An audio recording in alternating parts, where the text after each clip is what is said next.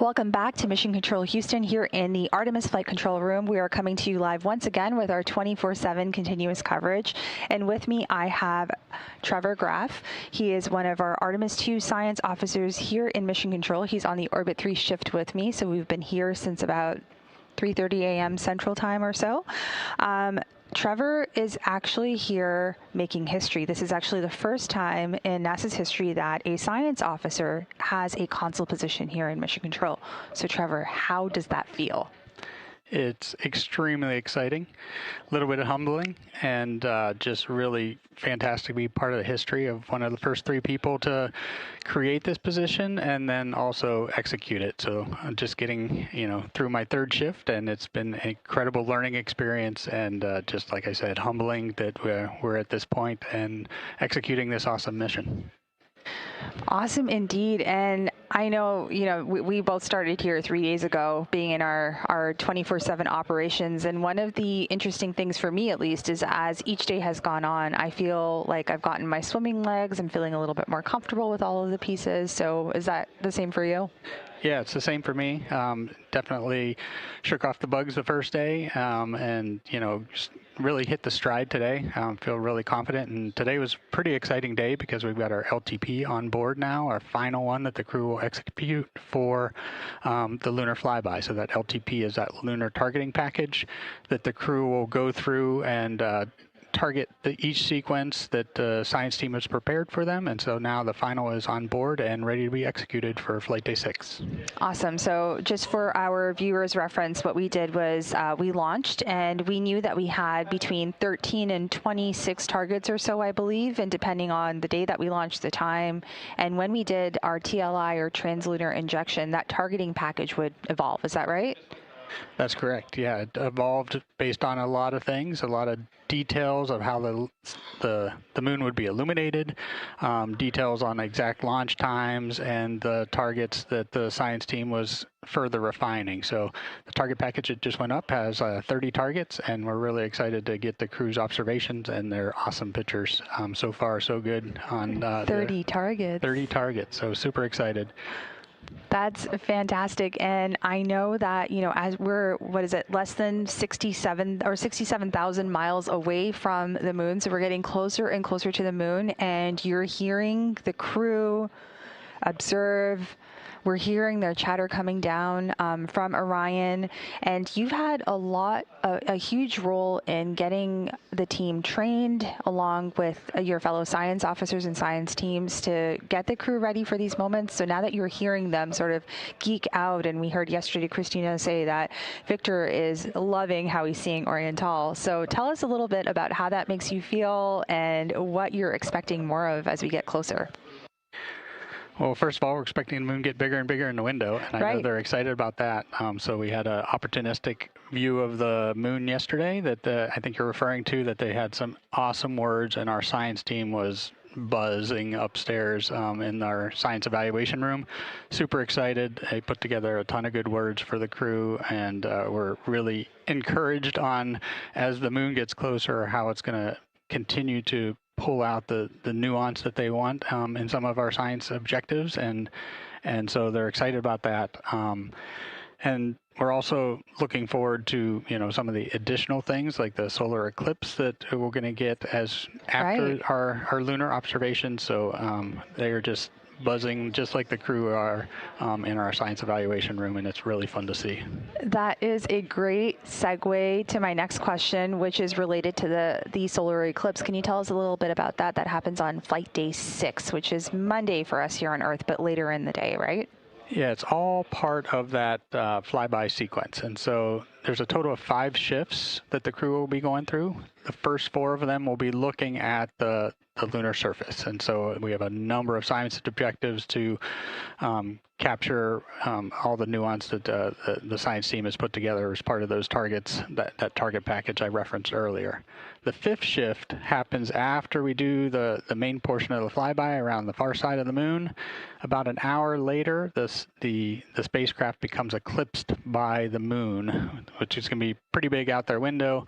the sun behind it, and so they'll be able to see the sunset, the solar corona as the sun sets, and then about a 53, somewhere a little bit under an hour, they'll see the sun rise. And so they get some unique opportunities while the sun's setting to observe the solar corona and all the aspects of the heliophysics behind that, as well as the sunrise. But then when the sun is behind the moon, from their perspective, they'll be able to view stars and other planets in that illumination condition too. So we've got some targets that are really going to be cool for them to and the imagery that will come down.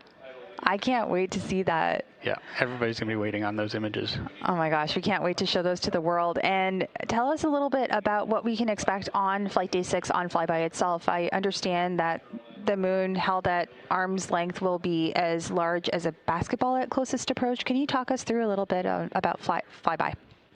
Yeah, so I referenced those 5 shifts. So the 4 shifts where they're actually, the windows are pointing at the moon. You're right about arm's length. It looks like about the size of a basketball. And so a lot of those targets will be associated with the lunar observations of the surface. And so we're looking forward to those. There's got a lot of information in there for science to chew on for both the folks that are taking the pictures out the window, and then there will be a lunar observer. And so they'll be capturing all those things on their portable computer and via the awesome cameras that we also have on board. And so we'll also be actively downloading those to be able to share with the world as well.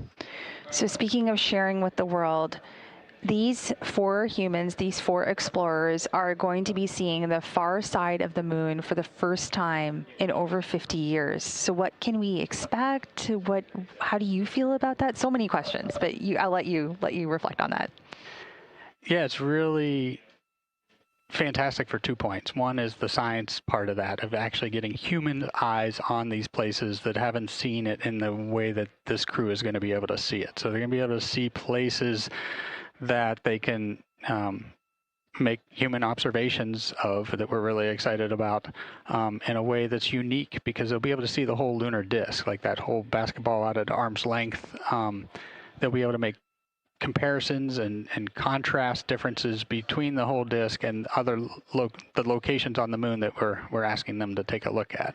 So is it true that, when we're looking at the moon from down here on Earth, we can see some of the basalt, we can see some of the geological features of the moon where we've had some craters and things like that. So when we're looking at the moon that close, I understand that human eyes are a little bit, they can pick up color and things like that. Can you tell me a little bit more about that? Yeah, the human eyes are fantastic for picking up color nuances. So that's one of our high science objectives, is for them to look for those color nuances.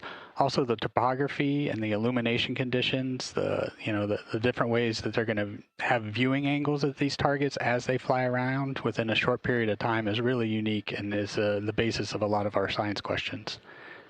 And the world is watching as these explorers go on this test flight. So really my question is for those that don't know much about our moon, aside from looking at it in our night sky or in our day sky, what's so unique about the moon that we want to continue to study it?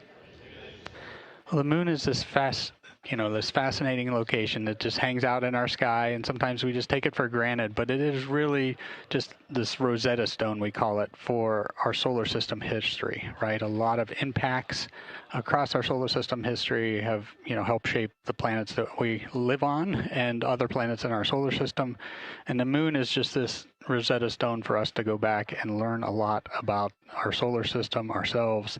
And so that's one of the exciting reasons that, we're doing the flyby to set us up for getting to the surface with follow-on missions. Fantastic. I know that you have to go back to your console to continue working as the crew is getting up in just about an hour. But Trevor, thank you so much for making the time to come and talk with us, and congratulations. Yeah, thanks for having me. It's been fun. So for now, this is Mission Control Houston coming to you live with our 24/7 continuous coverage. We are at 3 days, 16 hours, 9 minutes and counting of a mission elapsed time. As mentioned, Orion is 67,000 miles away from the moon and about 212,000 miles away from Earth. So as the crew get gears to wake up in just over an hour from now, we will continue to provide you with that live 24/7 coverage.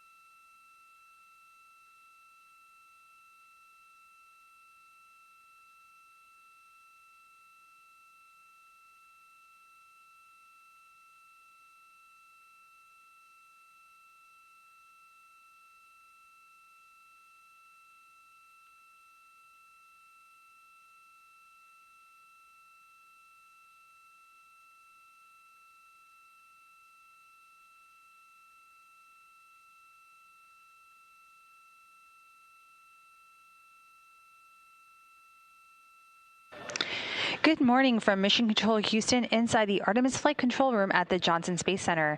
We are at a mission elapsed time of 3 days, 16 hours, 24 minutes and counting of the Artemis II mission.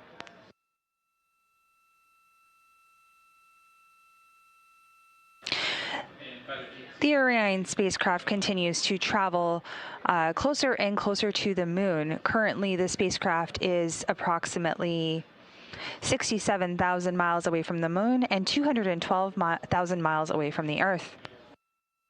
The Artemis II astronauts are currently asleep aboard the Orion spacecraft named Integrity. They began their sleep shift at around a mission elapsed time of 3 days, 8 hours, 45 minutes, and this sleep period will last to approximately 3 days, 17 hours, and 15 minutes. That essentially means that the crew is waking up in 49 minutes and counting.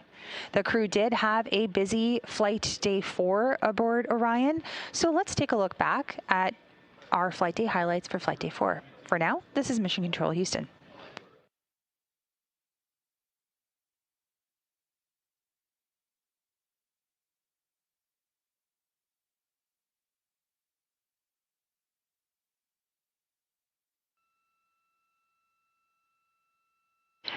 This is Mission Control Houston from inside the Artemis Flight Control Room here at the Johnson Space Center. We are at a mission elapsed time of 2 days, 17 hours, 58 minutes and counting. The Orbit 3 team of flight controllers is currently on shift in mission control, and we are gearing up for crew wake at a mission elapsed time of 2 days, 18 hours, as well as a handover to our Orbit 1 team of flight controllers. The Orion spacecraft is currently 168,000 miles and counting away from Earth and 110,000 miles away from the moon. While the crew has been asleep, we have received some downlinked images from Integrity, so let's take a look at them. Here we can see Commander Reed Weissman through Orion's window. We can see him looking out, watching the Earth grow smaller. And we're all reminded that every single giant leap begins with leaving something familiar behind. Let's go over to our next image. And there we have Mission Specialist Christina Cook looking at our blue marble that's giving us some perspective on humanity's innate need to explore. Very inspirational photos coming down from the crew while we wait for them to wake up in just under a minute from now. For now, this is Mission Control Houston. Good morning. There's a couple items I did want to talk with you before we got too much of the day going, so if you had a couple minutes, I had a few big picture words.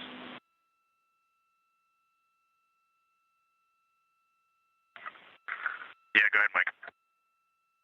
Big picture today, we have canceled OTC-2 burn. We are replacing it with some maneuvers and a checkout of the wastewater dump. So at 18:35, about 30 minutes from now, we're going to maneuver to an attitude that will put the sun onto that wastewater vent line. We have increased the heater temperatures on the nozzle and the lines themselves. And we're hoping that if the problem is the freezing of the vent lines, why we couldn't do the wastewater dump last night, then this will give us a chance to see if we were able to solve that. This is Artemis Mission Control. Mission elapsed time, 2 days, 18 hours, 45 minutes into the flight of Artemis II, the first flight of humans aboard the Orion spacecraft. You're getting a live look outside Orion right now. The teams are maneuvering the spacecraft in the solar array wings. As you heard earlier, we are not having the outbound trajectory correction burn today. This was deemed unnecessary and has no impact to the mission or the lunar flyby.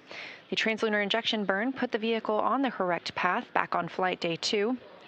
And therefore, the team and Mission Control agreed that we could skip both outbound trajectory correction burn 1 as well as that second burn today.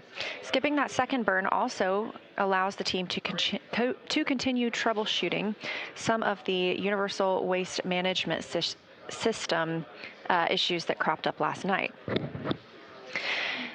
There was a wastewater dump planned last night, a very routine and regularly scheduled action, and it terminated after only dumping 3%. So the wastewater tank is not currently full. It is at 64% with a limit of 80%, but the crew was instructed to use backup collection devices overnight if they needed. Part of the reason for reorienting the spacecraft today is to allow it to be in the sun, specifically where the primary vent nozzle is. They are hoping that spending some time in the sun will help thaw out potential ice that may be on that vent nozzle.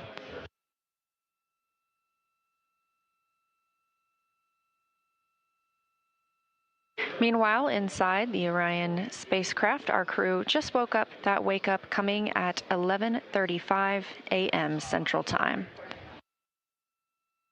We have a small request for you guys.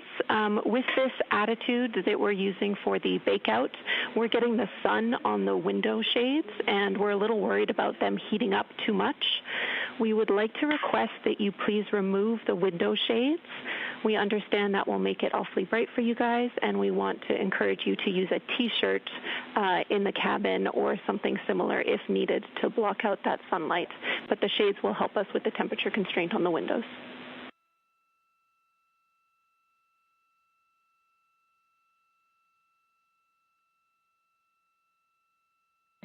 Okay. So we have our makeshift T-shirt on window 1. Is that one okay to stay up then based on what you said? And we'll take off the window 2 shade. The other ones are already off. Okay, yep. That sounds great. Thanks, Jeff. Huntsville, integrity for Avatar.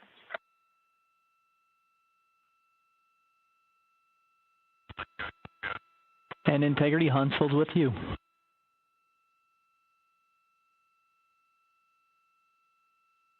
Yes, good integrity morning. I think it's an afternoon for you. Avatar lights to report. All lights are on, ON, except for 1515. Okay, we copy. Same status as yesterday. All lights on, ON, except for 15. You recently heard a call from NASA astronaut Christina Cook, mission specialist on the Artemis 2 flight, down to the Mission Control Center at Marshall. This was to the Payload Operations Director, who leads science execution for the Avatar payload, which is specifically what she was referencing. Avatar stands for a Virtual Astronaut Tissue Analog Response. This is part of our strategy to get a holistic understanding of how the deep space environment affects humans. So this is organ-on-a-chip technology.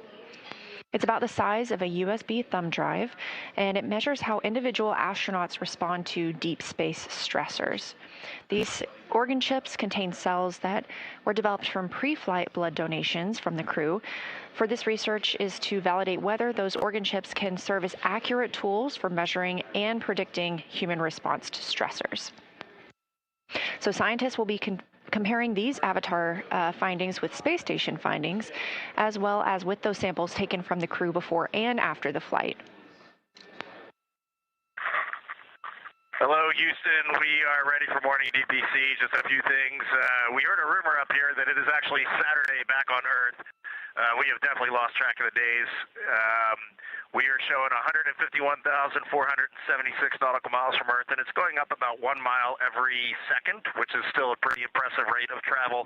And thanks to your ops down there, we have got the sun beaming in all the windows. Morale is high on board. And looking out window 3, you can see a beautiful crescent Earth with the sunlight glinting off of the ocean and the swirling clouds. It's just a truly remarkable sight. We are ready to talk. Gorgeous, Reed. We love that description. And first off, thanks to the Integrity crew for working on the weekend. So are we, but we are happy to do it. I want to start by asking if you would like to turn on the HHP camera for DPC, because if so, we'd love it.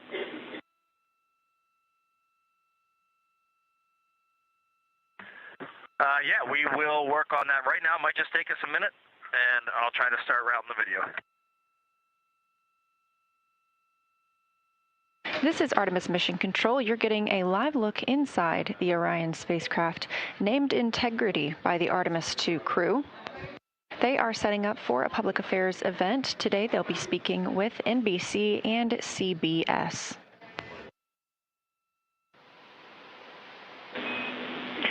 Integrity, this is Houston. Are you ready for the event?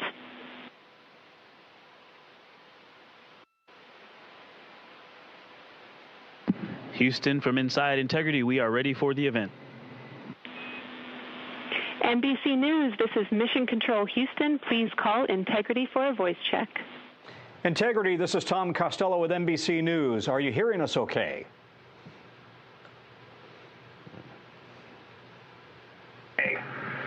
Hey, Tom, it's great to hear your voice all the way up here, 155,000 nautical miles from Earth. How are you doing? I'm well. Congratulations on your mission so far. I'm told this is the farthest interview ever conducted in history, and I'm wondering, how does it feel right now to be in a place that nobody has been since 1972?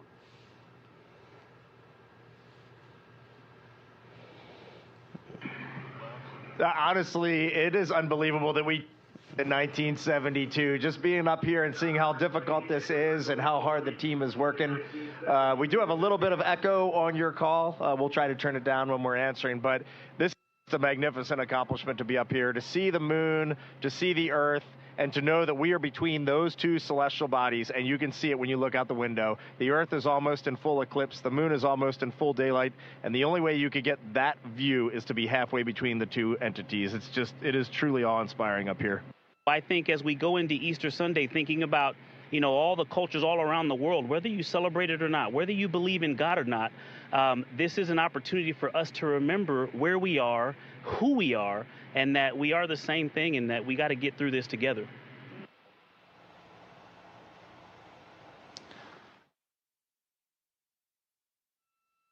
This is Artemis Mission Control at Johnson Space Center in Houston, Texas. We have now reached exactly 3 days since the launch of Orion.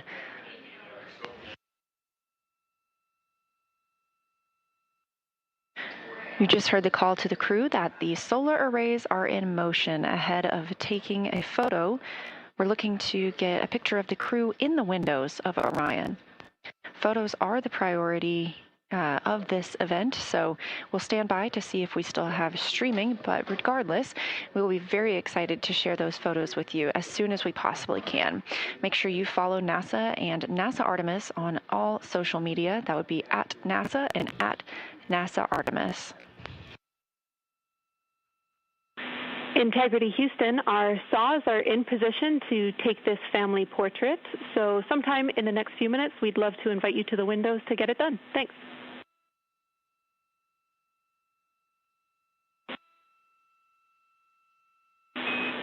All right, everybody, we're taking the picture, so say cheese and stay still for about 30 seconds while we perform this photography bracket from the saws.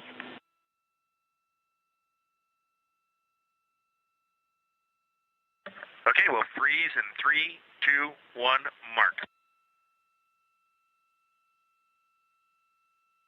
The Integrated Communications Officer, or INCO, is helping take this picture of the crew aboard the Orion spacecraft, now all smiling in the windows of the place they've called home. We've had some great views both inside the spacecraft as well as outside, but this is the first time that we're getting to see the crew and the spacecraft in the same photo. As mentioned previously, we are taking pictures right now, so the streaming quality isn't as great. We look forward to sharing these pictures as soon as we possibly can, and make sure you follow NASA and NASA Artemis on social media. It's taken a little longer than we thought. Thanks for holding. All right, everybody can relax. That was great. Thank you so much. We all look forward to getting your Christmas card come December. Thanks. On your screen, a live view of the Orion spacecraft looking at the moon, our destination, now 96,575 miles away.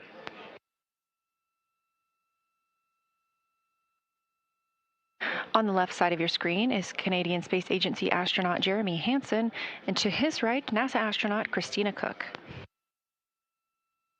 During this demonstration, the crew will be able to manually pilot Orion once again and test its 6 degree of freedom and 3 degree of freedom. If you look closely in the background, you can see NASA astronaut and pilot Victor Glover filming part of this demonstration. All right, and just giving you some handling qualities here for the yaw. Everything was nominal. I noted that with this orb mount, it does have some play in it as we knew, and so just applying some downward force to try and make sure you don't get coupling is required, but that's fine, that's workable. And then we had a little bit of coupling and roll, in both in the same direction on that one. So we had about 4 degrees of roll through the 20 degrees of yaw. Copy all.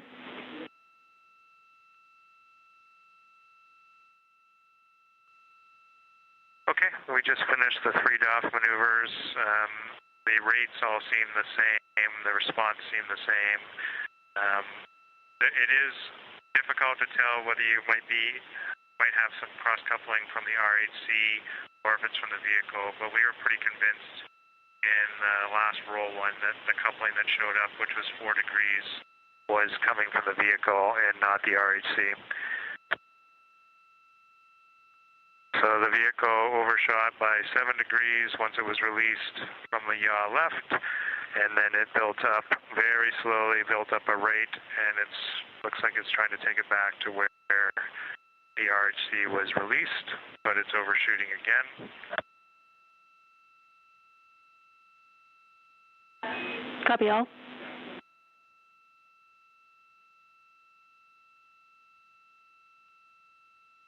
And Jenny, we are going to switch pilots now.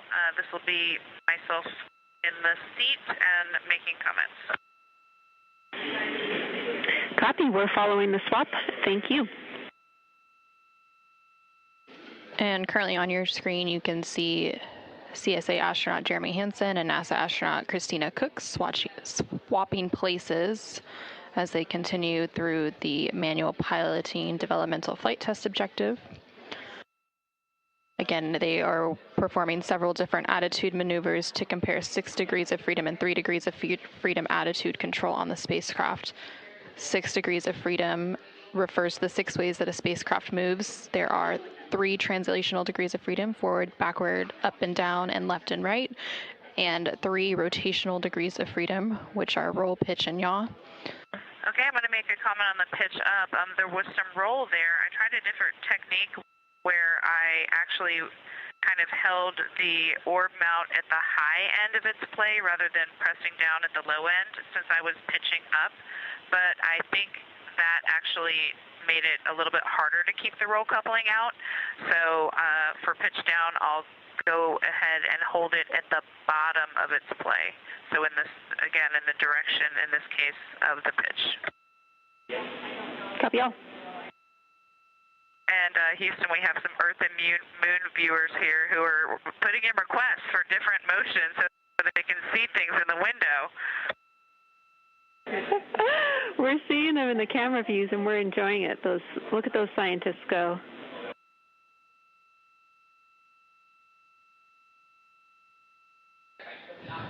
Not too long ago, they did surpass the 2/3 mark as they continue to close in on the moon, and they are expected to make that closest approach and their lunar flyby on flight day 6 coming up on April 6th.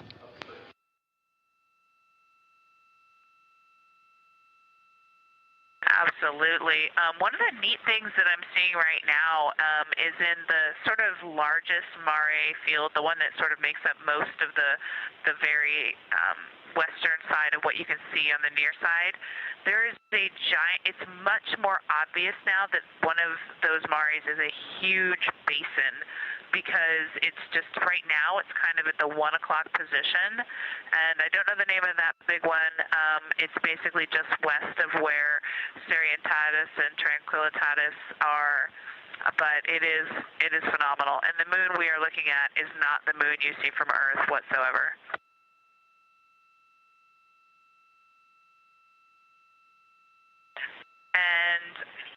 Victor is absolutely mesmerized by Oriental through the 400 lens. He says that not only in Oriental, but all around the basin, you can actually see the terrain. It's not an albedo change. It's not shadows. You can actually just tell that they are terrain features of the multi-ringed crater there. Christina, we copied all of Victor's Oriental observations. That sounds amazing. And we think, based on your description of the basin that you saw, that is Imbrium.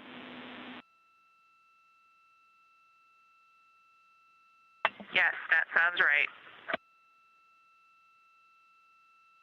I've never noticed that Imbrium has such a distinctive high albedo ring defining it. Also worth mentioning, we do apparently have a full moon. We can't detect any terminator at all. It looks like full limb all the way around. And Jackie, we got Jeremy on there just for a minute before his PAO event. He's just got to look at this.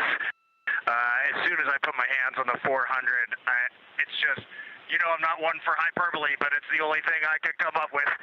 Just seeing Tycho, there's mountains to the north. You can see Copernicus, Rainier Gamma. It's just everything from the training, but in 3 dimension and absolutely unbelievable. This is incredible.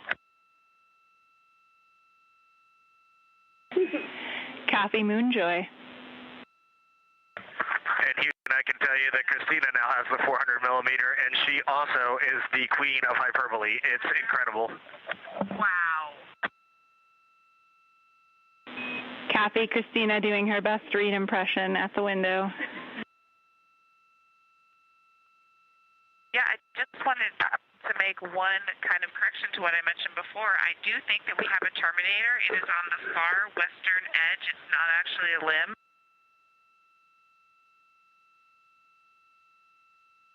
On the terminator all along what it's basically almost in the same places where you would imagine the limb to be, but it's very high albedo as you would expect from the far side, and you can see the topography all along the terminator. It's awesome. Houston, integrity for altitude reference change moment. Go ahead.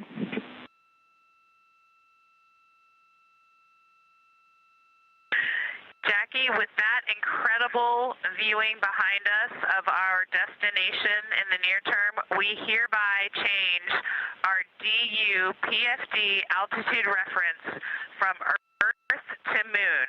We are currently 76,362 nautical miles from the Moon.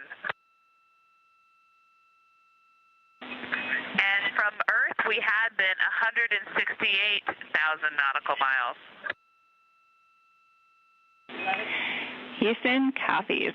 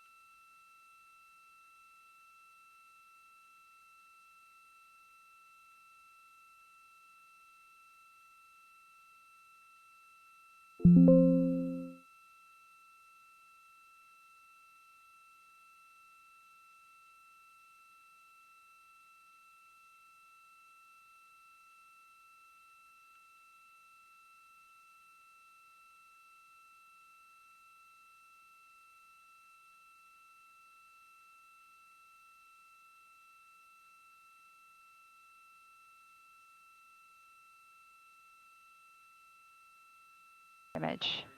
And there we have mission specialist Christina Cook, looking at our blue marble that's giving us some perspective on humanity's innate need to explore. Very inspirational photos coming down from the crew, while we wait for them to wake up in just under a minute from now. For now, this is Mission Control Houston. Good morning. There's a couple items I did want to talk with you before we got too much of the day going, so if you had a couple minutes, I had a few big picture words.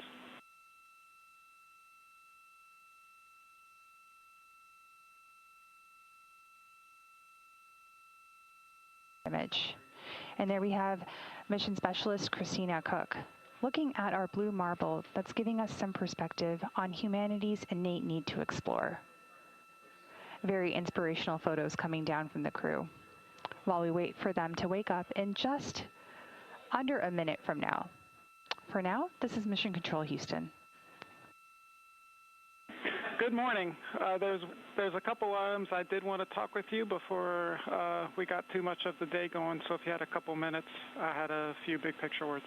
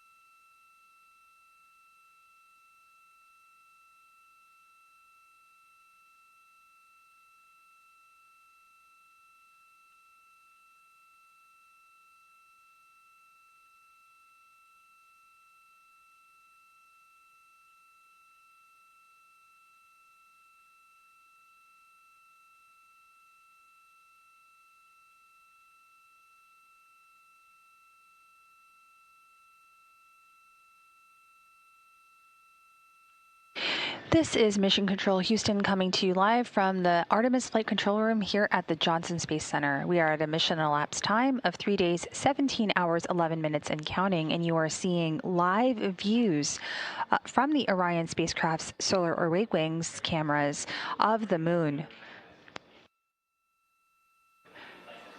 Currently, the Orion spacecraft is about 213,000 miles and counting away from the Earth and about 65,000 miles away from the moon.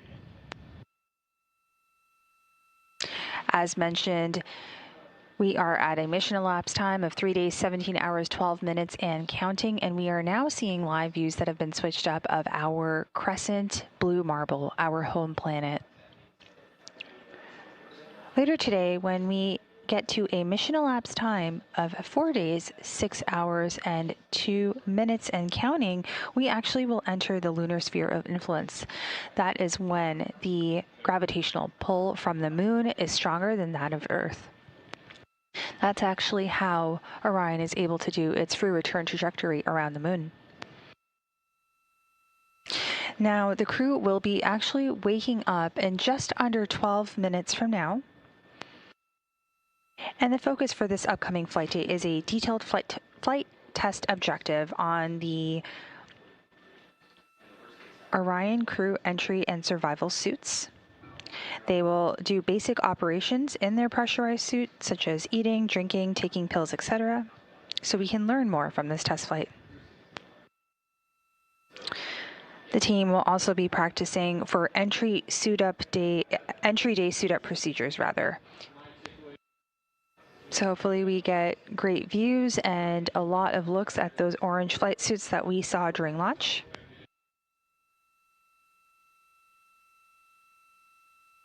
We will continue to keep you updated, but we are standing by for crew wake in just over 11 minutes and counting. For now, this is Mission Control Houston.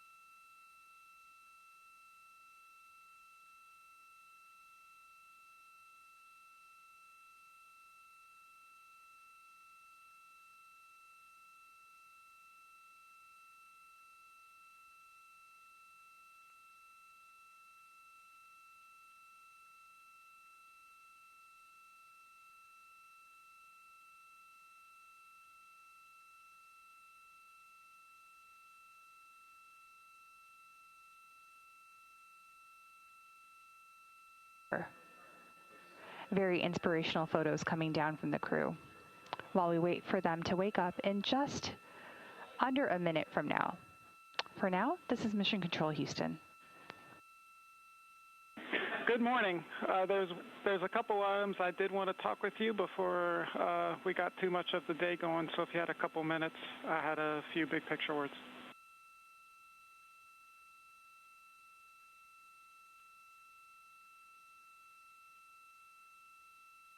Image.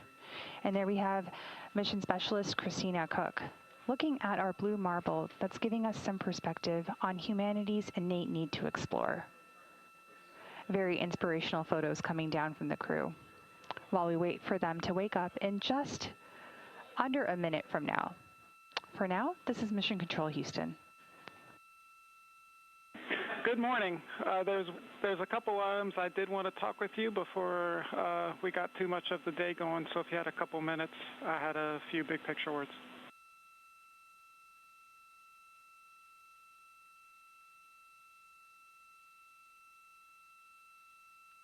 Image.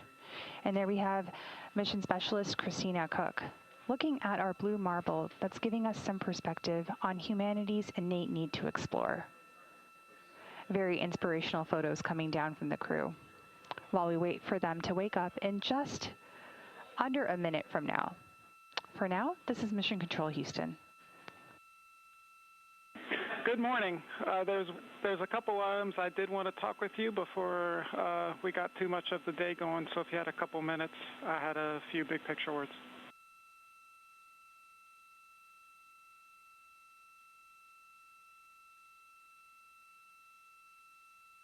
Image.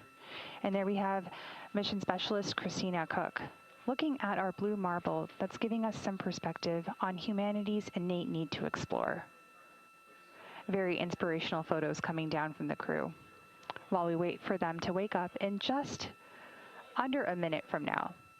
For now, this is Mission Control Houston. Good morning. There's a couple items I did want to talk with you before we got too much of the day going, so if you had a couple minutes, I had a few big picture words.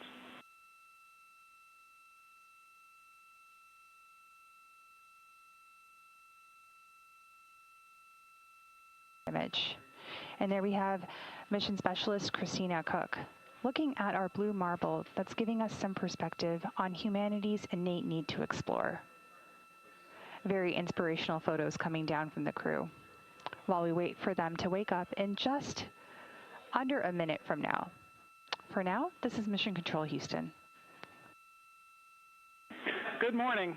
There's a couple items I did want to talk with you before we got too much of the day going, so if you had a couple minutes, I had a few big picture words.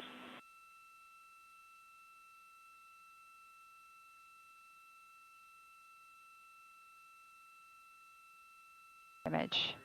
And there we have Mission Specialist Christina Cook, looking at our blue marble that's giving us some perspective on humanity's innate need to explore. Very inspirational photos coming down from the crew. While we wait for them to wake up in just under a minute from now. For now, this is Mission Control Houston. Good morning. There's a couple items I did want to talk with you before we got too much of the day going, so if you had a couple minutes, I had a few big picture words.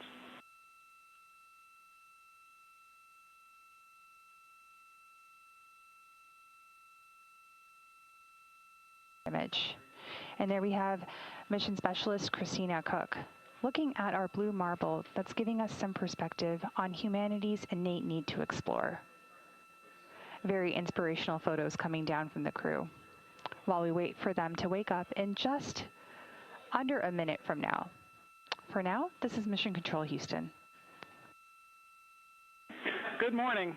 There's a couple items I did want to talk with you before we got too much of the day going, so if you had a couple minutes, I had a few big picture words.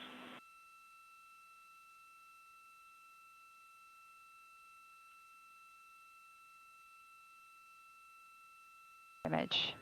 And there we have Mission Specialist Christina Cook, looking at our blue marble that's giving us some perspective on humanity's innate need to explore. Very inspirational photos coming down from the crew. While we wait for them to wake up in just under a minute from now. For now, this is Mission Control Houston. Good morning. There's a couple items I did want to talk with you before we got too much of the day going, so if you had a couple minutes, I had a few big picture words.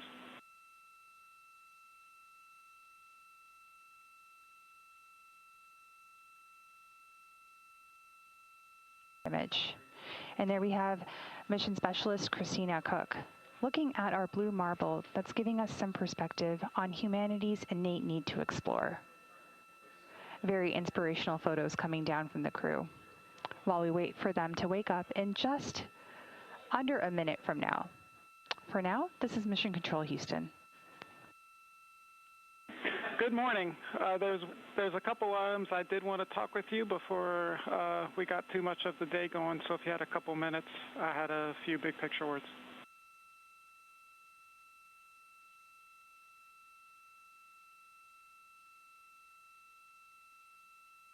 Image. And there we have Mission Specialist Christina Cook, looking at our blue marble that's giving us some perspective on humanity's innate need to explore.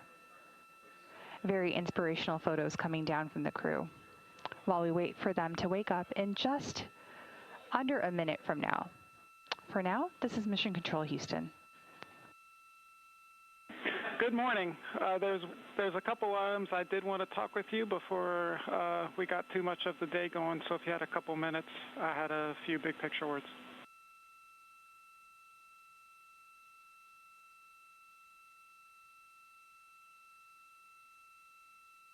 Image. And there we have Mission Specialist Christina Cook, looking at our blue marble that's giving us some perspective on humanity's innate need to explore. Very inspirational photos.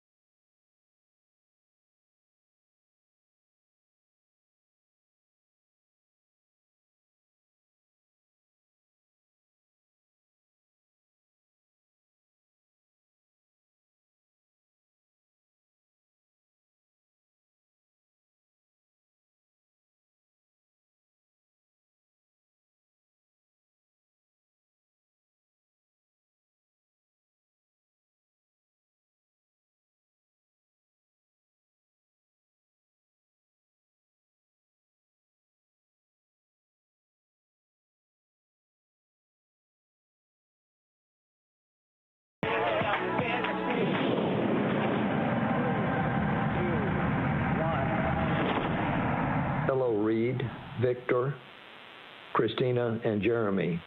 This is Apollo 16 astronaut Charlie Duke.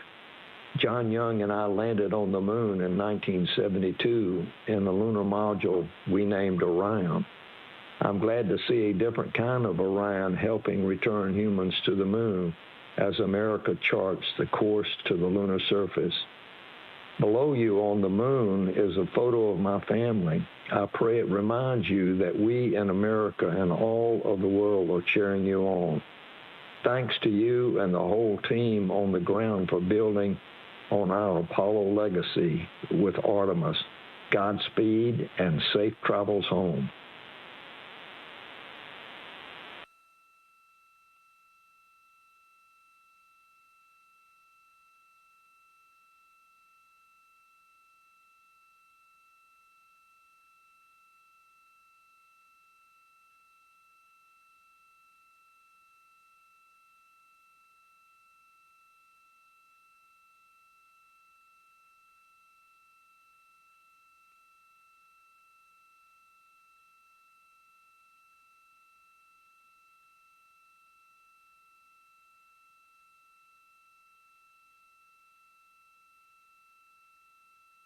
Innate need to explore.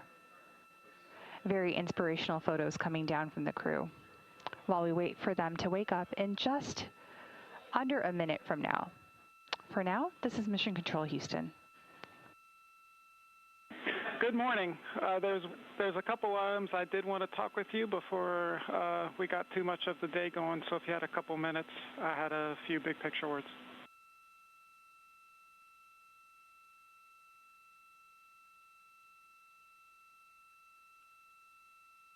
Image. And there we have Mission Specialist Christina Cook, looking at our blue marble that's giving us some perspective on humanity's innate need to explore. Very inspirational photos coming down from the crew, while we wait for them to wake up in just under a minute from now. For now, this is Mission Control Houston. Good morning. There's a couple items I did want to talk with you before we got too much of the day going, so if you had a couple minutes, I had a few big picture words.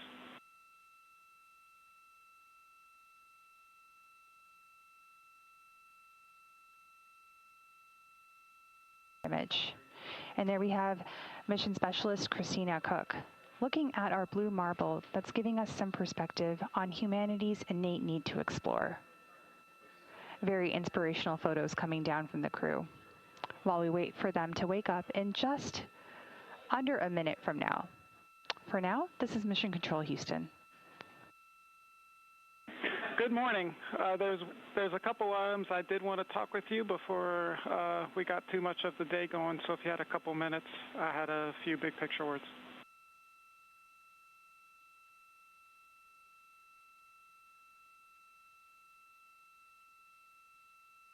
Image. And there we have Mission Specialist Christina Cook, looking at our blue marble that's giving us some perspective on humanity's innate need to explore. Very inspirational photos coming down from the crew, while we wait for them to wake up in just under a minute from now. For now, this is Mission Control Houston. Good morning. There's a couple items I did want to talk with you before we got too much of the day going, so if you had a couple minutes, I had a few big picture words.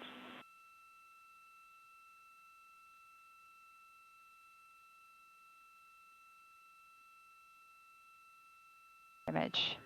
And there we have Mission Specialist Christina Cook, looking at our blue marble that's giving us some perspective on humanity's innate need to explore. Very inspirational photos coming down from the crew, while we wait for them to wake up in just under a minute from now. For now, this is Mission Control Houston. Good morning. There's a couple items I did want to talk with you before we got too much of the day going, so if you had a couple minutes, I had a few big picture words.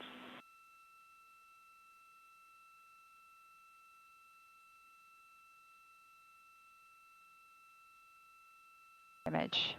And there we have Mission Specialist Christina Cook, looking at our blue marble that's giving us some perspective on humanity's innate need to explore. Very inspirational photos coming down from the crew, while we wait for them to wake up in just under a minute from now. For now, this is Mission Control Houston. Good morning. There's a couple items I did want to talk with you before we got too much of the day going, so if you had a couple minutes, I had a few big picture words.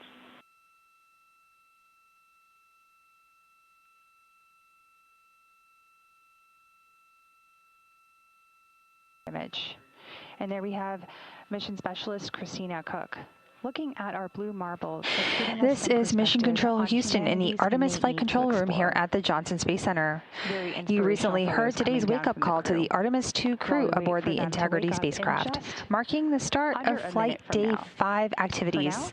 The song you heard was Working Class Heroes or Work by CeeLo Green, as well as a message from the Apollo 16 astronaut Charlie Duke.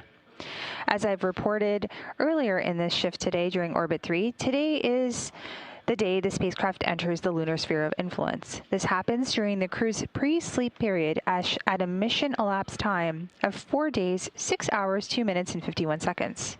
What a great message to kick off their day. For now, this is Mission Control Houston.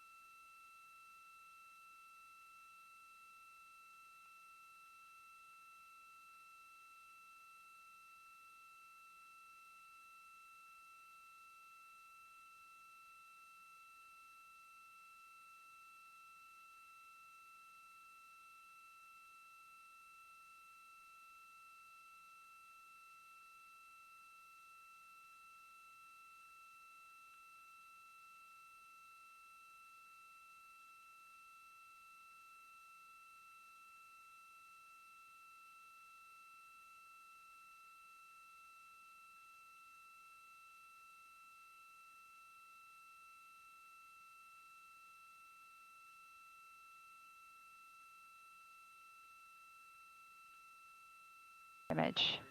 And there we have mission specialist Christina Cook, looking at our blue marble that's giving us some perspective on humanity's innate need to explore.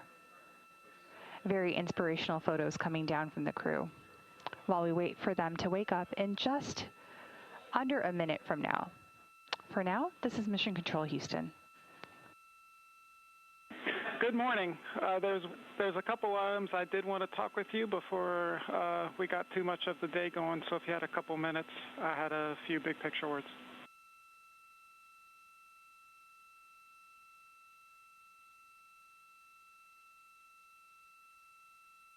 Image.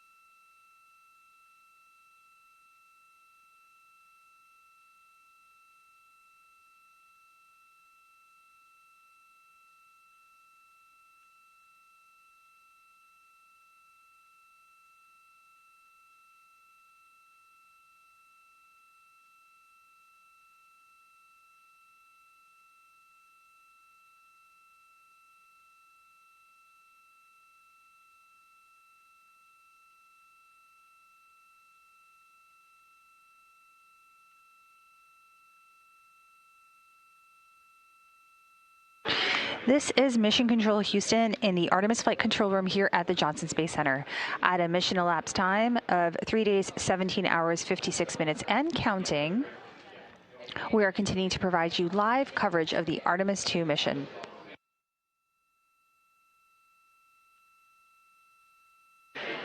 The crew was woken up about 30 minutes ago, and this morning's wake-up song that you may have heard is Working Class Heroes or Work by CeeLo Green, and we also had a message from Apollo 16 astronaut Charlie Duke. Towards the end of today's flight day, the spacecraft enters the lunar sphere of influence. That's during the crew's sleep. The lunar sphere of influence essentially means that the moon's gravitational pull is stronger than that of the Earth. That gets us closer and closer to flight day 6, which is when the crew will conduct the lunar flyby. Currently, Orion is 215,000 miles away from the Earth and 64,000 miles away from the moon. The Orbit 1 team has recently arrived on console, and we continue to conduct our handover activities. We'll continue to also provide you with real-time updates, but for now, this is Mission Control Houston.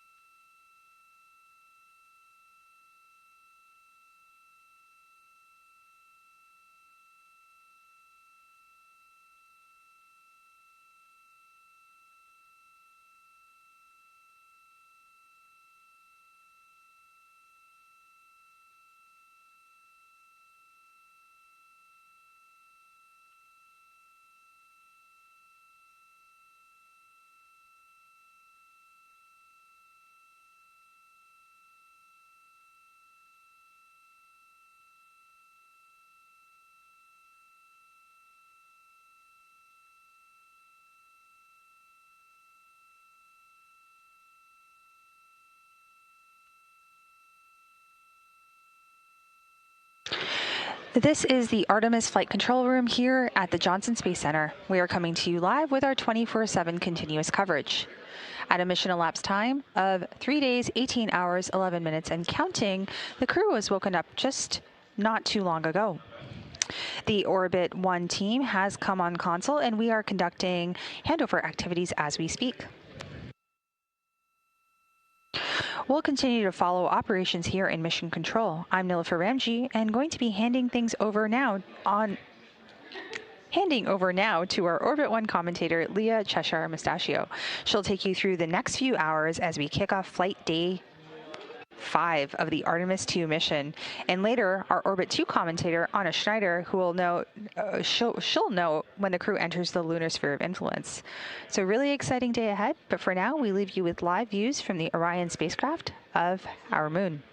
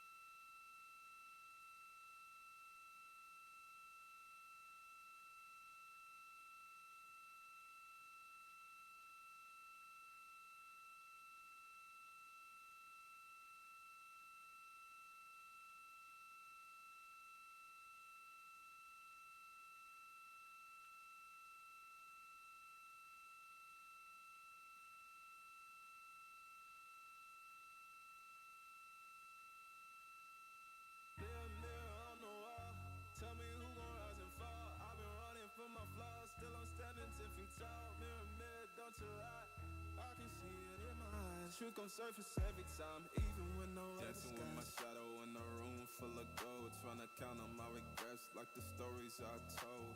Mama said, boy, don't sell your soul for applause, but the silence louder now than a million gods. I seen kings fall quick for a hit on a reel, seen queens trade crowns for a six-figure deal. I don't blame them, I just pray for them.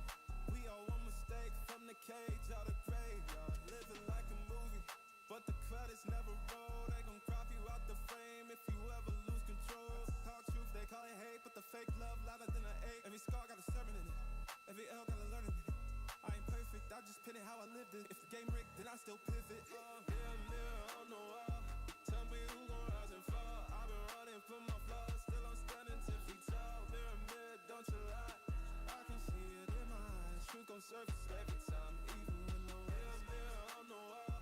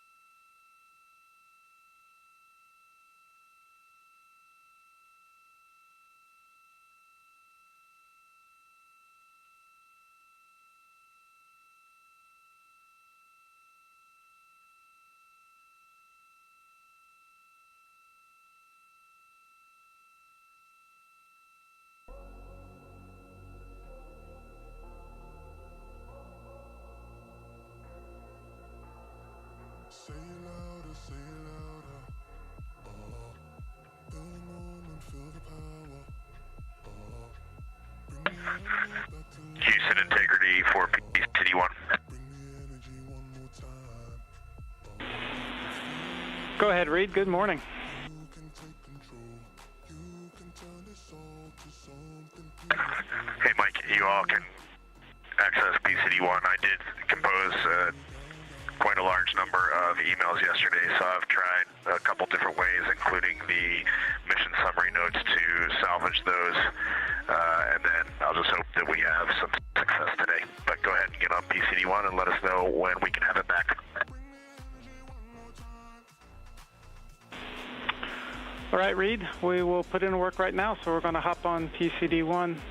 It was great working with all of y'all. I'm handing over here to Jams shortly, and this is my last shift here with y'all, so it's been a great pleasure. Y'all are doing awesome, and can't wait to see y'all back stateside.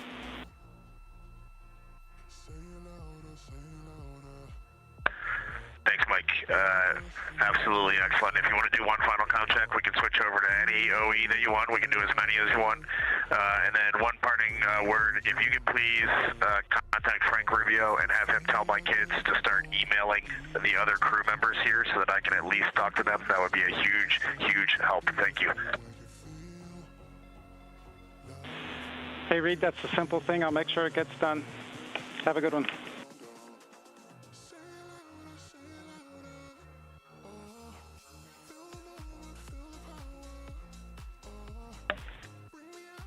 Mike, Integrity, comm check. Christine, I got you loud and clear. How about me?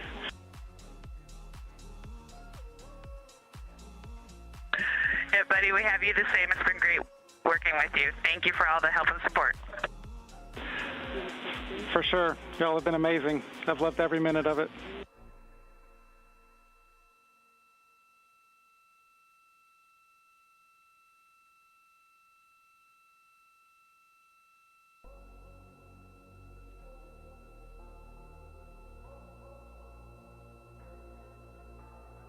Say it louder, say it louder. Feel the moment, feel the power. Bring the animal back to life. Bring the energy one more time. If you feel like letting go, you can take control. You can turn this all to something beautiful. Where you feel life gets you down, down, down. Gets you down, down, down. Say it loud.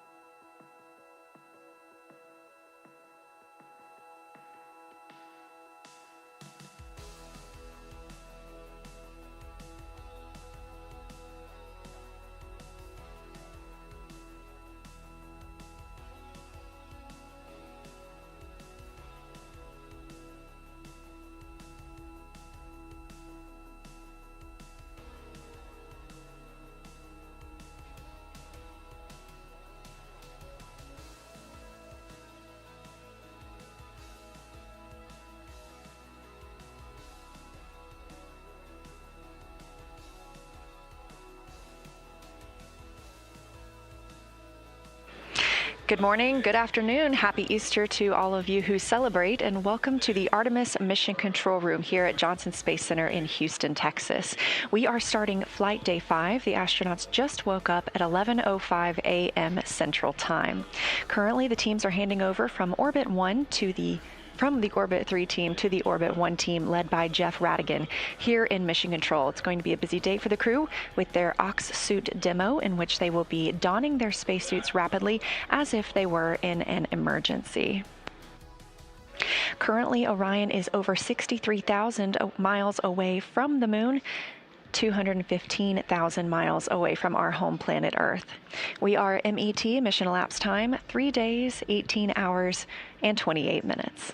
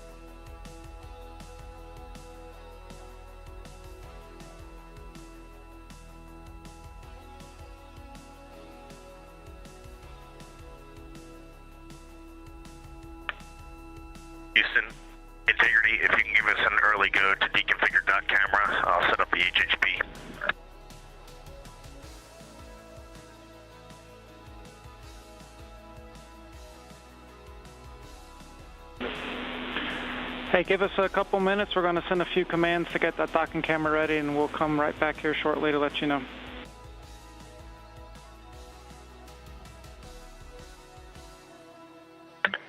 Sounds good, Mike.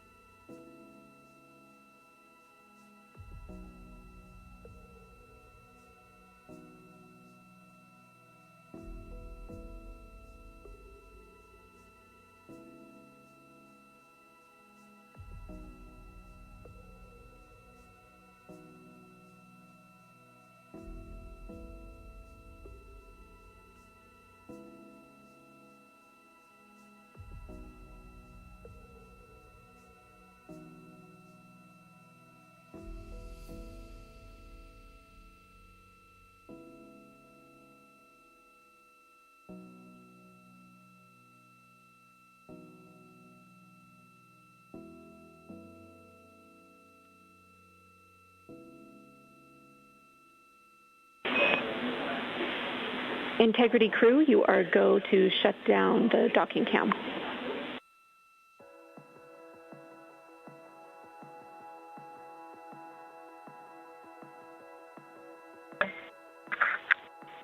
Good day, Jenny, and thanks.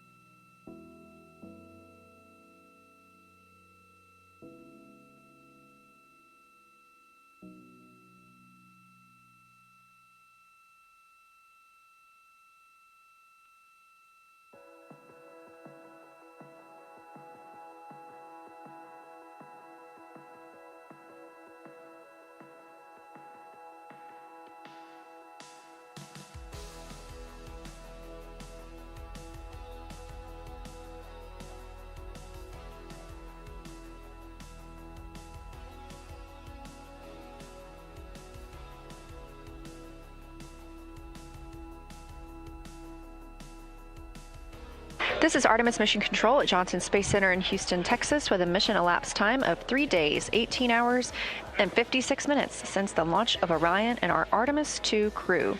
However, we are entering Flight Day 5. The crew woke up at 11:05 a.m. Central Time to the song Working Class Heroes by CeeLo Green. They are now in their post-sleep period. We've heard from them just a little bit, but we will do so more throughout the day. During post-sleep, the crew has an opportunity to reconfigure the cabin for their day's activities. They get to perform any hygiene activities, as well as eat some breakfast. On the menu today includes vegetable quiche, granola, almonds, scrambled eggs, granola with blueberries, dried pears, and apples with spice.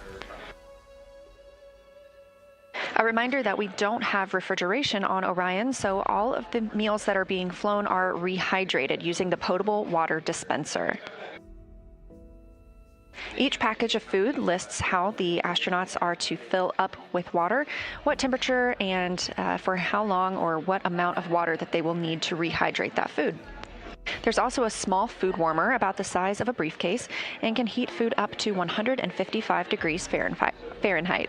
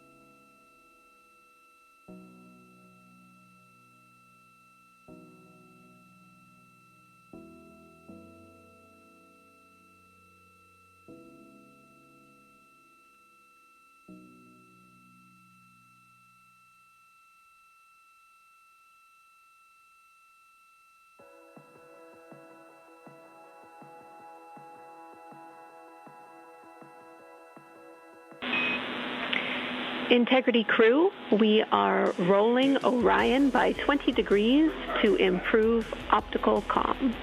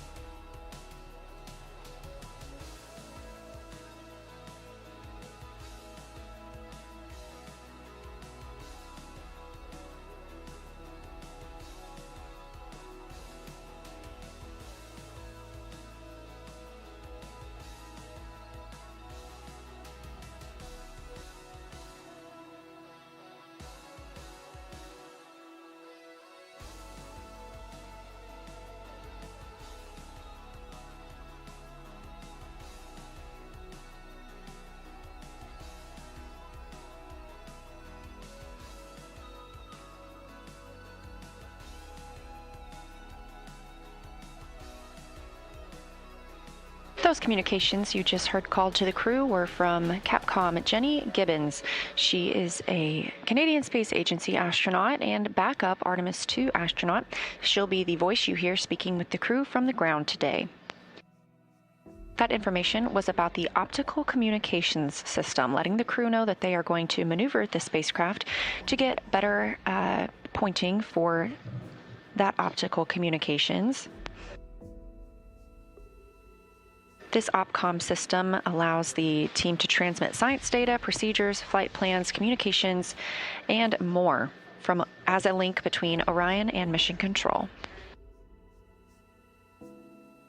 These are laser communications, so they use infrared light rather than traditional radio waves, and that allows more data to be sent.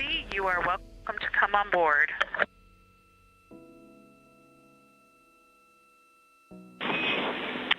Copy, Christina. We are on board with you. Thank you.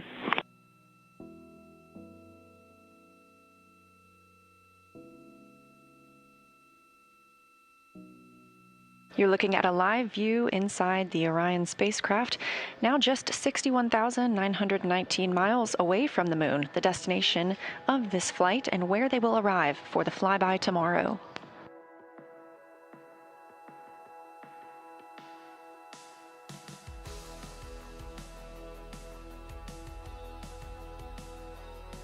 We are now 1 day, 5 hours, and 21 minutes from the astronauts' pass behind the moon, which you're getting a great view of from this exterior camera on one of the spacecraft's solar array wings.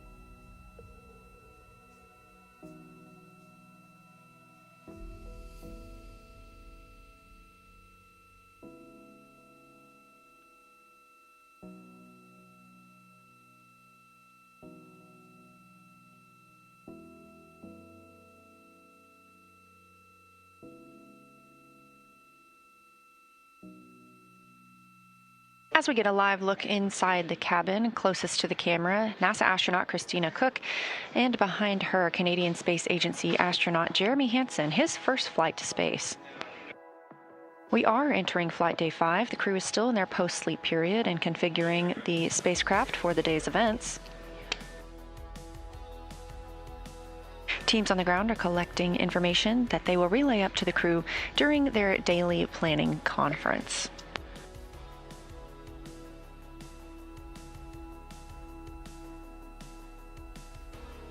That daily planning conference should start about 15 minutes from now, when the team will relay up any conversations necessary to let them know about the status of the spacecraft or the day's activities.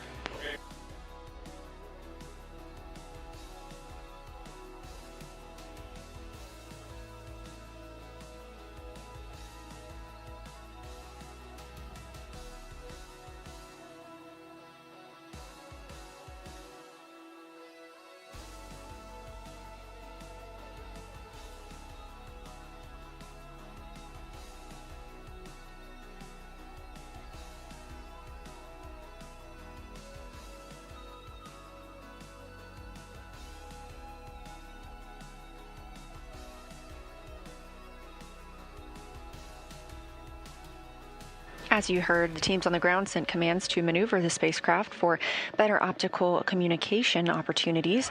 The solar arrays are also in motion, moving to sun track position, allowing them to charge the batteries aboard the spacecraft. Taking a look at the events for Flight Day 5, tonight, while the crew is in their pre-sleep portion, they will enter the lunar sphere of influence. This is the point where the pull of the moon's gravity will be stronger than the pull of Earth. It'll be a full day for the crew, starting with a test of their spacesuits. You probably recall seeing them launch in those iconic orange spacesuits. These are the Orion Crew Survival System. We also refer to them as OCS. These protect the crew during launch and re-entry, but they're also designed to be used in an emergency. They can provide the crew member wearing it with a breathable atmosphere for up to 6 days if Orion were to depressurize.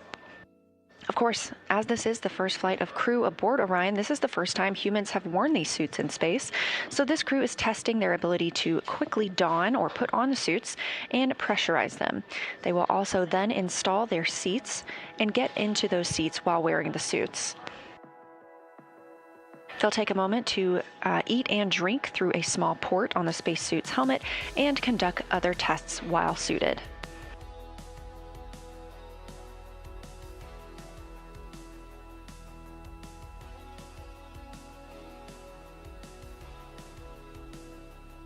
We expect to hear from the crew quite a lot during that OCS suit demo. We anticipate they'll be opening the microphone and talking down to earth frequently. After the OCS suit demo today, the crew will enjoy their midday meal closer to 6:30 p.m. Central Time. Once midday meal is complete, the crew will then have the OTC-3 burn this evening. That's Outbound Trajectory Correction Burn 3. If you recall, we previously canceled the first 2 outbound trajectory correction burns. These are small maneuvers to help keep the spacecraft in line with their trajectory around the moon and for their splashdown back home. At this moment, teams are planning to continue with today's outbound trajectory correction burn.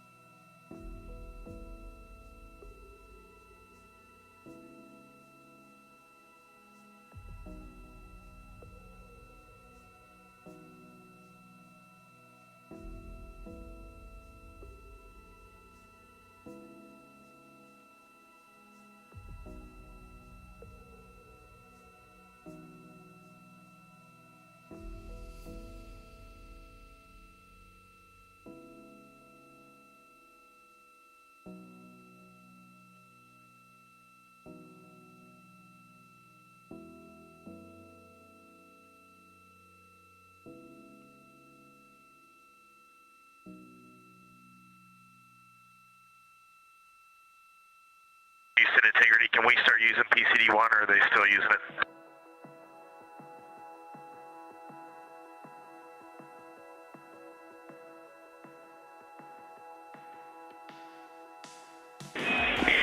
And Reed, you are go to use PCD-1, but we are still updating Outlook, so everything but email is go.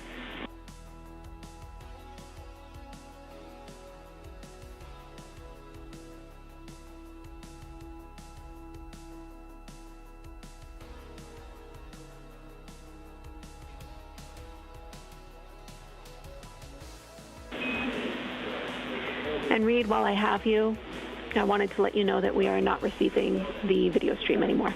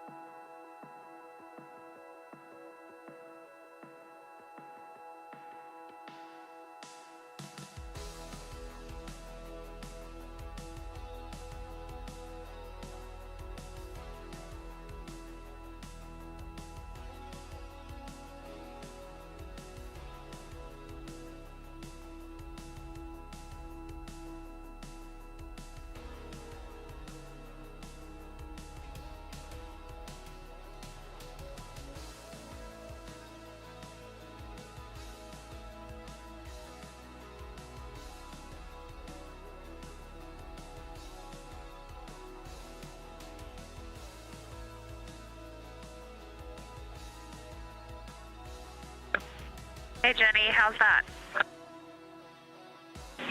That's super. Thank you.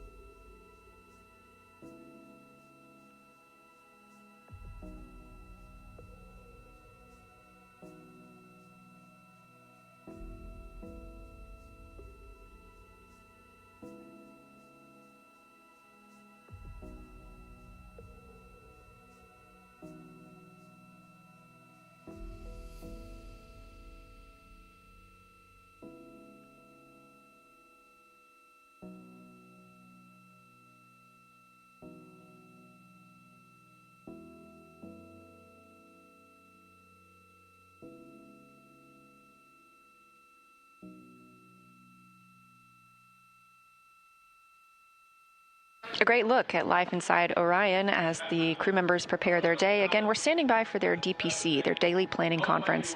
In about 7 or 8 minutes, they'll speak with teams on the ground to discuss the day's timeline, any vehicle status updates, or any updates from the crew.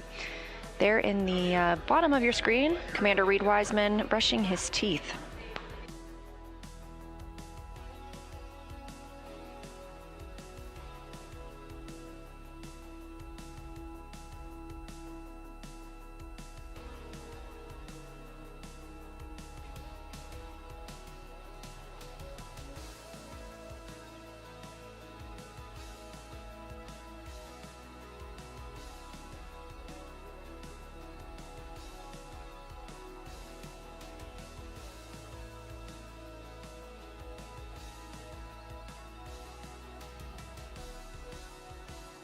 Immediately upon wake up and before the astronauts brush their teeth or exercise, they are asked to take a saliva collection. Saliva provides a unique window into human immune system functions in a deep space environment. So dry saliva is collected before, during, and after the mission. The crew blots it onto special paper in pocket-sized booklets. Go ahead.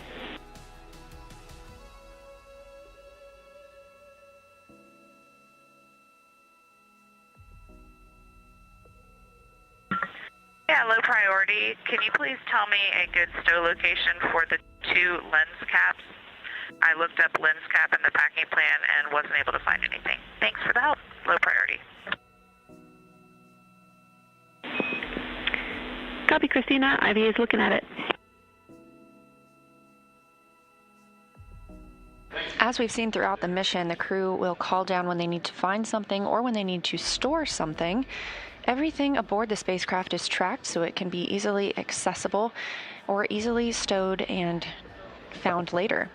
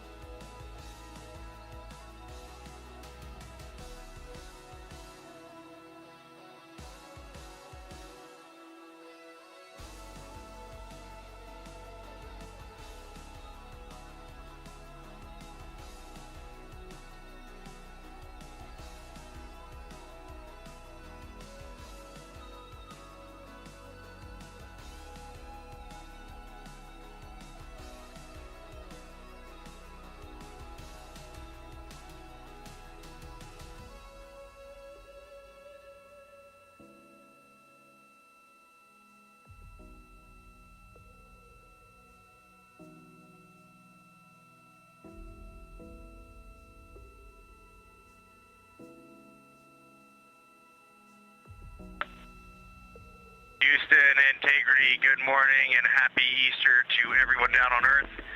We wanted to kick off our Easter Sunday by honoring our crewmate, Jeremy Hansen. We have a long-standing tradition in the astronaut office of the traditional astronaut pin, and when you fly in space, you change from silver to gold. And so we figured today was a perfect day to honor our friend, Canadian astronaut Jeremy Hansen, with his flown astro pin.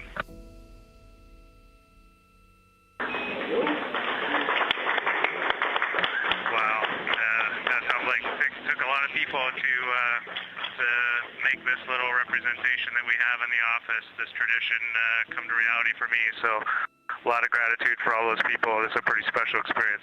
Thanks for doing this, guys. Congratulations.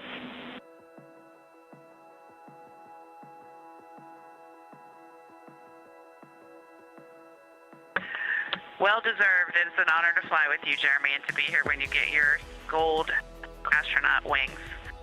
We wanted to take a minute to commemorate the holiday that we have.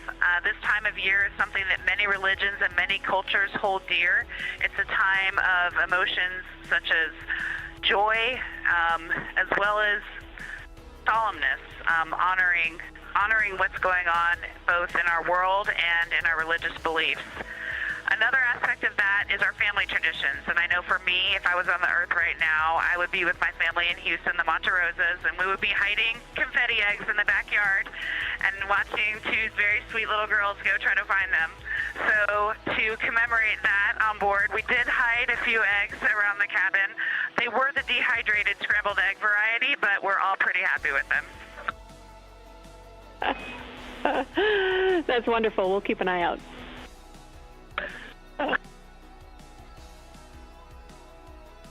Yes, first I wanted to just say happy birthday to my father, Victor Glover Sr., and happy Easter to everyone down there on Earth. And with that, I will pass it off to Jeremy. Thanks, Victor. Happy Easter, everyone. We're talking up here as a crew, and we did want to send a special Easter message on this day. And, no matter your faith or religion, for me, the teachings of Jesus were always a very simple truth of love, universal love. Love yourself and love others. And something for us being up here and looking back at all of you through one tiny window is that just resonates 100% true. And our goal as humanity should be to just follow in that example. There were many examples in the past, but that's one example of love that we can just all follow in those footsteps, and it'll serve us well.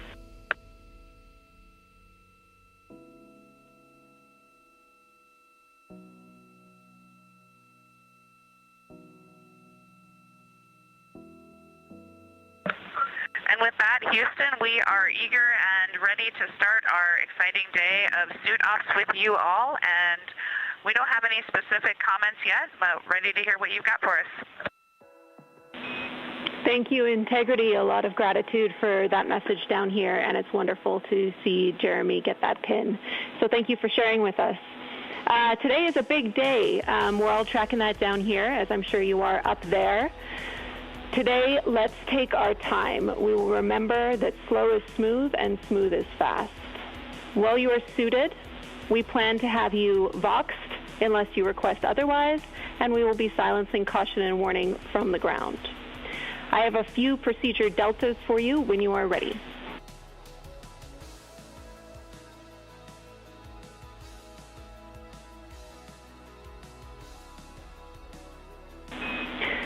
Copy, thumbs up.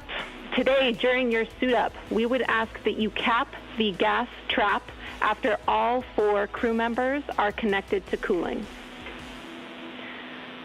Read, there is a delta in your controlled depress to 10-2 init and term activities. Those are coming later today, so when it does come to it, you will be skipping the instruction to update the PPO2 max set point for flammability reasons. We will remind you with the instruction number when we get to those activities.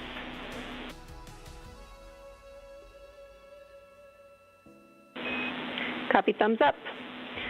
We also expect that you will open visors 3 times today. When you do, for every one of those openings, you will use the instructions that you have in your daily summary, the first point, and that will override EPROC and vent overboard. Again, we will remind you as needed. Today, I want to give you a refresher on your bold face for loss of suit ventilation while visors are down. Today, we are running on scrubber ARS fan 1. Call me back if you want to run through that memorized response. Otherwise, I'll take your thumbs up.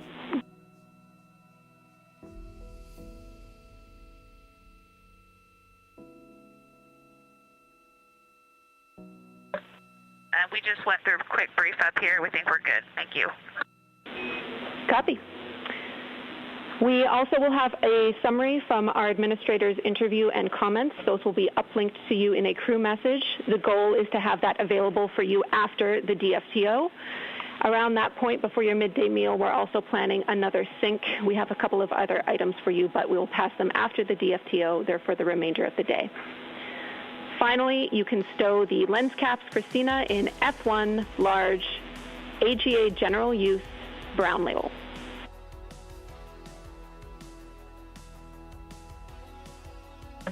F1 brown, thank you. Copy, that's all we have for you. We are ready to support you, and I'll take any questions or comments you have for me.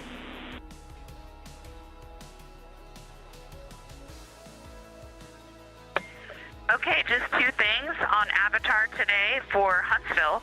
All lights except 15 and 16 were illuminated. Jenny, one question on the cap for the gas trap. You said to cap it after 4. Is that also after the 5 minutes have passed after the 4th crew member has connected? Good words, Christina. After the 4th crew member and 5 minutes have passed since that connection.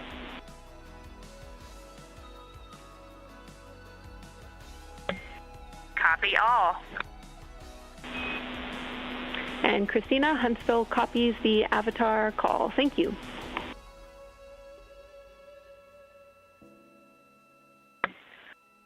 Great. Good Artemis morning, Huntsville. And Jenny, blanket statement for today. If you need adjustments to the view, please just ask real time as soon as you need them, even if it goes away. Unless we've told you that we are turning it off, we intend to be streaming with a good view for y'all. Copy. Thanks for letting us know.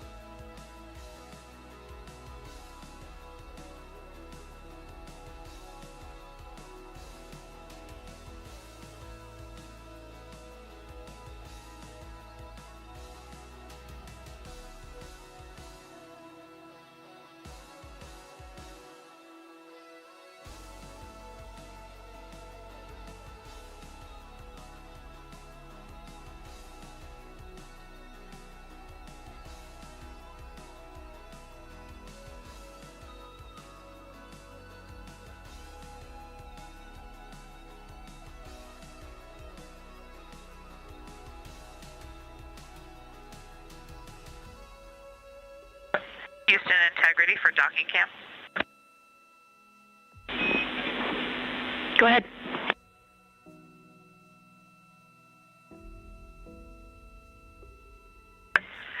Is it okay with you if we keep the docking cam on the docking hatch window for today, at least for the morning? Yep, that should be fine. Thanks, Christina.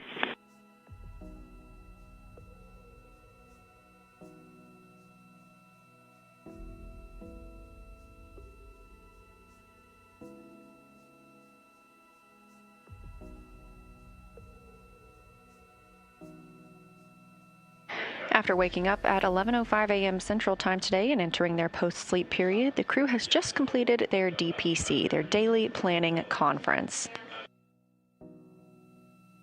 The Daily Planning Conference started with Canadian Space Agency astronaut receiving his gold astronaut pin. This is the first flight for Hansen, and therefore his pin, which is received upon graduating from astronaut candidate training, that is a silver pin that is given. When you become an astronaut and have flown into space, you receive a gold pin. In honor of the Easter holiday, the crew admitted they also hid some scrambled eggs around the cabin as prepared by the food lab here at Johnson Space Center in Houston, Texas, and offered some thoughtful words on the holiday as well as Victor Glover's father's birthday. Teams on the ground, especially Capcom Jenny Gibbons, provided some information about today's Ox suit demo and some changes to the procedures that they currently have. We confirmed that they will be opening their microphones and we will be able to hear throughout that Ox suit demo, as well as hopefully continue to receive good views inside the cabin.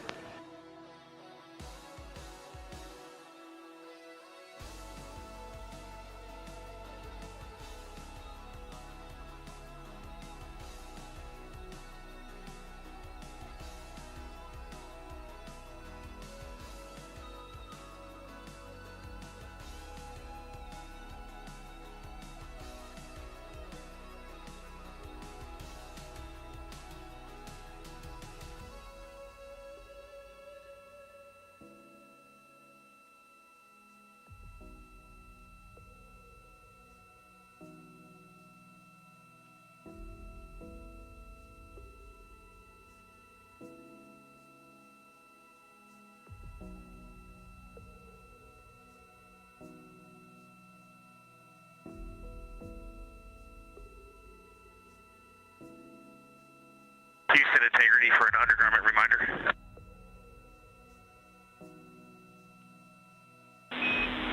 Go ahead.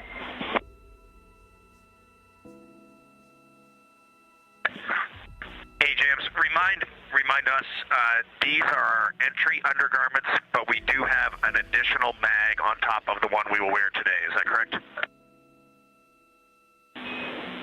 Affirm.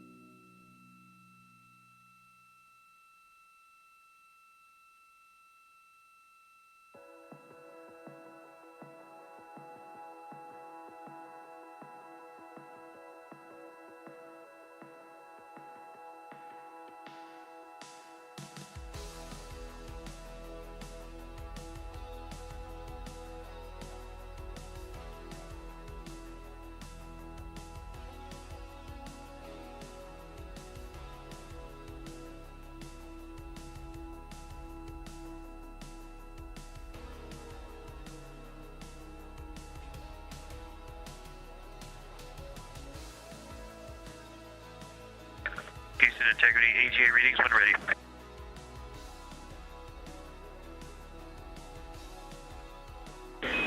Ready.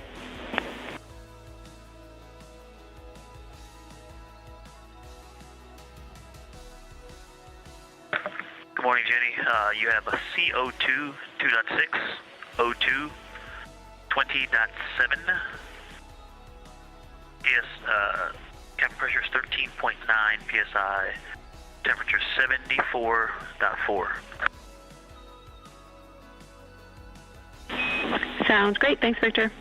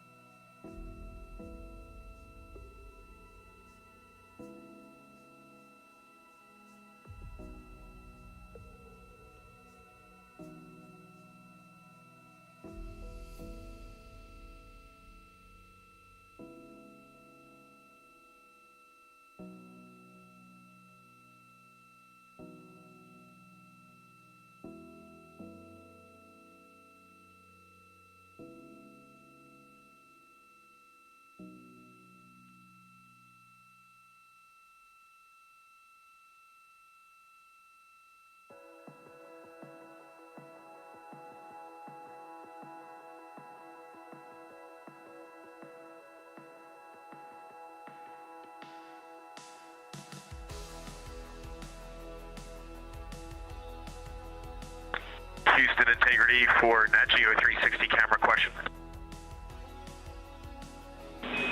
Go.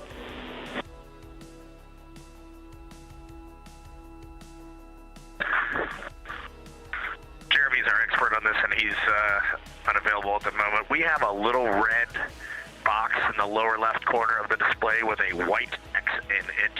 Any idea what that means? And that's on the 360, the GoPro Max 360.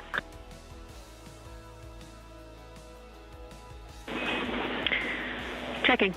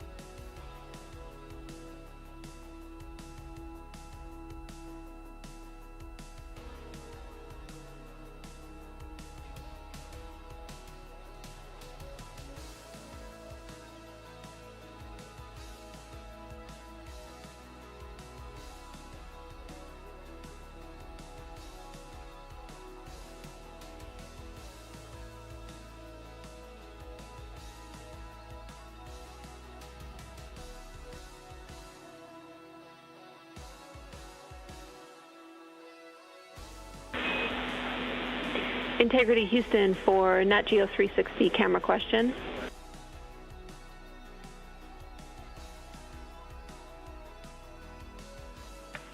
Go. Yeah, Reed, we don't have the answer yet, but we recommend trying a power cycle. I see also your SME is back in the cabin, so if he can help, we're open to his suggestions too.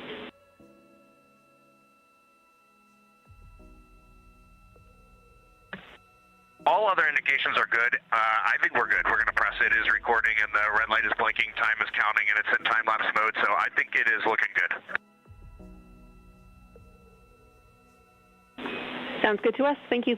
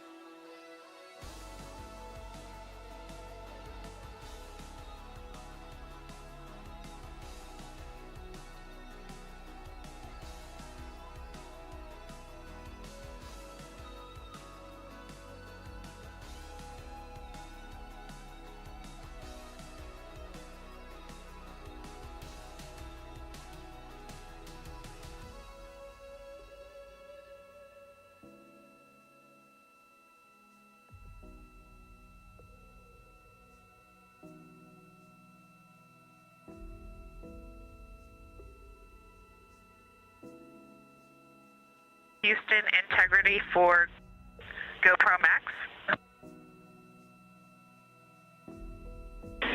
Go ahead.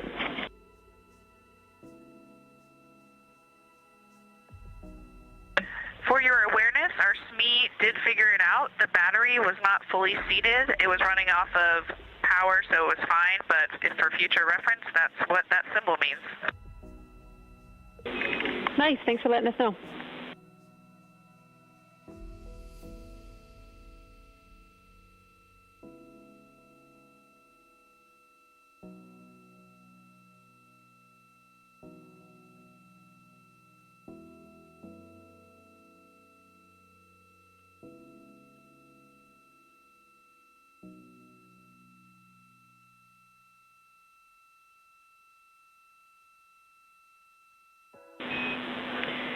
Integrity Houston for snack fill for Reed. I'll take a thumbs up if you're ready to listen.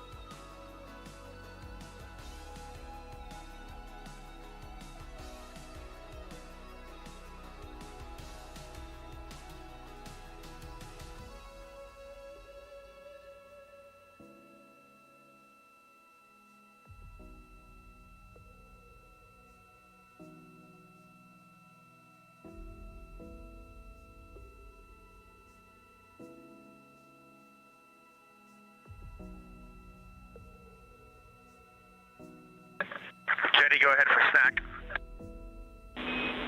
Hey Reed, today you're going to be completing 2 nutrition snack fills, one after another during this DFTO.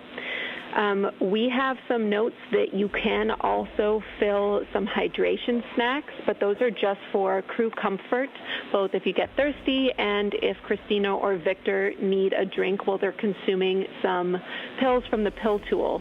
So we wanted to offer it up that you can fill those hydration snacks before you are in your suit. If you want to do it as a get-ahead, if you want to do it later on, that's fine with us too.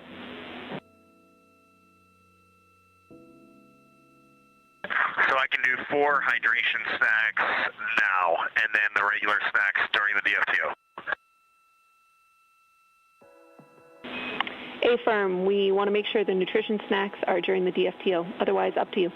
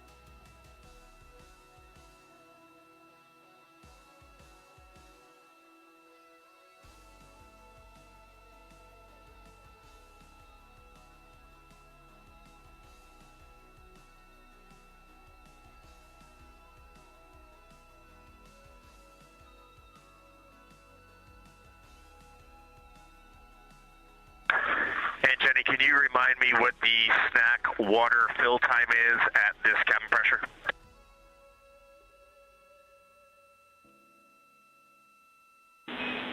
Checking.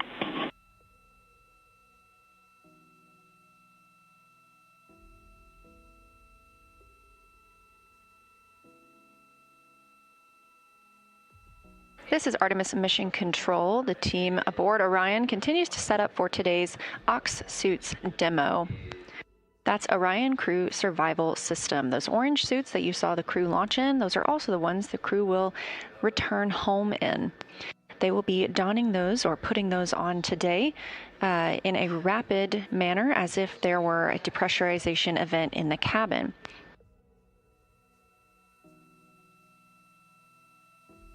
You heard Capcom Jenny Gibbons letting Commander Reed Wiseman know that they would be consuming snacks and drinks during this procedure, as well as using the pill tool. When in these Ox suits, Reed, to fill a hydration snack at this cabin pressure, it's 45 seconds.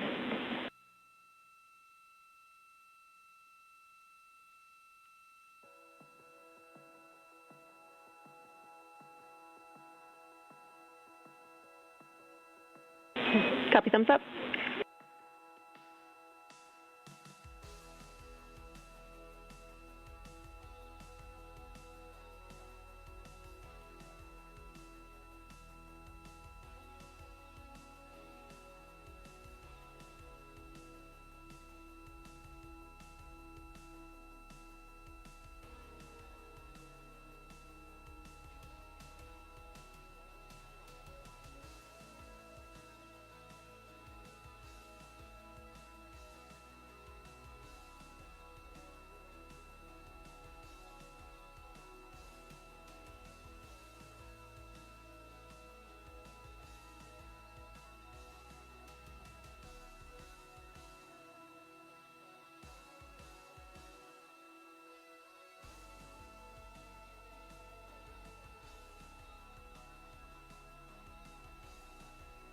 Again, ahead of today's Ox Suits demo, teams on the ground helping the astronauts prepare for donning those suits. And Capcom Jenny Gibbons mentioned that the crew would be taking pills.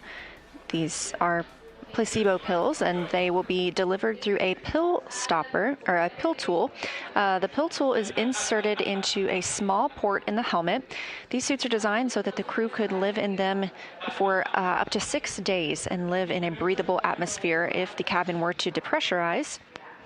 So during that time, if they needed to take medicine, the team has thought of everything, and they have a pill tool available for a small port on the helmet that the team could use to take medicine if needed.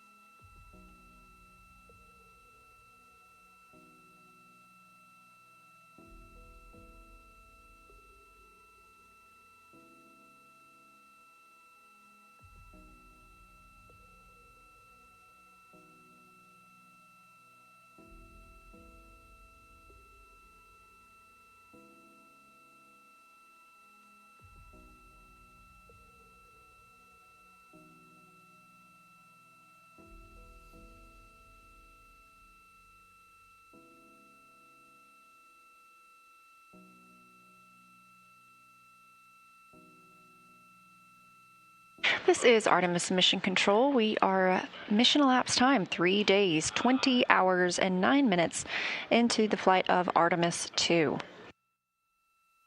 We've just passed under 24 hours. To be exact, it's 23 hours and 14 minutes until we surpass the record set by Apollo 13 for the longest distance away from Earth. That distance was 248,655 statute miles. We'll see the crew surpass that tomorrow during their lunar flyby.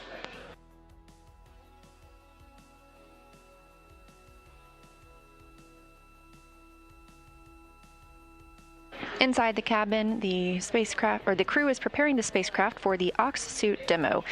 Orion Crew Survival System Suit. That's what OX stands for. Today they will be donning their suits or getting into those suits. 2 will be doing so rapidly and 2 will be doing so at a normal pace. These suits are what the crew members wear during launch and re-entry. It's also what would protect them in the event of a depressurization in the spacecraft.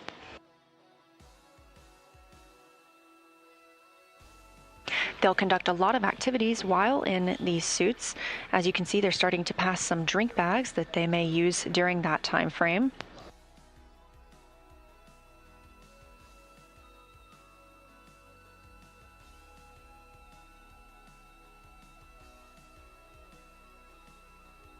These Orion Crew Survival System suits could keep the crew member wearing it in a breathable atmosphere for up to 6 days if Orion were to depressurize. Now, this is obviously the first time that humans have ever flown aboard Orion, so the first time we've gotten the opportunity to test out these suits. So after they put on the suits, they will pressurize them, and then they will install their seats. They uninstalled their seats following arrival in their high Earth orbit. And with these suits being pressurized, that seat install would be a little more difficult. There's also a small port on the spacesuit helmet. They will practice eating and drinking through those, as well as taking placebo pills. Down on the left side of your screen, Canadian Space Agency astronaut Jeremy Hansen taking a drink of water and showing the behavior of water in a microgravity environment.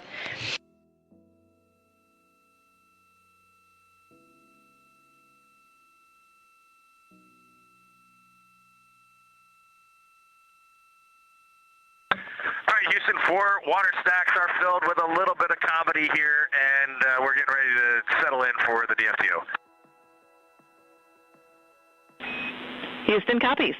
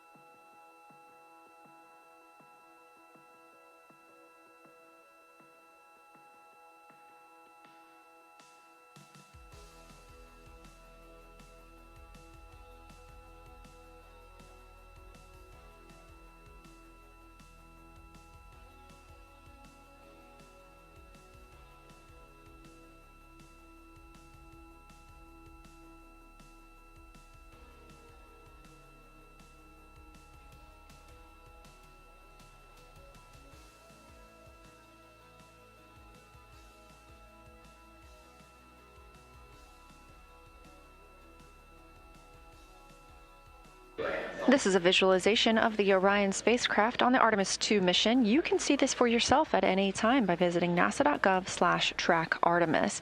Down in the corner, you can see we are now less than 60,000 miles away from the moon. The crew reached that 2/3 mark last night.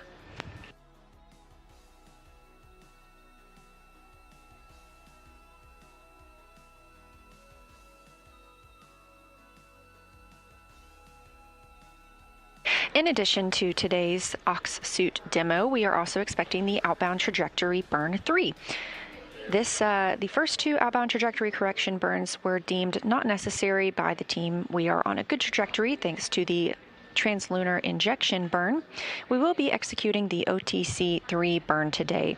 That's slated for 10:03 p.m. Central Time, and it's a 4-second burn with a delta V of 2.7 feet per second. This will use the reaction control system thrusters on the spacecraft.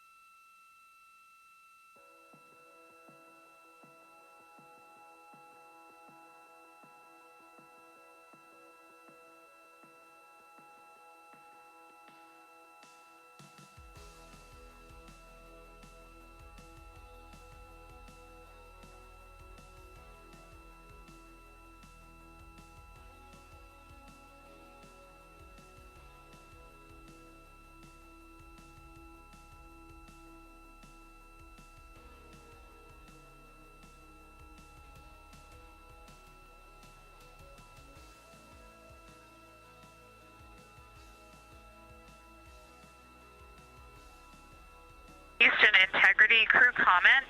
The D&E locker doors are much easier to get in and out of than we experienced in the mock-up, probably because of zero-G and all that. So just a comment there. In fact, when we first got up here, we were actually saying that we might just keep them on.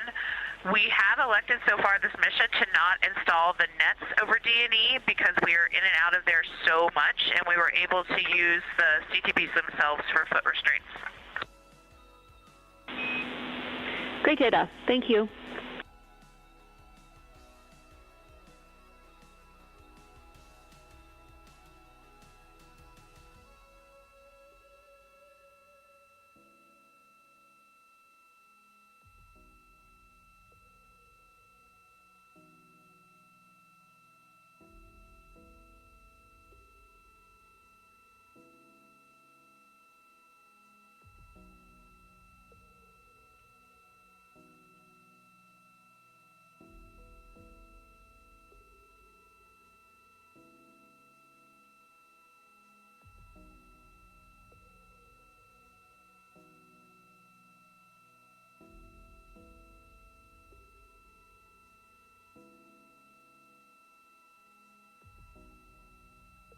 The crew is stepping into their procedures to begin the Ox suit demo, the Orion Crew Survival System demonstration.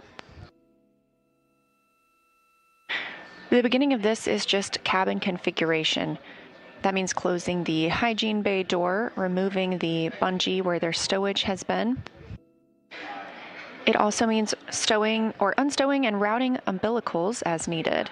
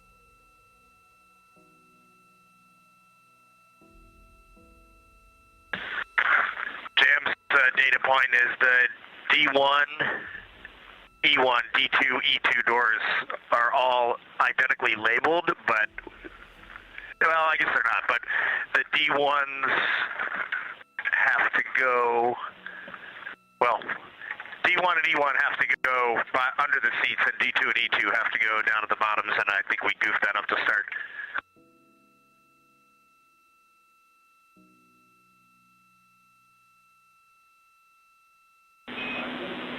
Oof, yeah. The IVA console's telling us about that little slot that needs to be facing Nader. Sounds like you guys got it. Thanks.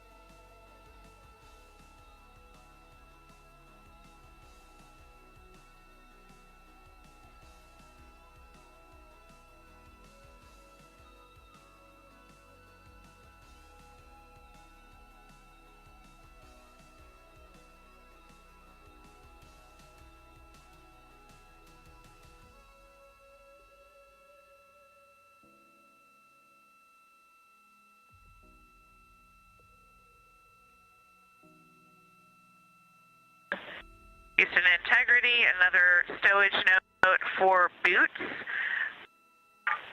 Retook a picture, but a great way to stow the boots is behind the foot plate on seats 3 and 4 with the toes facing the seat. When you try to stow them on the clips, they do come off on their own. They just float off eventually. But stowing them behind the seat, toes facing the seat, is a great way to get them stowed efficiently and use space efficiently. Copy all, top tip. Thanks, Christina.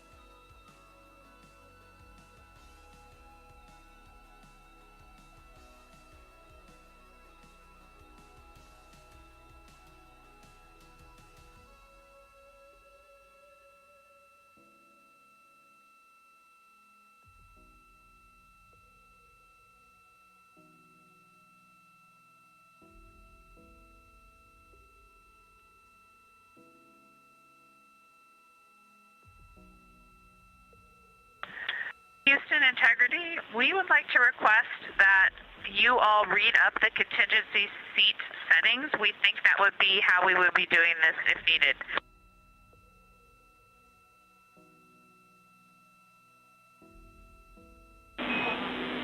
Copy, we're getting them ready.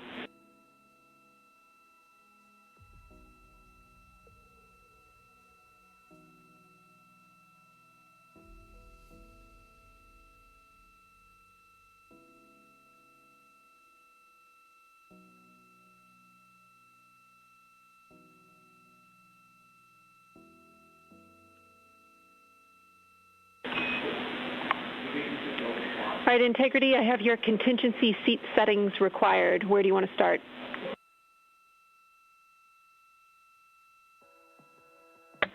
Seat 2 shoulder bolsters first, and then seat 1 shoulder bolsters.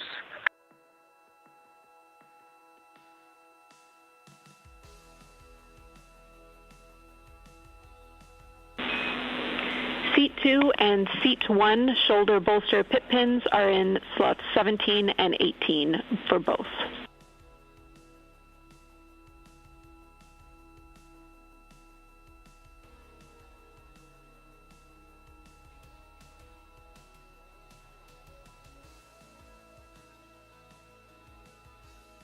Jenny, we'll take headrest for seats 1 and 2 next. And question, we may have missed it, but what do we do with the orb mount for the left RHC?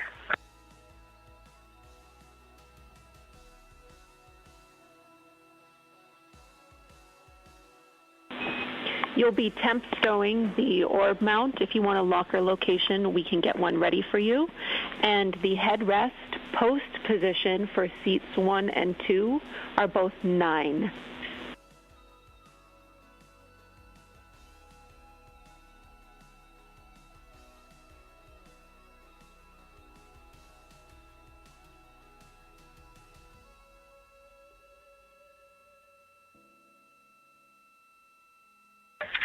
Jenny, I may be missing it, don't have a snow note location for the orb mount, so we will take one from you. Thank you.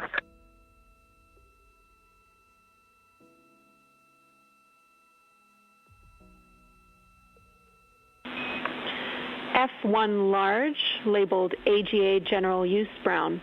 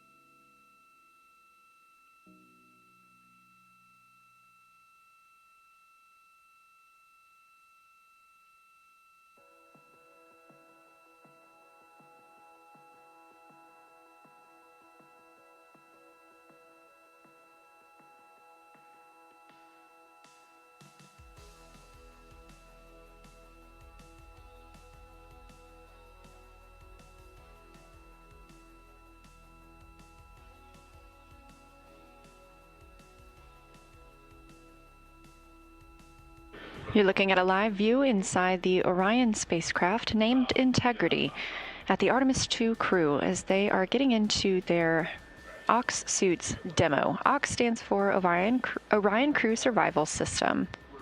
These are the suits they wore during launch, the orange suits right there. They'll also wear them during re-entry, and these would be the suits they would put on in the event of a depressurization in the spacecraft.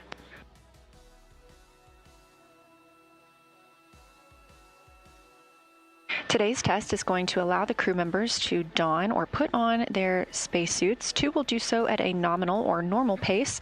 The other 2 will do so at a rapid pace.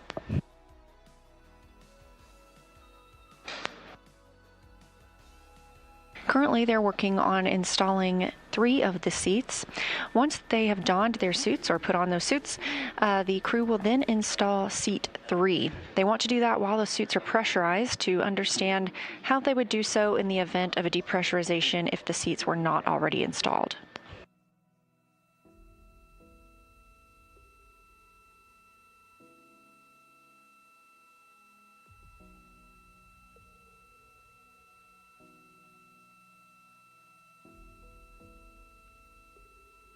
Once the suits pressurize, it does become more difficult for the astronauts to work in the cabin because those suits will grow. A little feedback on the headrest settings. It wasn't clear how to set setting 9, but we like what we're seeing here, and we think that if we were in a real situation, we would press as is. I'll get a picture of the config.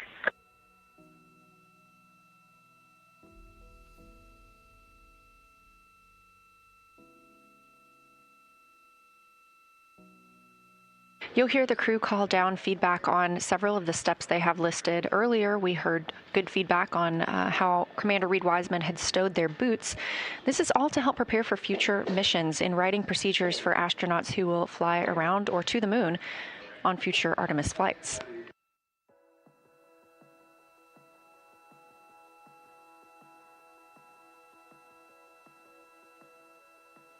Again, they will be pressurizing their suits today. Those suits will be pressurized to 4.3 psi. Copy, Christina. We're happy for you to keep going, and thank you for the photos.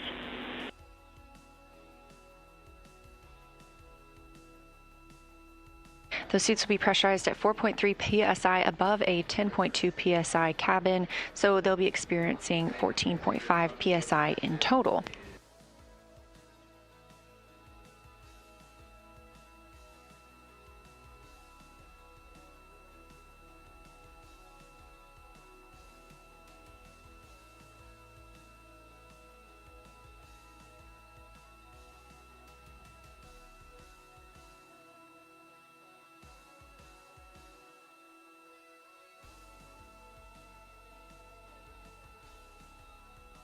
Once this crew is in their suits and the suits are pressurized, they will need to get seated.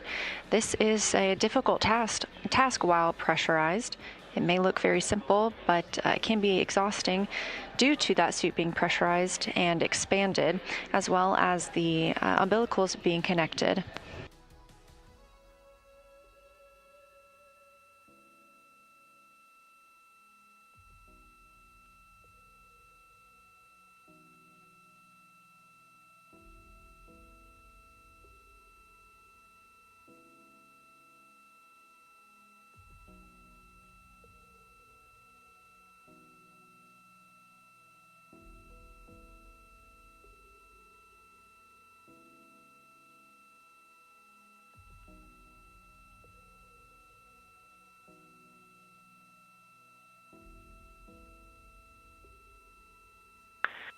Jenny, we are ready for the position to latch the leg assemblies onto the seat backs for 1 and 2. For both seats 1 and 2, you're looking for the seat pan position. You will be putting the pit pins in position 3 and 7 for both seats.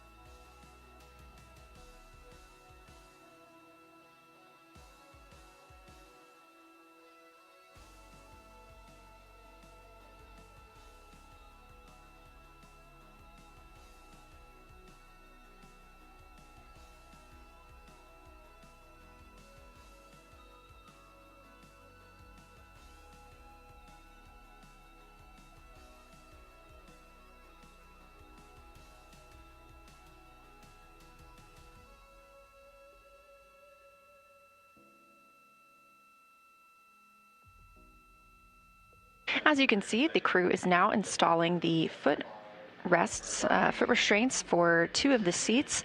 These were removed after ascent. This allows the crew more room to move about the cabin throughout the flight, but they must be reinstalled prior to entry. So with today's demo, as the crew will be getting seated while pressurized, they need to install those foot restraints.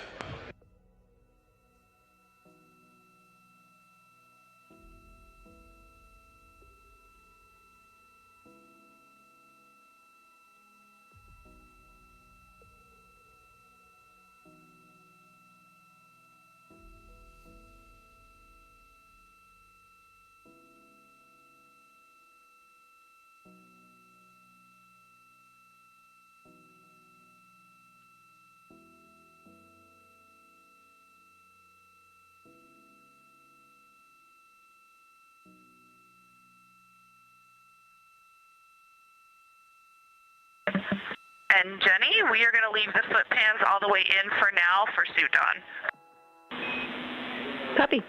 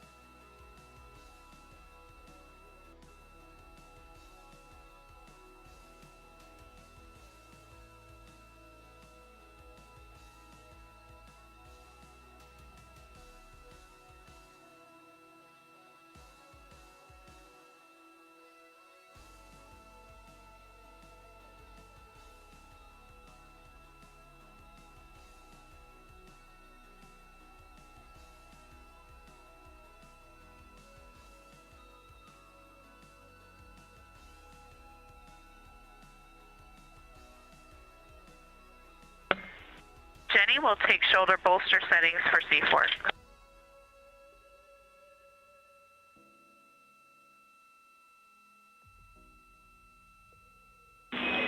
Christina, for seat 4, the shoulder bolster pit pin locations are the same as the nominal, so they should be Sharpie marked for you, setting 20 and 21.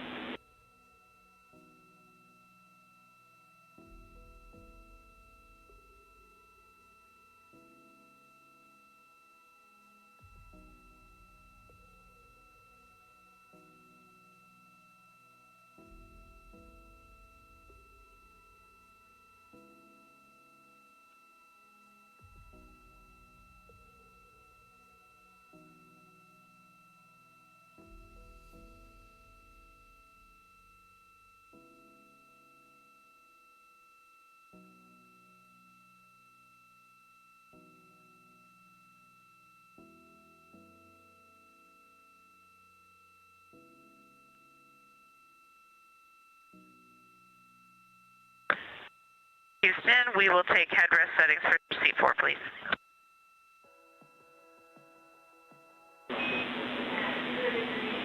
Seat 4 headrest setting for contingency is 9, which is the same as the setting that you have nominally. And for this, just a reminder, we're looking for on the seat post, there's a little trapezoid. You want the bottom edge of that trapezoid to align with the numbers on the seat back.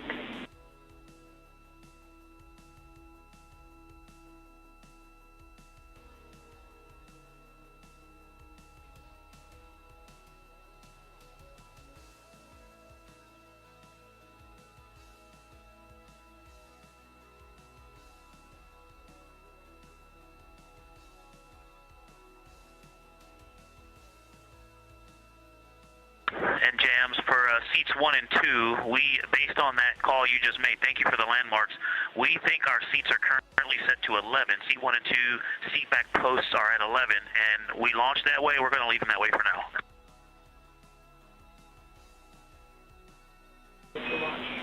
Copy, and that is the launch setting. We are happy with that if you are.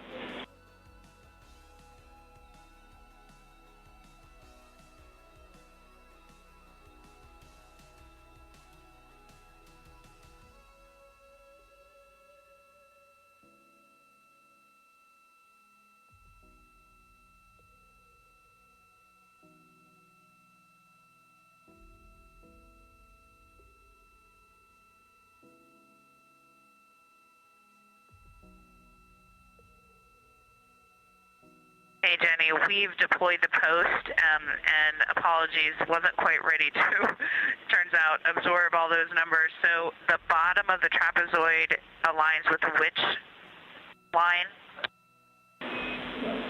For you, Christina, it will be a setting of 9, and you can find that just on the seat back itself. It should be right beside the post for the headrest, and it's the same as your nominal launch setting.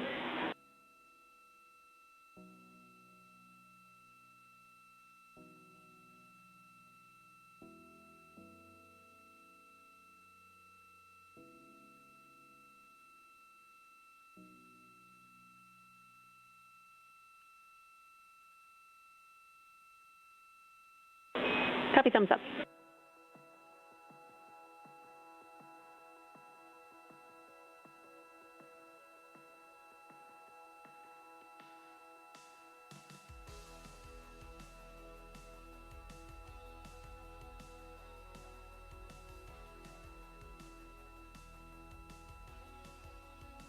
All right, we're good. Thank you.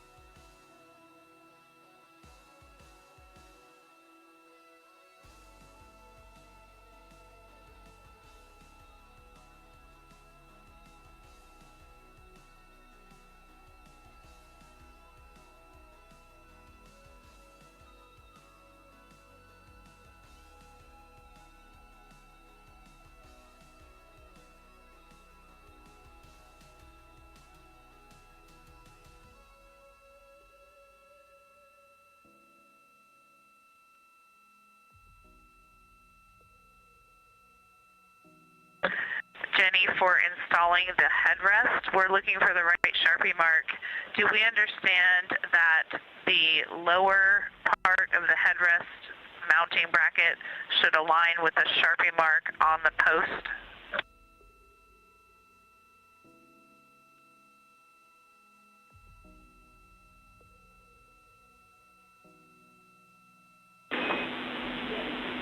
Christina, we think that sounds right, but we might be misinterpreting your words, but we think that sounds correct.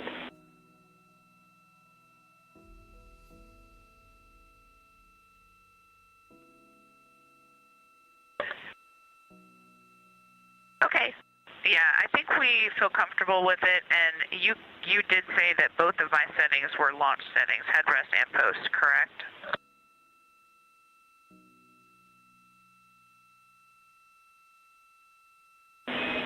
Affirm, Christina, they're the same for you.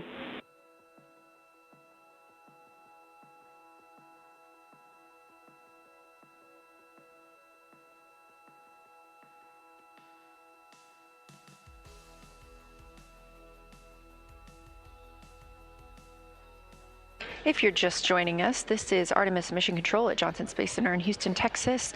Mission elapsed time, 3 days, 20 hours, and 48 minutes. However, we are on flight day 5, and a major event for today is the Ox Suits demo. This is Orion Crew Survival System suit, and if it looks like the crew is preparing the spacecraft for re-entry, they are not, but this is a necessary step ahead of donning or putting on those Ox suits. As this is the first flight of humans on the spacecraft, we're using this entire mission as a test for all systems. That includes using these suits for survival if needed. If the spacecraft were to depressurize, the crew would be able to put on their suits and have a breathable environment for up to 6 days. This is the first test of the crew putting on these suits in the microgravity environment. They will then pressurize them and get into their seats, conducting some tests along the way.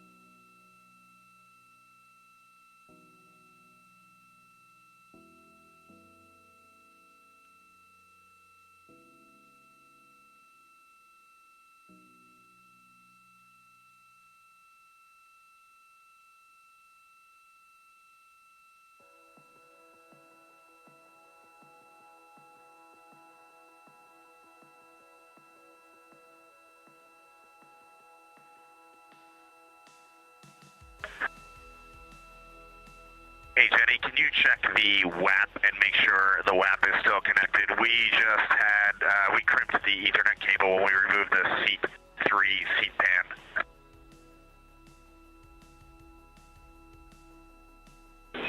Checking.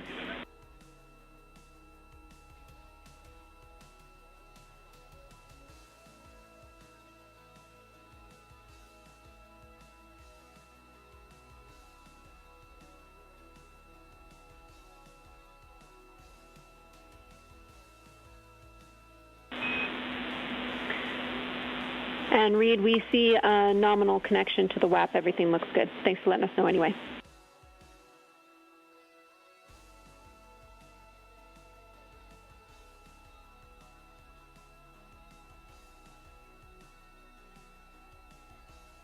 Acronym breakdown for you. WAP stands for Wireless Access Point.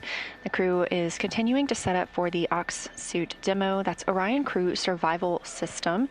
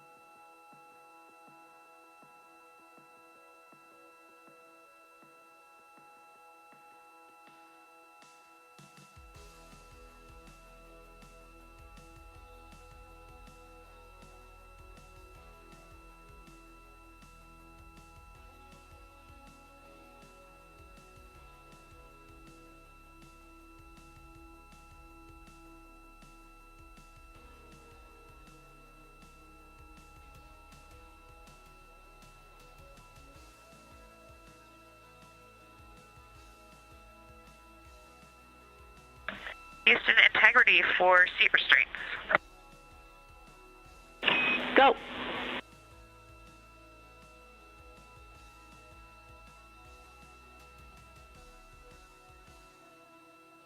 Hey, Jenny. We have elected, if you agree, to not use the crotch belt seat restraint tethers because we see that they are floating and we think that they will be easy to retrieve without the tethers. Copy. That looks really good to us as well. Thanks.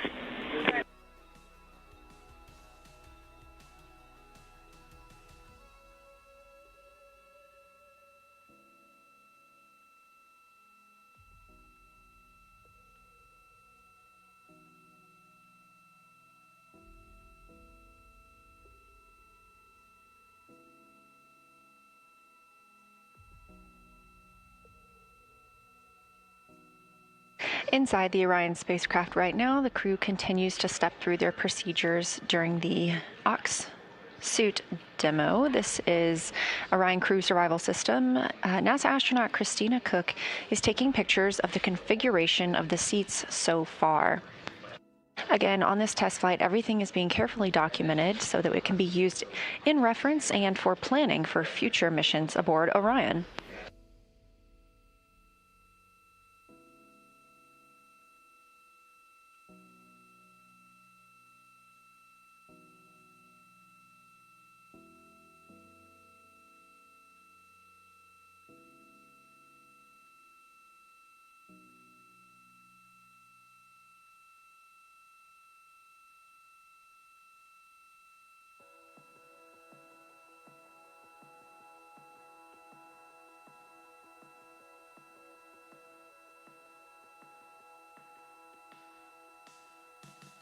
Again, the crew will be putting on their Ox suits during this demonstration.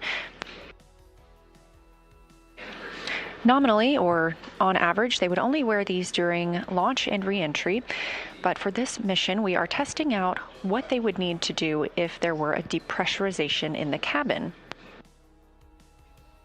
These suits would provide them a breathable environment for up to 6 days, and they also have the ability to take medicine, eat, and drink while in the suits, so all of those things will be tested out today.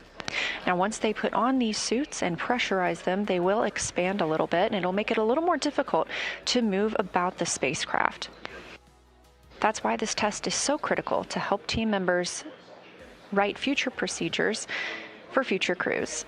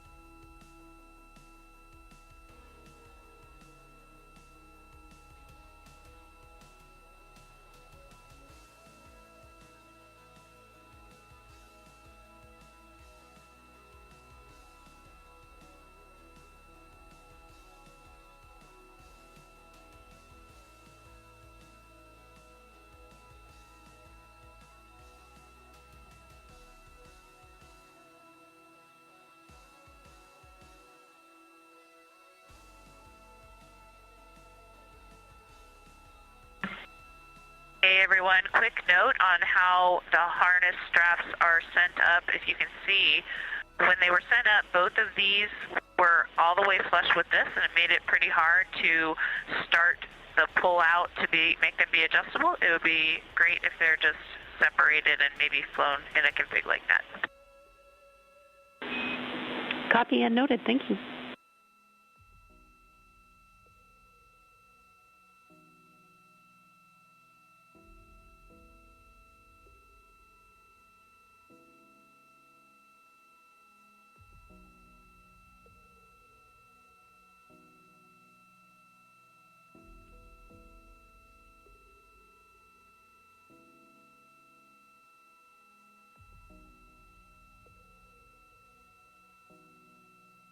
If you're just joining us, this is Artemis Mission Control, now on flight day 5 of the Artemis 2 mission. The crew and spacecraft are now over 219,900 miles away from our home planet of Earth, 57,850 miles away from the Moon. The crew woke up today at 11:05 a.m. Central Time, and after their post-sleep period, quickly got to work. This is the Ox suit demo, Orion Crew Survival Systems suit. Those orange iconic suits that you saw them wear during launch and that you'll see them put on ahead of splashdown.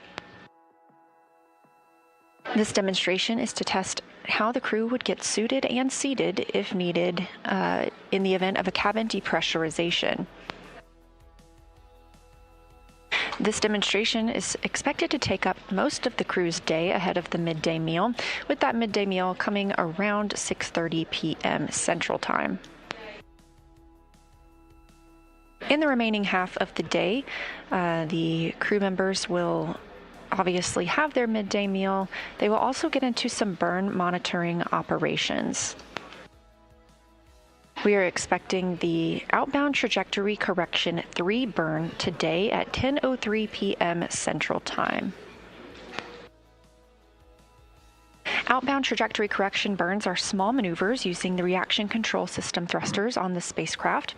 These help refine our trajectory as we are heading around the Moon and coming back to Earth. The initial burn to send us on that flight path was executed on flight day 2. That's the translunar injection burn. We previously canceled OTC burns 1 and 2. The trajectory was sufficient at that time, and those were not necessary, but the team does intend to execute OTC 3 this evening.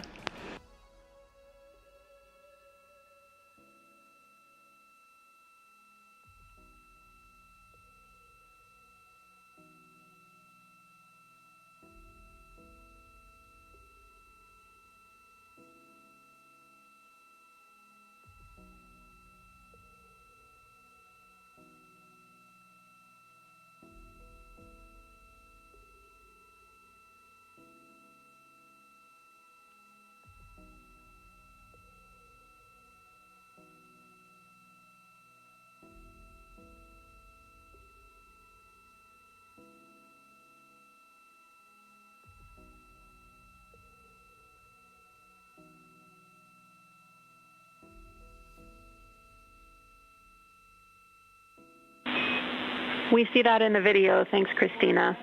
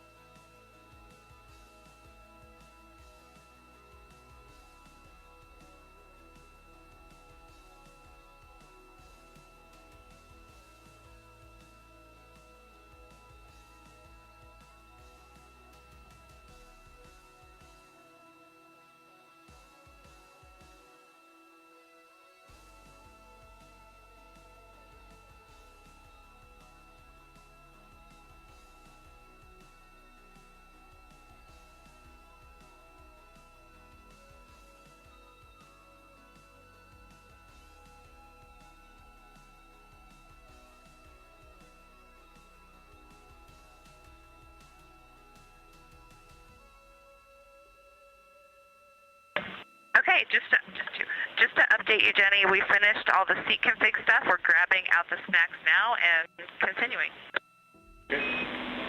Copy, that sounds good, Christina. And just to let you know, we have a pretty big delay on the video, so for things you're trying to show us, we just might call them a bit late.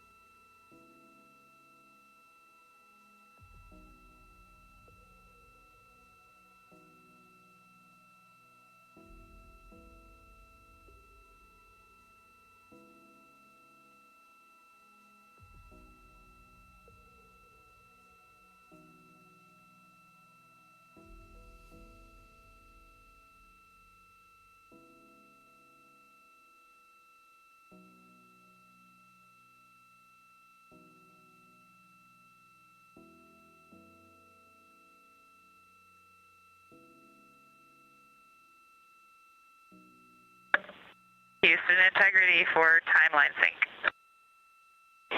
Go ahead.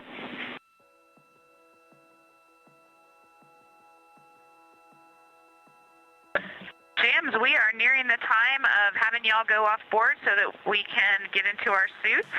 Just wanted to check in with you on timing or anything else you've noted that you want to share before we get into that.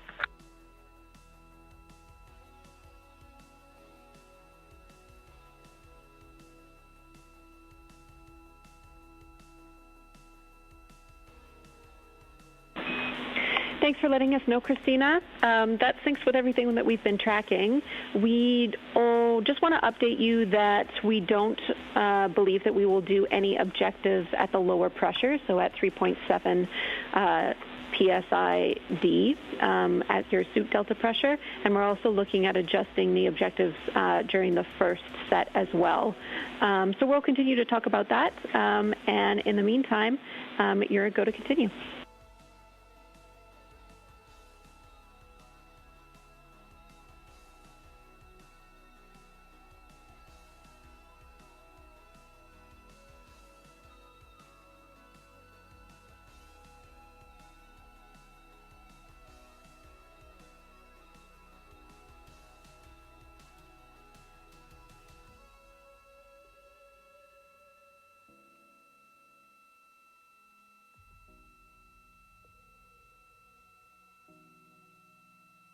This is Artemis Mission Control on Flight Day 5 of the Artemis 2 mission of our 4 astronauts around the moon. A major activity for today is the Ox Suit Demo. That is Orion Crew Survival Systems suit. The crew wears these suits, that orange iconic color, during launch and re-entry. They would also wear them if needed during a depressurization in the spacecraft. Obviously, we are not tracking that today, but this is a great practice opportunity for this crew to learn how to put on these suits and get into their seats. Everything that we learn on this mission, it helps us. Integrity Houston, we still have a camera view. We see nothing, but it looks like a part of the side of the DU, but wanted to let you know it's still on.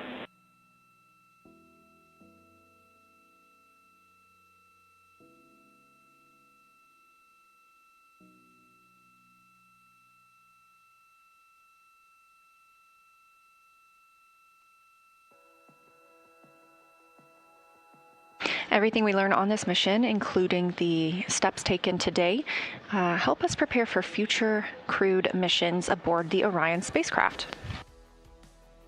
Now, while we expect to have more views coming back from the spacecraft, the crew has asked that we go off board for a moment while they don their liquid cooling garment and their comfort garments that they will wear under those suits. Integrity, that is a better view on the camera. We are a little worried about it becoming unstowed, but right now all we see is the plastic bag and the part of the Pelotor. So that's good for now, and a reminder, we'd love timings for your suit up.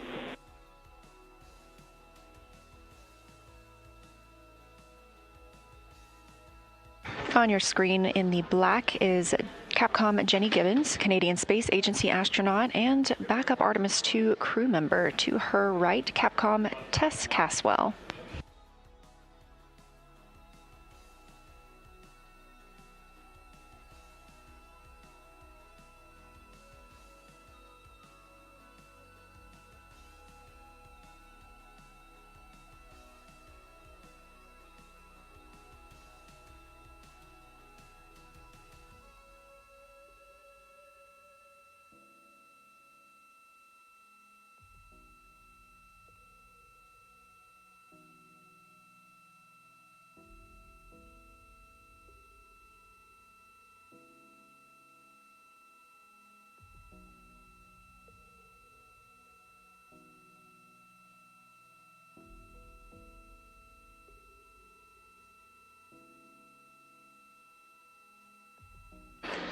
This view, a visualization of the Orion spacecraft, its current orientation and distance to the moon, which is now 57,323 miles, continuing to grow closer by the minute as the spacecraft is traveling 1,554 miles per hour. You can access this at any time by visiting nasa.gov/track Artemis.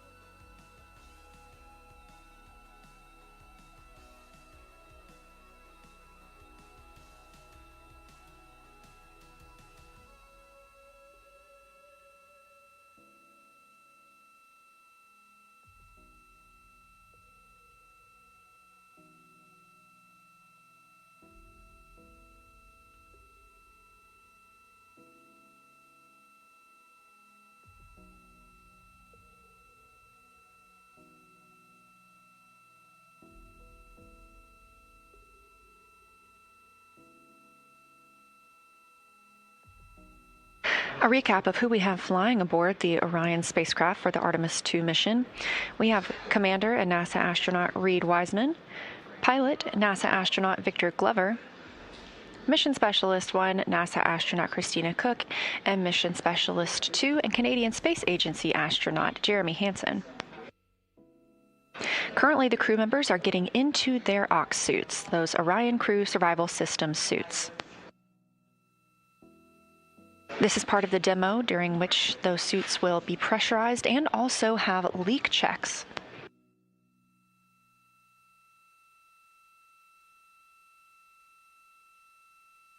And if you're just joining us, this is all a test. This helps us determine how the crew would need to ingress or enter those suits quickly in case of a depressurization in the spacecraft. They'll also need to enter or put on their suits ahead of returning to Earth, as these are what they wear for launch and re-entry.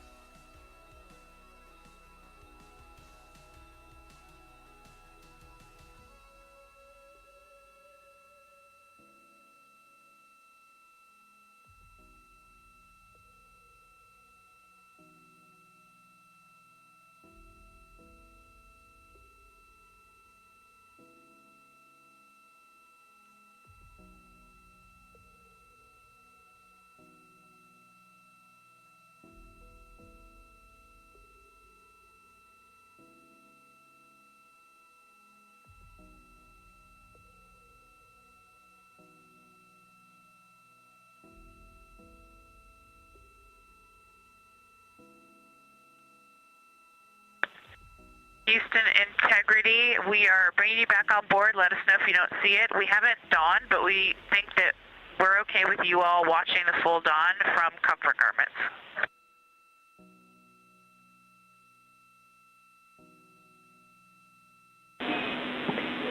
Copy, Christina. That sounds great to us. Thank you. We did see you adjust the camera, but we no longer see video.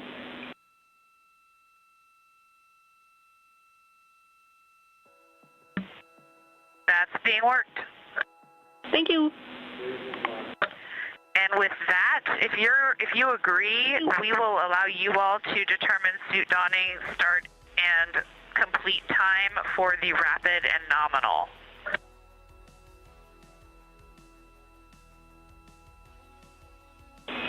Copy.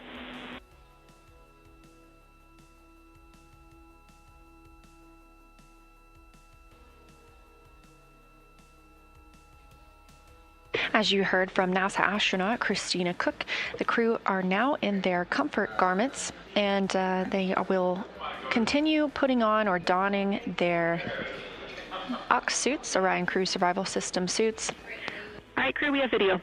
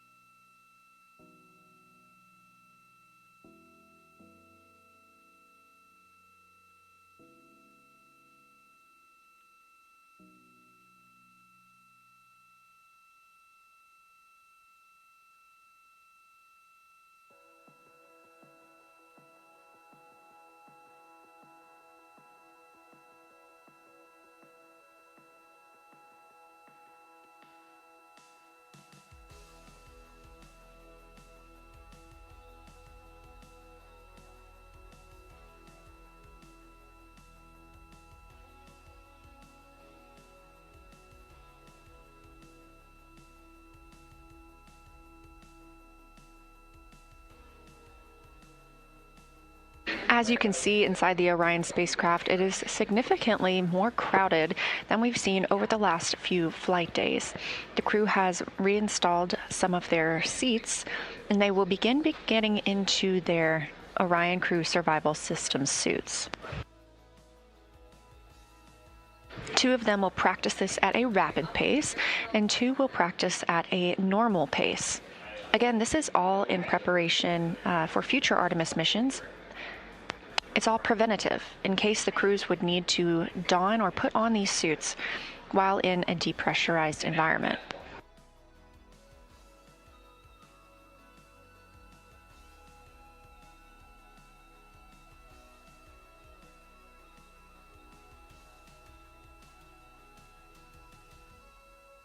It's going to get even more crowded in this image. Once the crew puts on their suits, they will be pressurized. So they grow in volume, and the crew will need to maneuver around the cabin while still connected to umbilicals as well to get into their seats.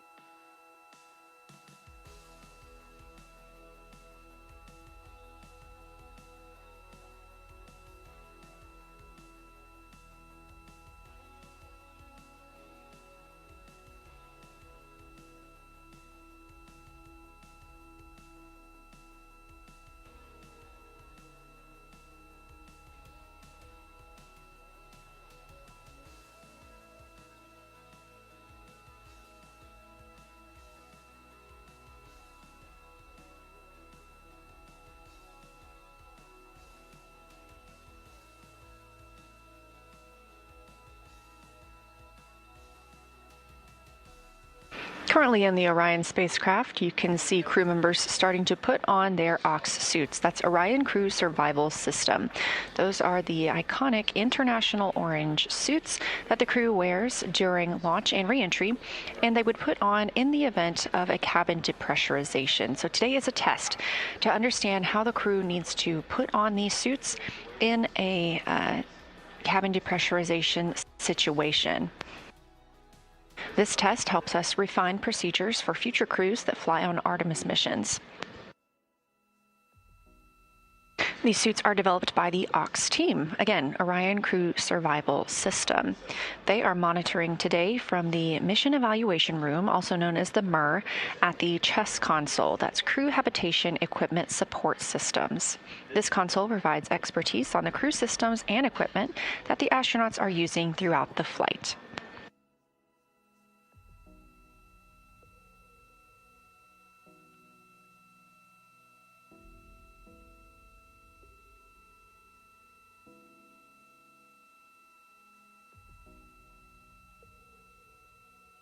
Once the crew are in their suits today, they will need to conduct suit leak checks as well as enter or ingress their seats.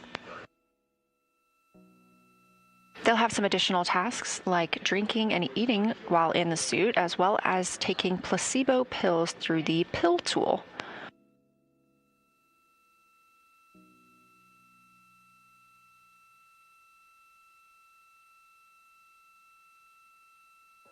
When these suits are pressurized, we do expect it to become more difficult.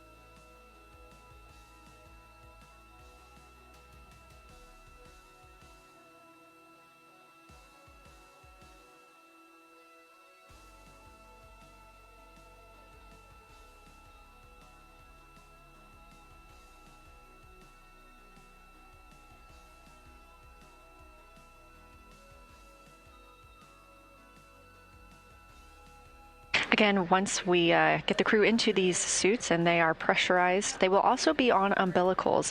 So these are adding a little more difficulty to moving inside the spacecraft and getting seated.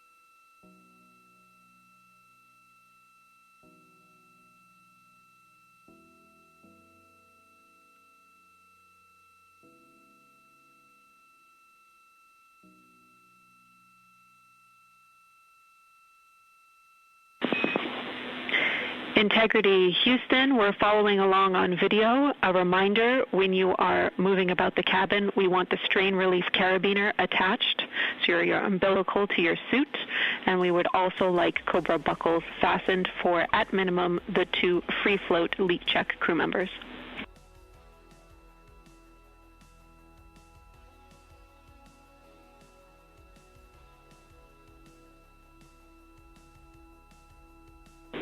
Copy, thumbs up.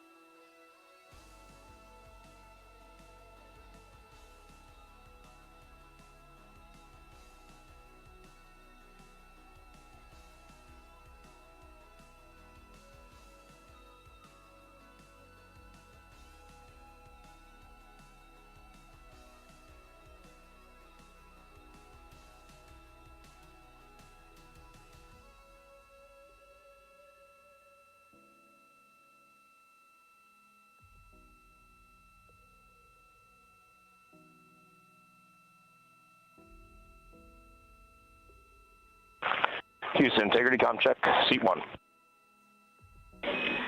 Reed, we have you loud and clear from seat 1. Help me.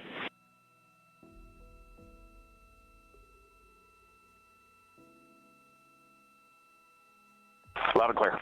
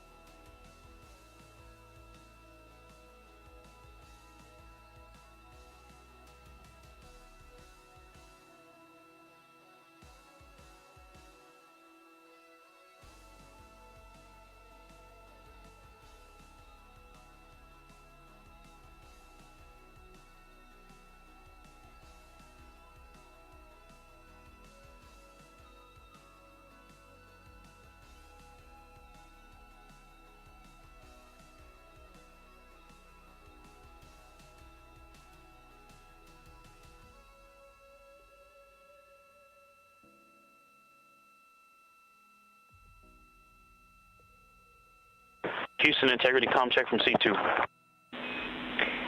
Seat 2, we have you loud and clear. Helmy.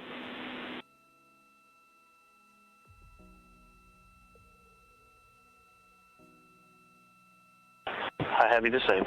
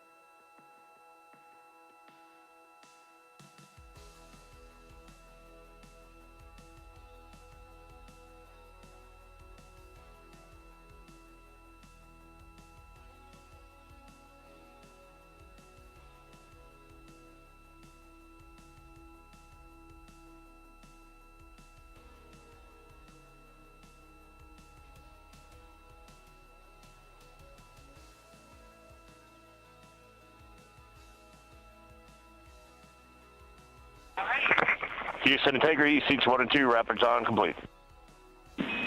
Copy, rapid dawn complete, seats 1 and 2. Thank you.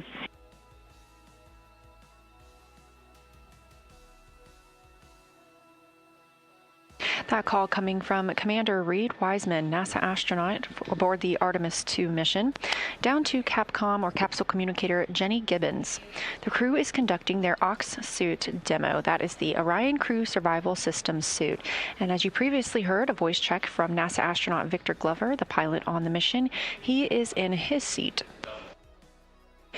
Wiseman confirmed the same and that the rapid suit. Integrity crew, low priority camera adjustment. We will take a tilt towards seat 3. That is more toward the Equus wall and the lockers if able.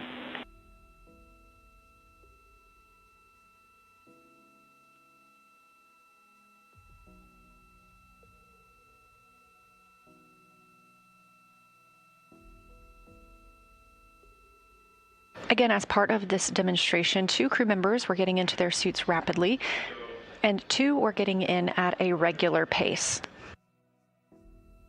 These are the suits the crew wears during a launch and re-entry, and they also could provide up to 6 days of a pressurized breathing environment if the crew needed them during a depressurization of the Orion spacecraft. We are taking advantage of this mission as a test flight to help us prepare for all future flights of astronauts aboard Orion. Mission elapsed time of Artemis 2 now 3 days, 22 hours, and 7 minutes.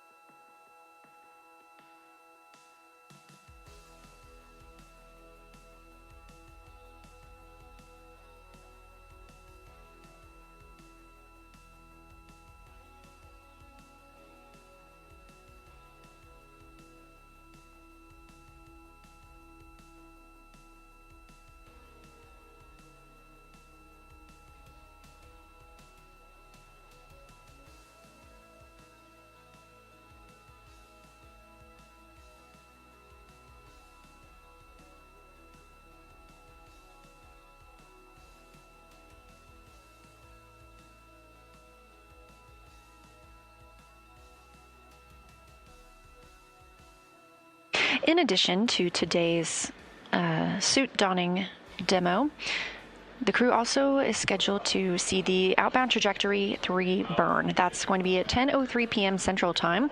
Those outbound trajectory burns are refinements of their trajectory around the moon. We did cancel the OTC 1 and 2 burns. They were deemed not necessary by the teams here on the ground following the translunar injection burn that committed us to flying around the moon and then splashing down in the Pacific Ocean. We are planning to proceed with today's OTC 3 burn again, just to refine our trajectory ahead of lunar flyby tomorrow.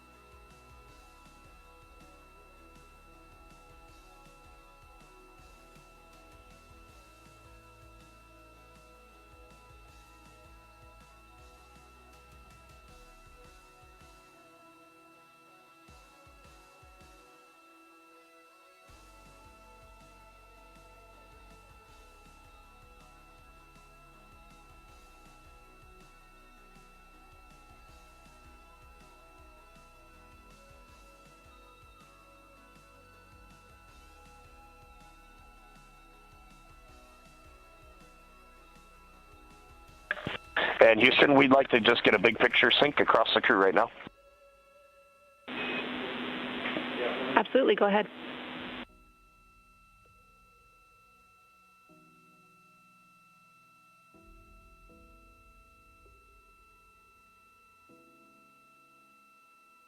Let's just sync up so we know where we are. Ike and I are in seats 1 and 2. We are fully suited. We do not have umbilicals connected. And we are in suit on vehicle config step 5, and we are holding there. And then Christina and Jeremy are suiting up on a nominal suit up right now. We believe that's where they should be. Christina has not begun suiting yet, so I think we need to know from you if you could take the operational lead and start walking us through where these 2 distinct groups should be, Victor and I, and Christina and Jeremy.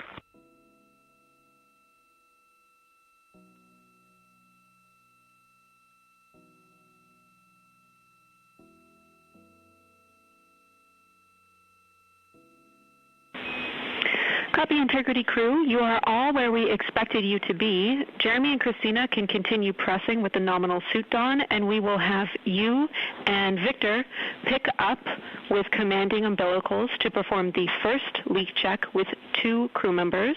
And remember, I have a delta for you on the visors open vent path.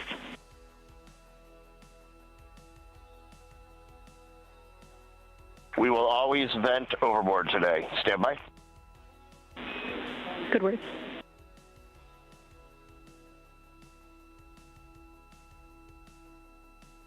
All right, Jenny, I just confirmed that you want Ike and I to run 22.2.101 suit on vehicle config for the first 2 crew member leak check. We are not running this from the DFTO, and we will vent overboard. Affirm.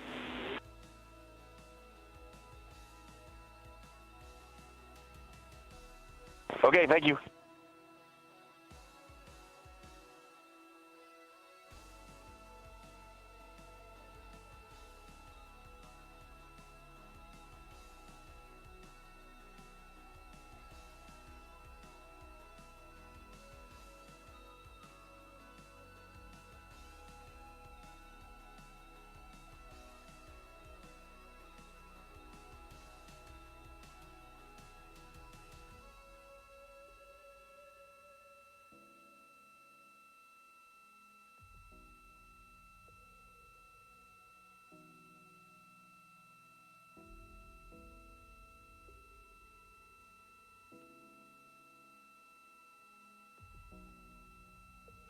Now that Victor Glover and Reed Wiseman are suited and in their seats, they are going to step through the leak check procedures. Again, if you're just tuning in, this is a demonstration of the crew putting on their suits on the Orion spacecraft. They would need to do this on orbit if there were a depressurization of the cabin. Otherwise, they wear them during launch and entry. Everything we learned today helps us prepare for future crews to fly on Artemis. And we expect the team to be calling down questions and reports of their status as they move throughout the procedure.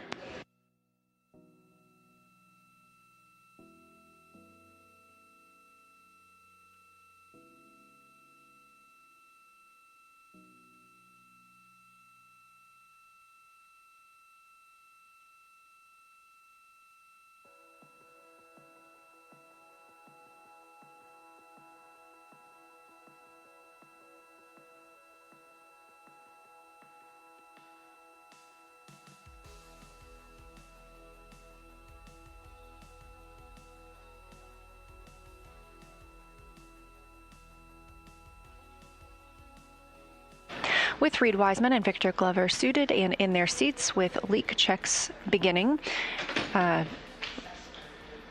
Christina Cook and Jeremy Hansen, mission specialists for the mission, are continuing to put on their suits. Two crew members, obviously the commander and the pilot, were asked to put on their suits in a rapid fashion, while our mission specialists were instructed to put on their suits with a normal timeline.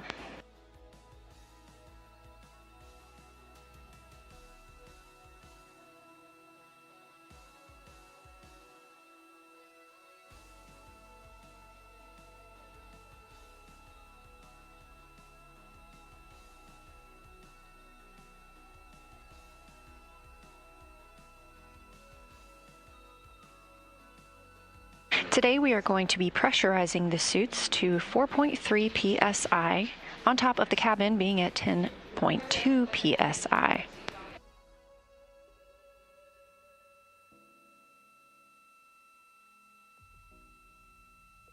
When the suits are pressurized, they do gain a little bit of volume.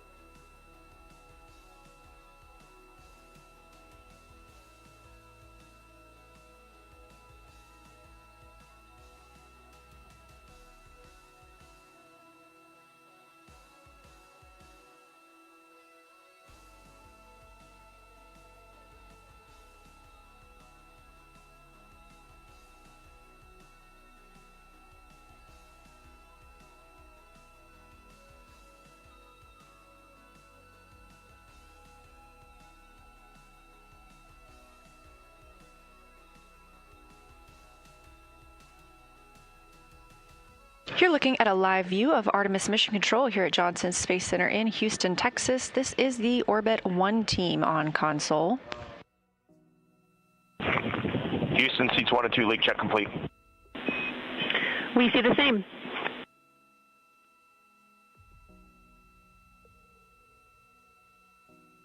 That voice, our capsule communicator for today, Jenny Gibbons, Canadian Space Agency astronaut and Artemis 2 crew backup.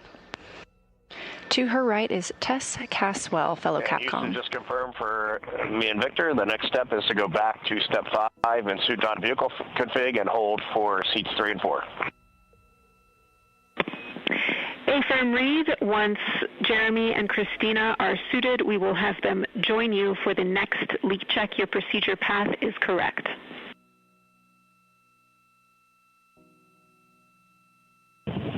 We copy, thanks.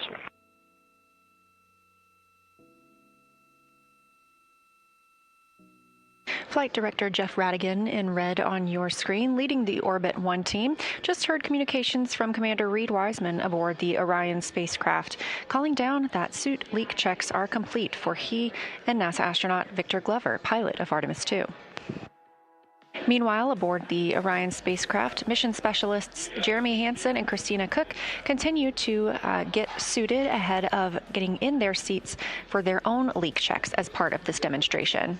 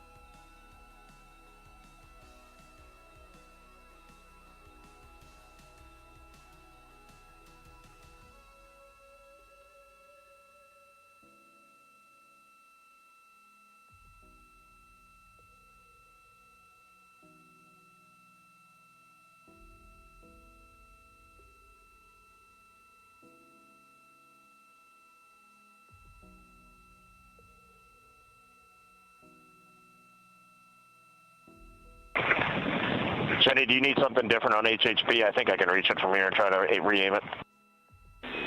Affirm, if you can reach it, we will take a tilt downward toward the lockers, please.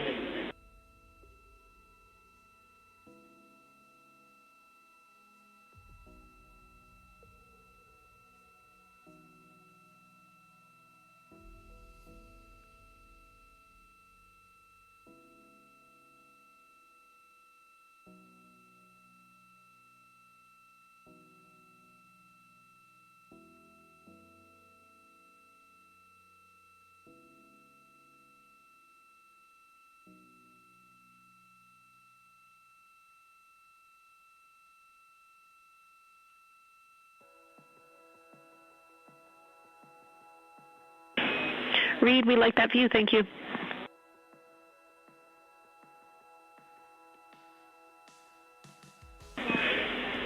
The Integrity crew, I see Jeremy and Christina nearing the end of their suit dawn. I just want to remind you about the gas trap, which needs to be capped. 5 minutes after the last crew member connects to cooling, please let us know when that's complete.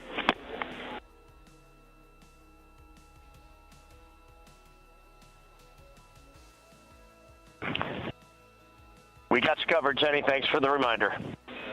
Thank you, Reed.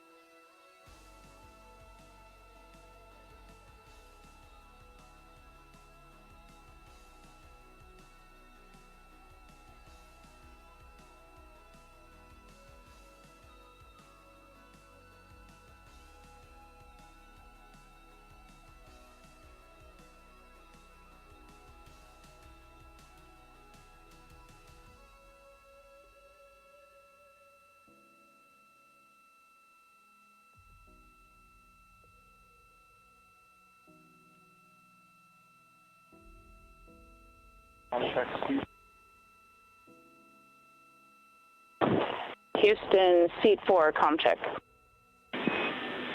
Seat 4, we have you loud and clear. How me?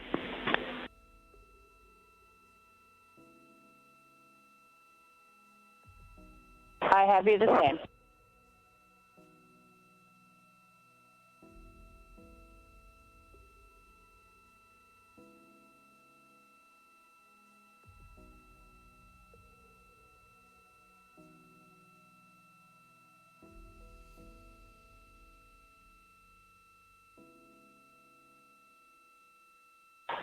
Houston, integrity, C3, comm check. Seat 3, welcome to the party. We have you loud and clear. How me?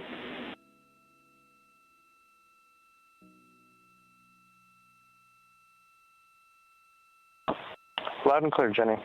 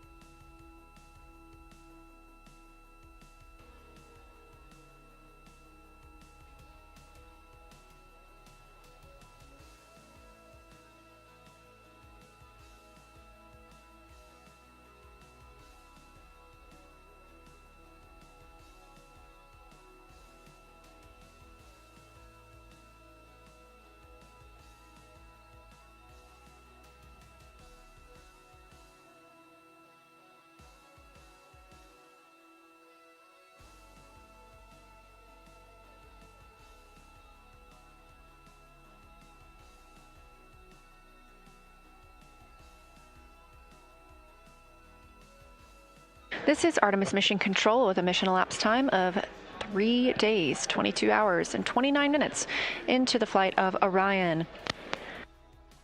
Currently, the crew members aboard the spacecraft are conducting the Ox suit demo. That's Orion Crew Survival System. As you can see, they have put on their international orange suits. These are worn during launch as well as during re-entry, and they would be worn if needed during a cabin depressurization. So this test is to help teams understand how those procedures would need to go should we ever encounter such an event on this or future missions. We've had 4 good communications checks with the crew members now in their suits. Both Reed Wiseman and Victor Glover are in their seats as well. They were part of a rapid don, or quickly putting on their spacesuits, while mission specialists Christina Cook and Jeremy Hansen were instructed to put on their suits at a normal pace.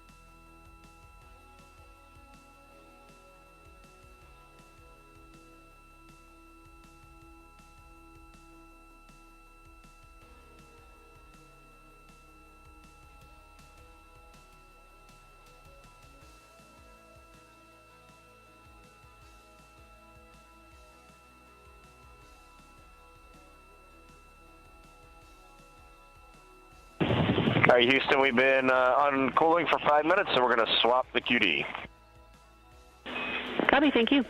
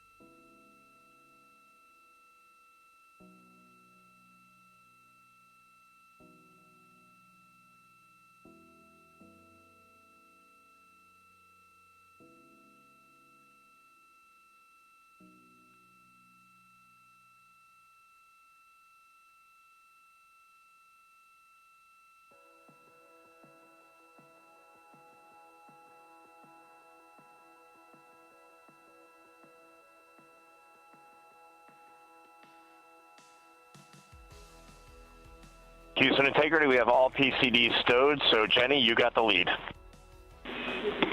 Copy, all PCDs stowed. Once Jeremy and Christina are complete, we can ensure that their Cobra fittings are connected, and then we can move on to leak checks.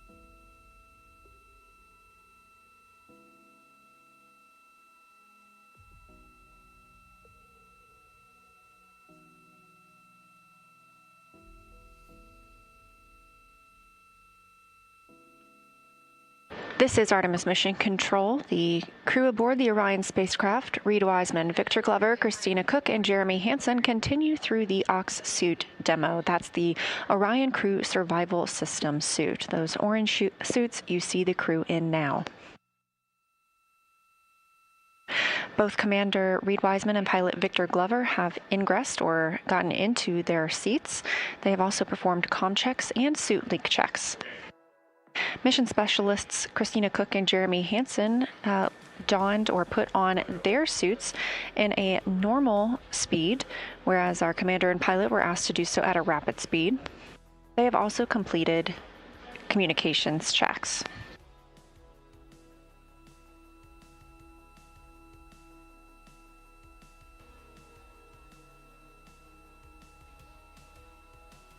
The crew wears these suits during launch and return to Earth. They are not expected to wear them during the flight. However, they would be available for use during the event of a cabin depressurization. They could provide up to 6 days of a breathable environment for this crew member. So given that this is a test flight, we are taking the opportunity to test how they would get into these suits and pressurize them during that situation.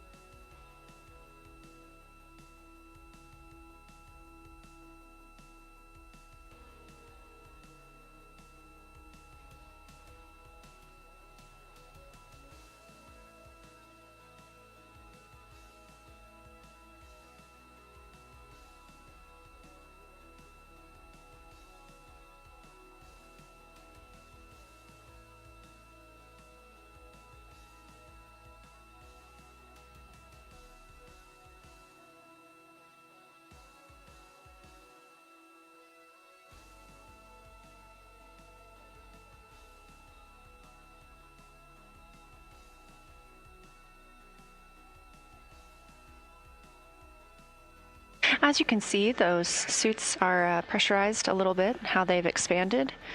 The crew is conducting leak checks aboard those suits right now.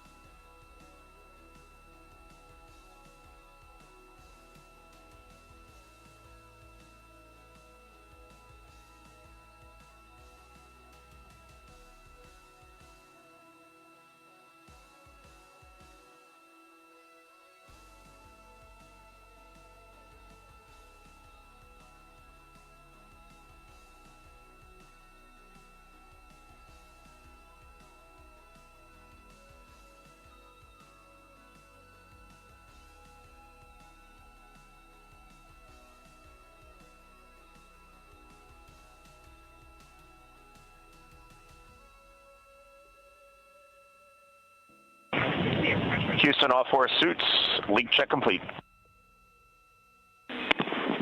Copy, we see the same.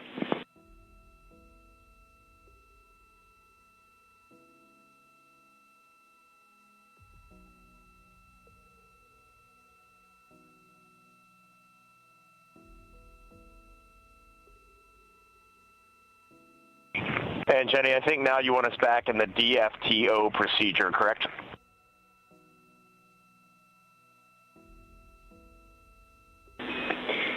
Affirm. We have you back in the aux suit DFTO procedure. You've just performed your leak checks. The next step should be for the LCGQD, which you've already completed, and then you will get into some commanding in the suit DFTO vehicle config.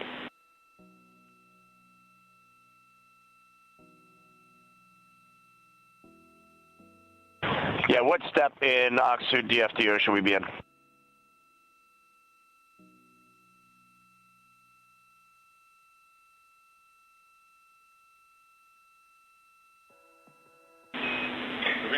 Step 5.7, moving into 5.8. That's instruction 52 in the aux suit DFTO.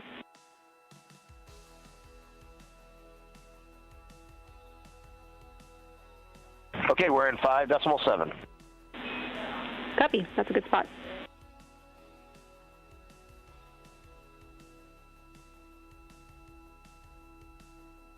That's the voice of Commander Reed Wiseman speaking from the Orion spacecraft. They are conducting the aux suit DFTO. That's Orion Crew Survival System suit. We just had confirmation all 4 suit leak checks are complete.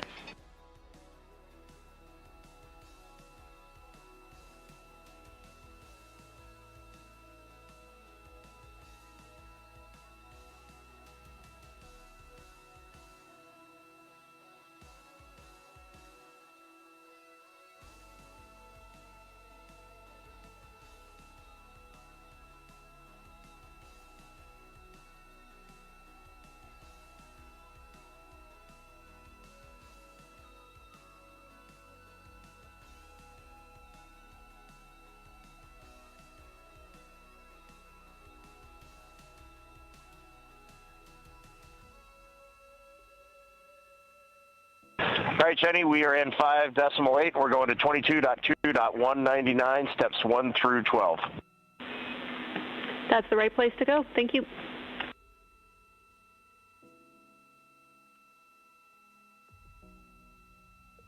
All of the numbers you hear reported by the ground team and the crew are in reference to a specific set of procedures. This helps keep... Before we start pressurizing, I don't have any awareness of timeline and next steps. So before we go visors down and pressurize, why don't we get a quick crew sync? Copy. Stand by 1.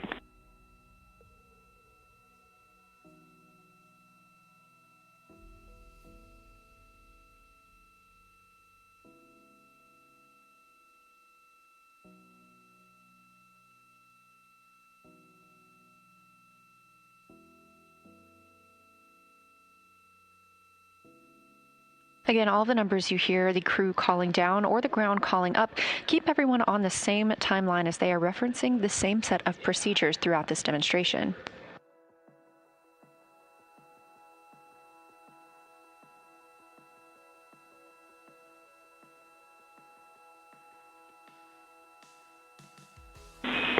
And Integrity crew, we are still talking about what objectives we are going to complete with a shortened timeline. We do want to keep the controlled depress in place because we want to get ranging data in time for OTC3. So we are talking a pared down objective timeline for you. IVA is just getting it together, so we'd like to proceed with the suit DFTO vehicle config, and I'll have words for you soon, but you can all expect a shortened timeline.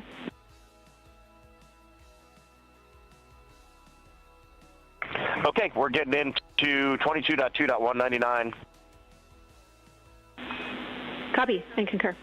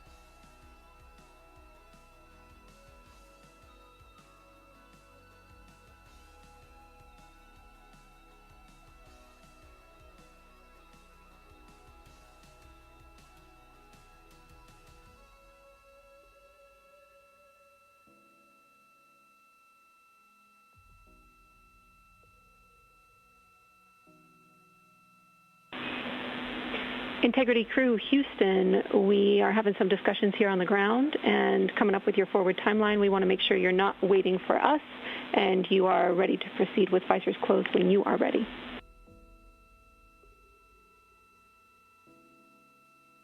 Yep, Bay Firm, we're just troubleshooting one thing and then we'll be ready. Copy. Sounds great to us. Thank you.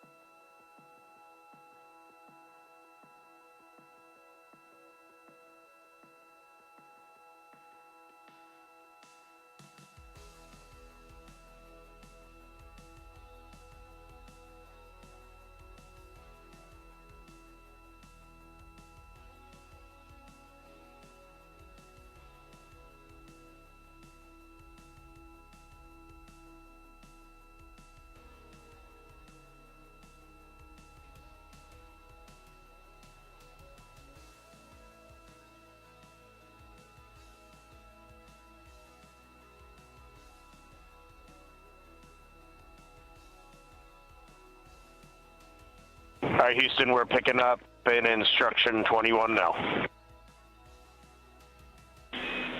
We copy.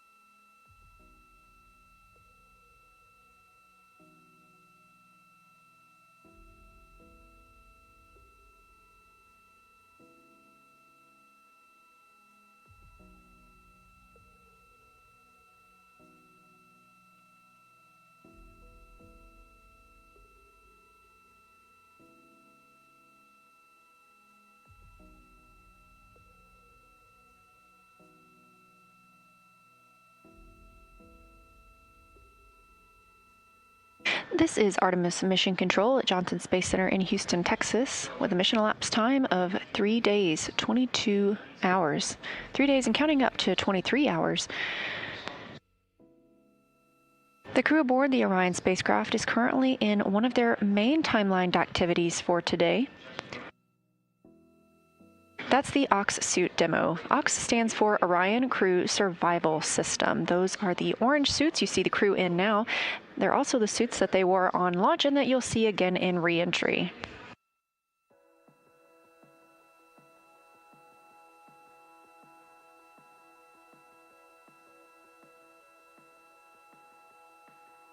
All 4 crew members are now in their suits and have completed suit comm check and leak checks. Next up, we will be pressurizing the suits. We are going to pressurize those to 4.3 psi. Again, this is all in support of future missions to the moon. These suits could be worn. All right, Jenny, we're in the purge. How's everything looking on your end?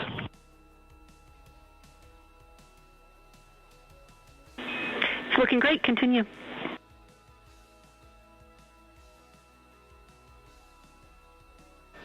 These suits could be worn in the event of a depressurization aboard the Orion spacecraft, and today gives us the opportunity to learn how they would get into their suits while in the microgravity environment, and of course, get in their seats for a return home.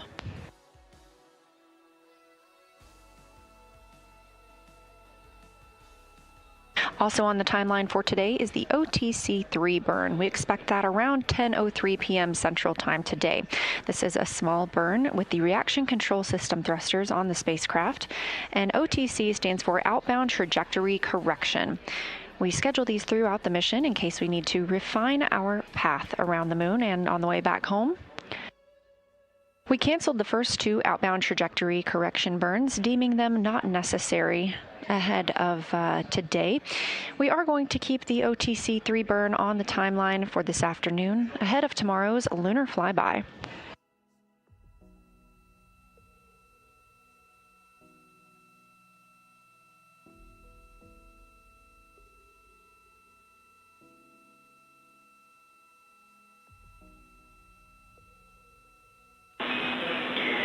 Integrity crew, everything is still looking really good down here. We're loving getting this data. I plan to reconfigure you to be Vox before increasing your suit pressure. Let me know if you want to be Vox earlier so you can stop pushing buttons.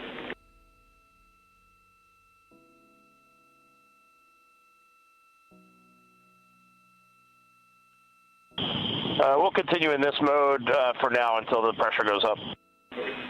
Copy. We'll let you know when that's about to happen and when we do a reconfig of your Vox.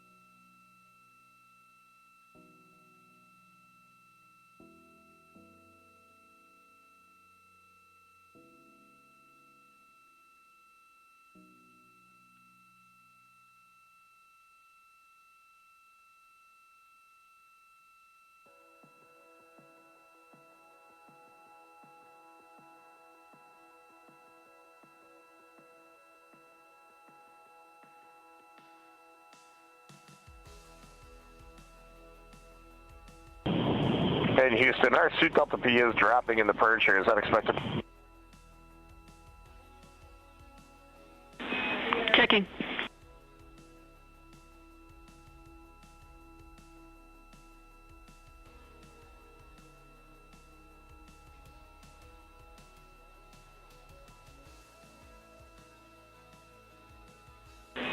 Reed, this is expected. We are in the last 45 seconds of the purge where the pressure will decrease in your suits.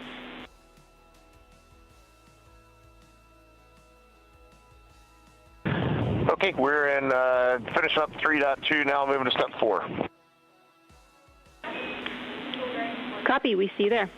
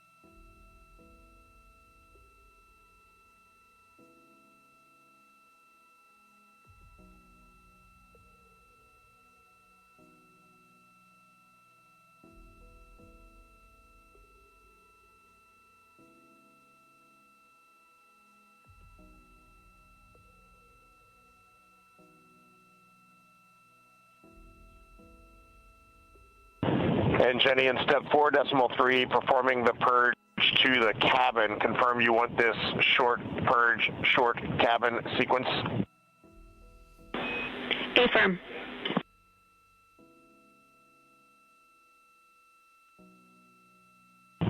Copy that. That's going in.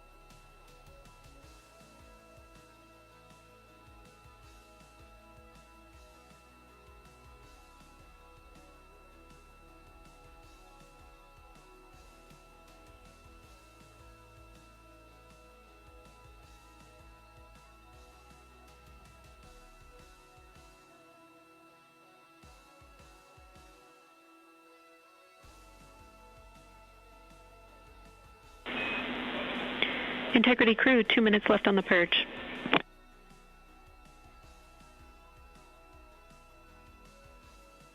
We're watching.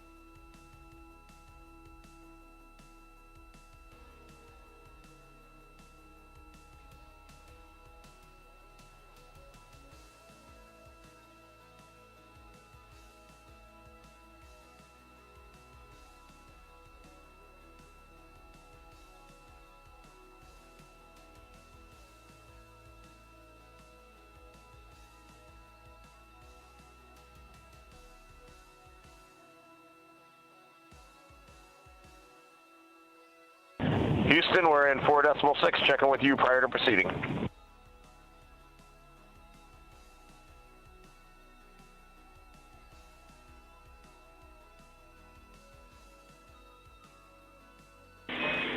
Copy, we're talking.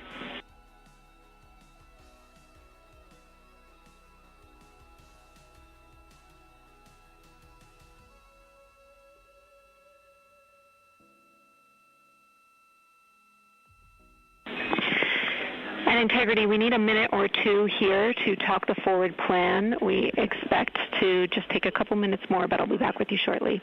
Let's sit tight for now, please.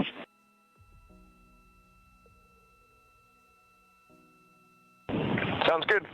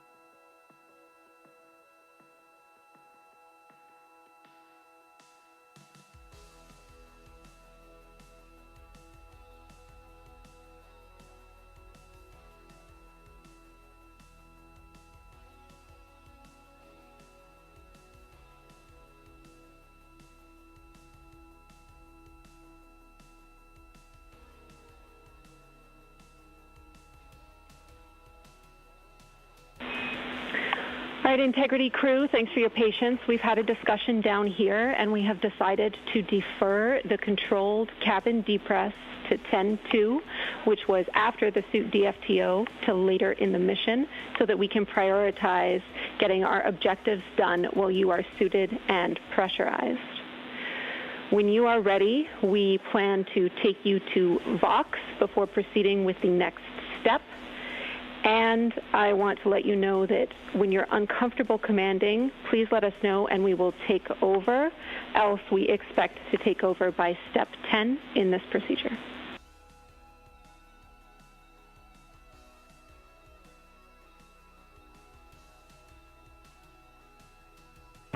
Okay, Jenny, sounds great, and we are ready for Vox. Copy. We will put Vox in work.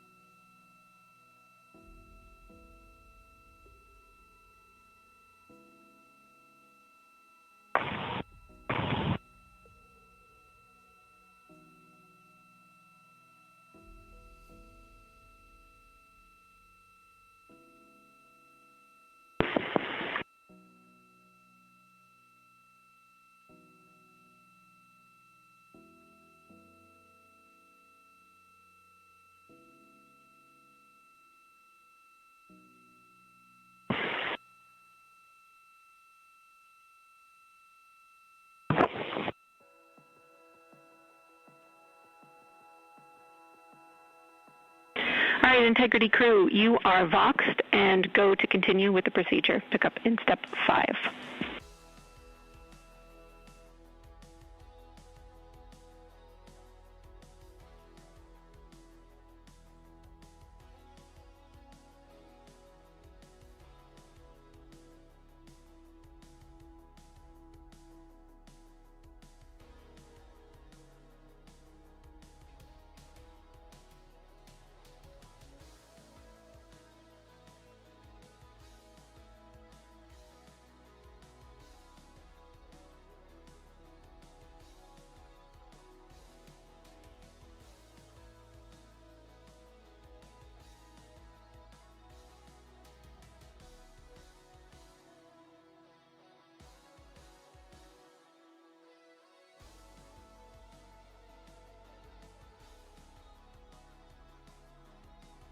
This is Artemis Mission Control at Johnson Space Center in Houston, Texas.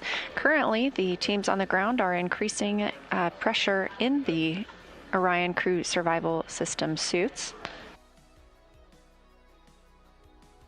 Currently, their audio is only available to teams here on the ground in Mission Control. We want them to be able to transparently describe what they are experiencing as they move through their procedures.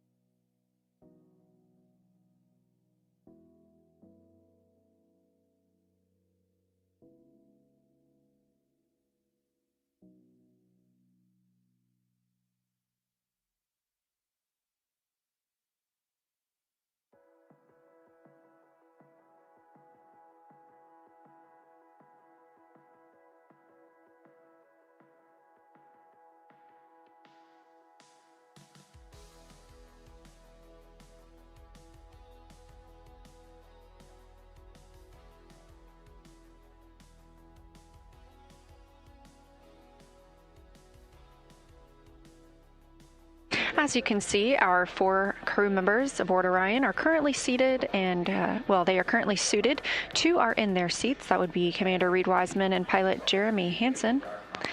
They are stepping through the procedures of the Orion Crew Survival System demo.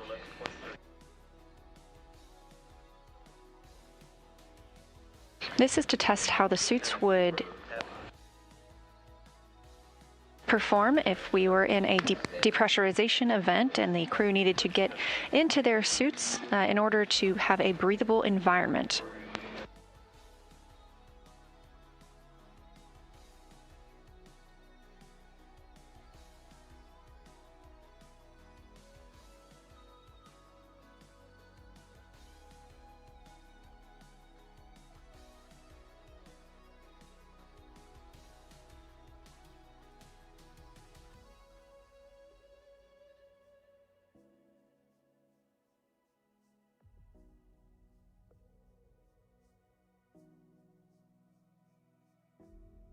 We did have good suit leak checks on all 4 suits, as well as communication checks. However, communications with the crew right now is only available here in Mission Control. We want the crew to be able to speak transparently about how they are stepping through these procedures.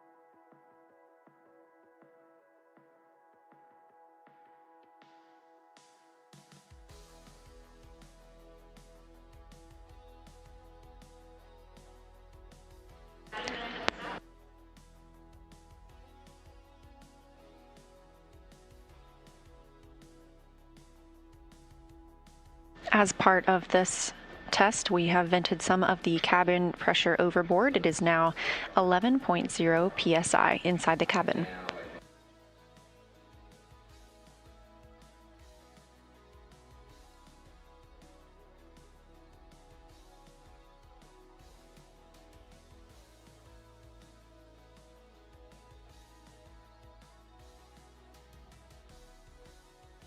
Currently, the cabin is pressurized at 11.1 psi, and the suits are at 3.8 psi.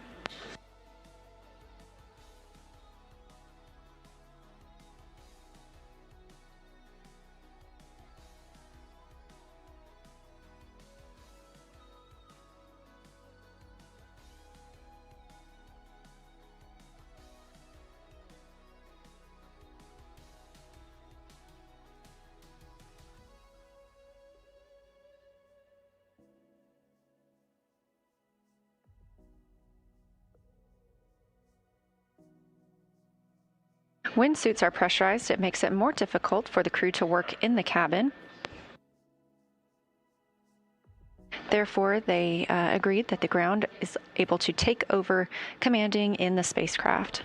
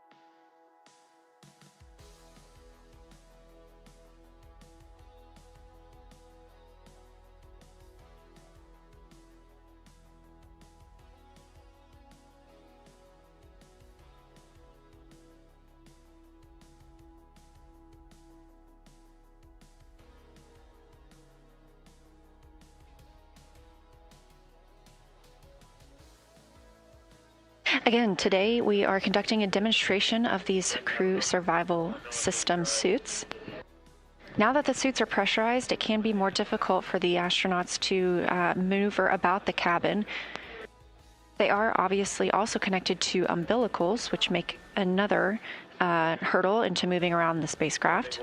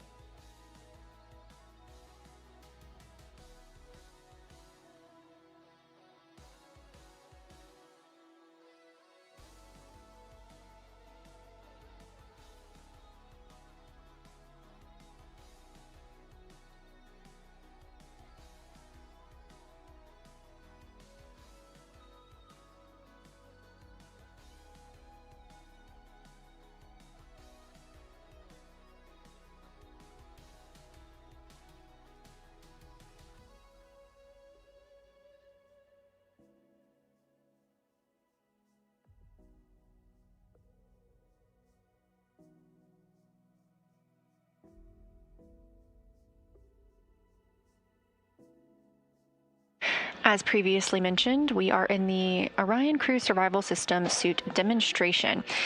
The crew would need to get into these suits in the event of a depressurization of the spacecraft. They'd be able to stay in these suits for up to 6 days in a breathable environment. Pressurized suits, however, do make it a little more difficult to conduct tasks and move about the cabin. For this demonstration, the ground has agreed they will decrease the pressure in both Commander Reed Wiseman and Pilot Victor Glover's suits slightly to help them get out of their seats and conduct some other tasks.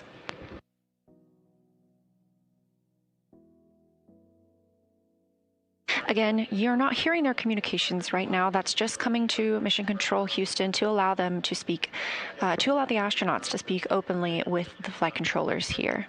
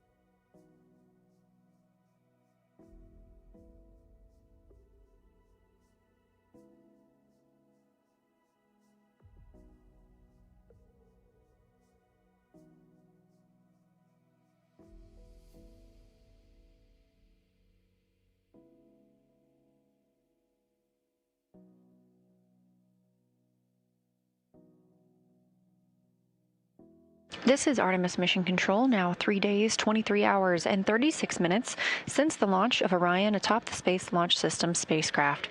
This is a live view inside Orion. Our 4 crew members are currently conducting an Ox suit demo, Orion Crew Survival Suit System.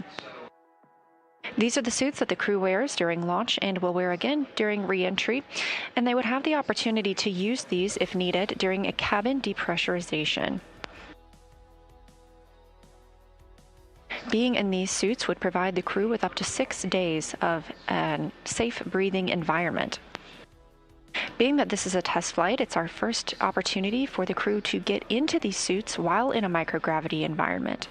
This is helping us prepare for future missions around the moon with Artemis, as well as for the end of this own mission when the crew will need to get suited up ahead of their journey home. Crew audio is currently only available in Mission Control Houston, allowing the crew members to speak extemporaneously with the ground control teams.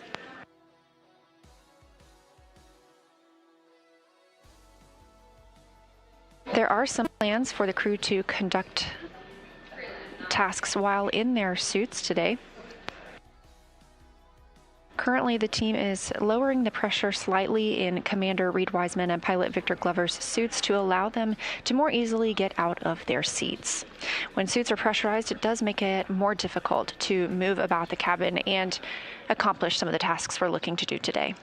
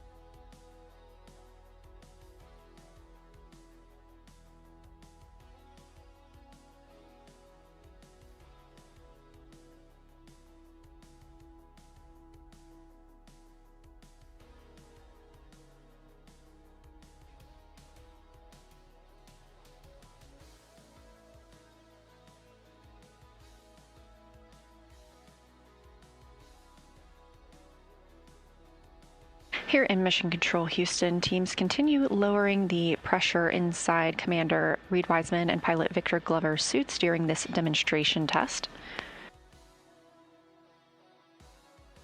This should help them be able to maneuver out of their seats and get to work on some of the tasks we hope to see them accomplish while they are suited.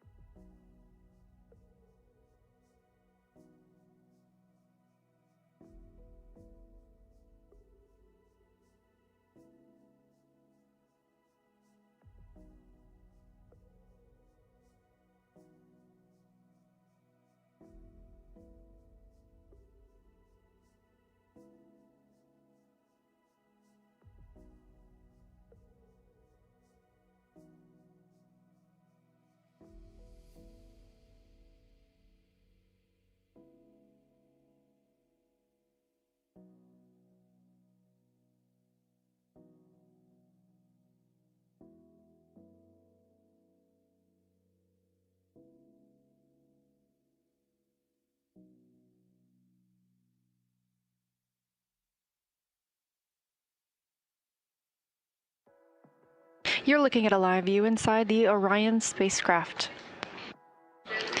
The spacecraft and crew are on flight day 5, now 52,600 miles from the moon. They are 223,909 miles away from us all on Earth.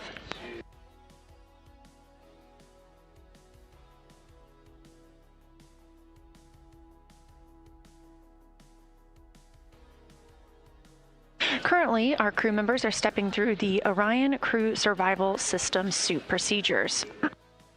This is a test of the suits while they are pressurized on the Orion spacecraft. These suits serve as the launch and re-entry suits for the crew. You probably saw them in this international orange on launch day. However, these suits, as is listed in their name, survival, are also available for survival situations. If the cabin were to be depressurized, these suits could provide the crew with breathing air for 6 days. This is a test flight, and so we are using this day as a test of these suits in such an environment. Now they are depressurizing Victor Glover and Reed Wiseman's suits just a little bit more to allow them to move out of their seats. When the suits are pressurized, it makes it more difficult to move inside the spacecraft.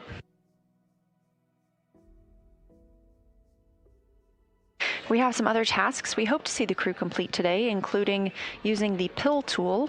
There is a small port on the side of the helmet where the astronauts can insert what looks like a straw and allows them to take medicine if needed while they would be in this situation. Of course, any pill taken today is simply a placebo for the purposes of the test. We also hope to see them eat and drink through that same port. This is one of the biggest parts of their timeline today. However, we do anticipate the outbound trajectory correction burn this evening actually, at 10:03 p.m. Central Time. This will be using the reaction control system thrusters on the spacecraft. These trajectory correction burns are simply refinements of Orion's flight path. We did cancel the first 2 of those as we felt like they were not needed following the translunar injection burn. But this will help us further refine our trajectory ahead of tomorrow's lunar flyby.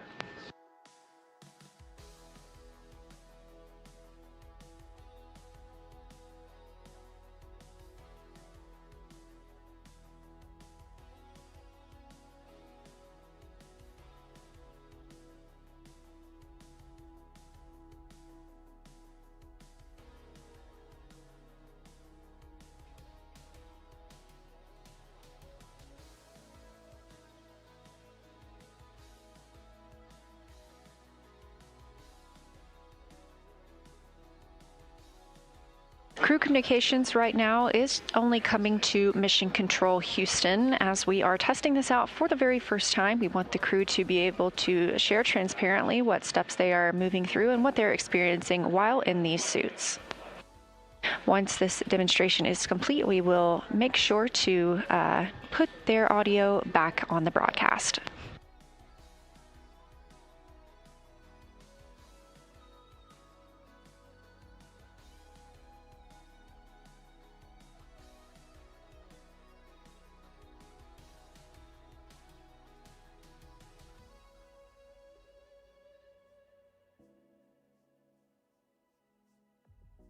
This is Artemis Mission Control, and we continue to monitor this Ox suit demo.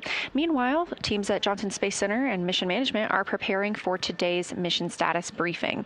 If you're watching on NASA's YouTube, you can stay right here. You'll be able to see that live.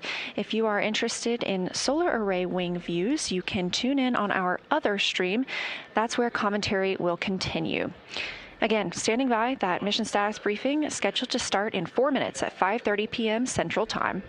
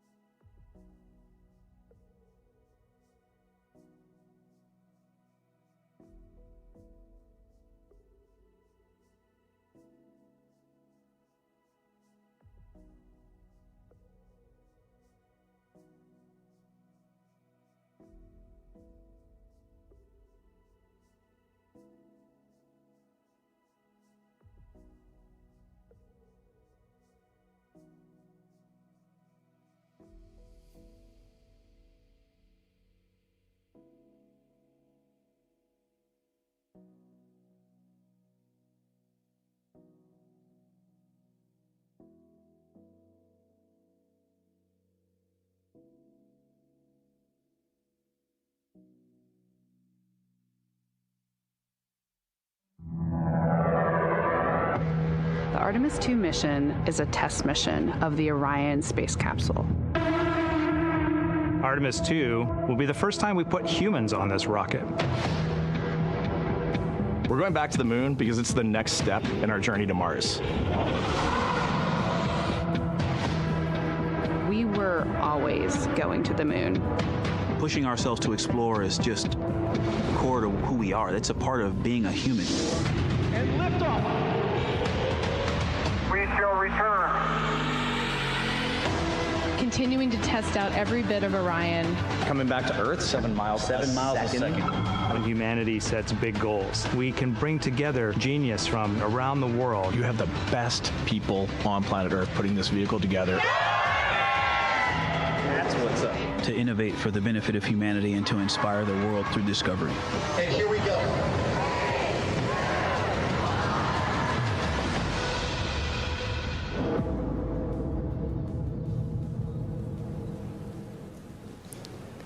Good evening and welcome to NASA's Johnson Space Center in Houston, and welcome to our Artemis 2 status update.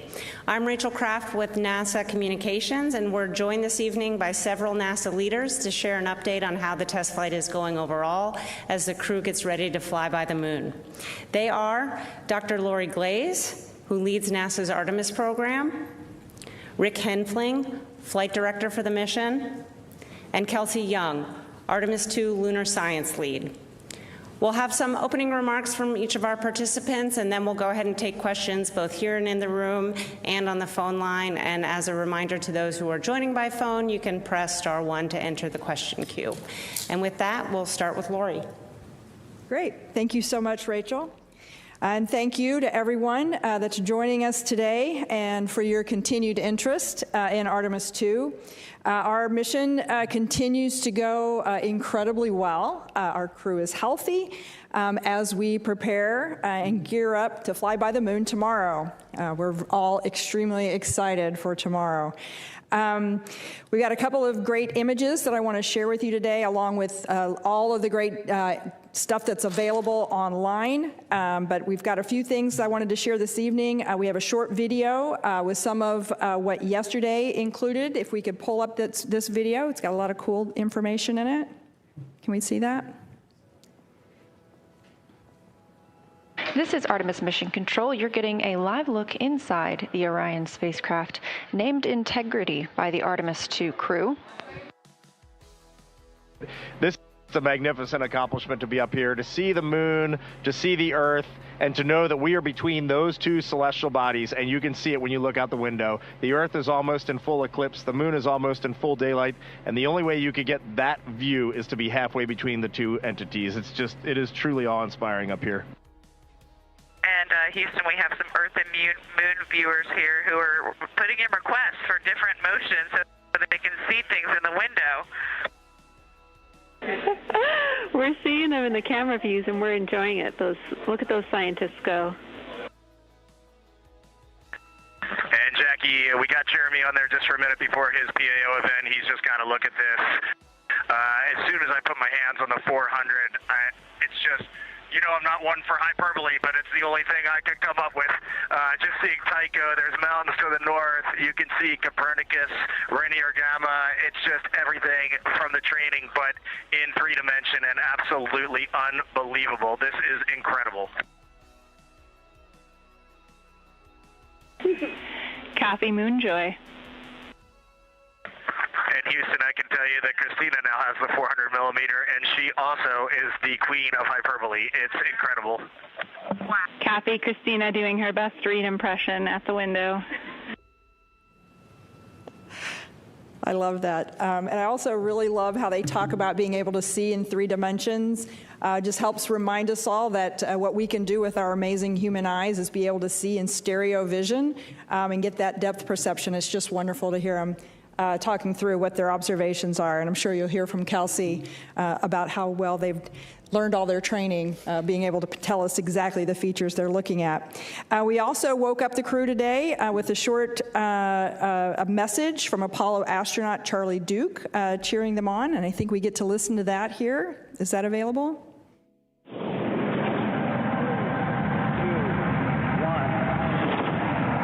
Hello, Reed, Victor, Christina, and Jeremy.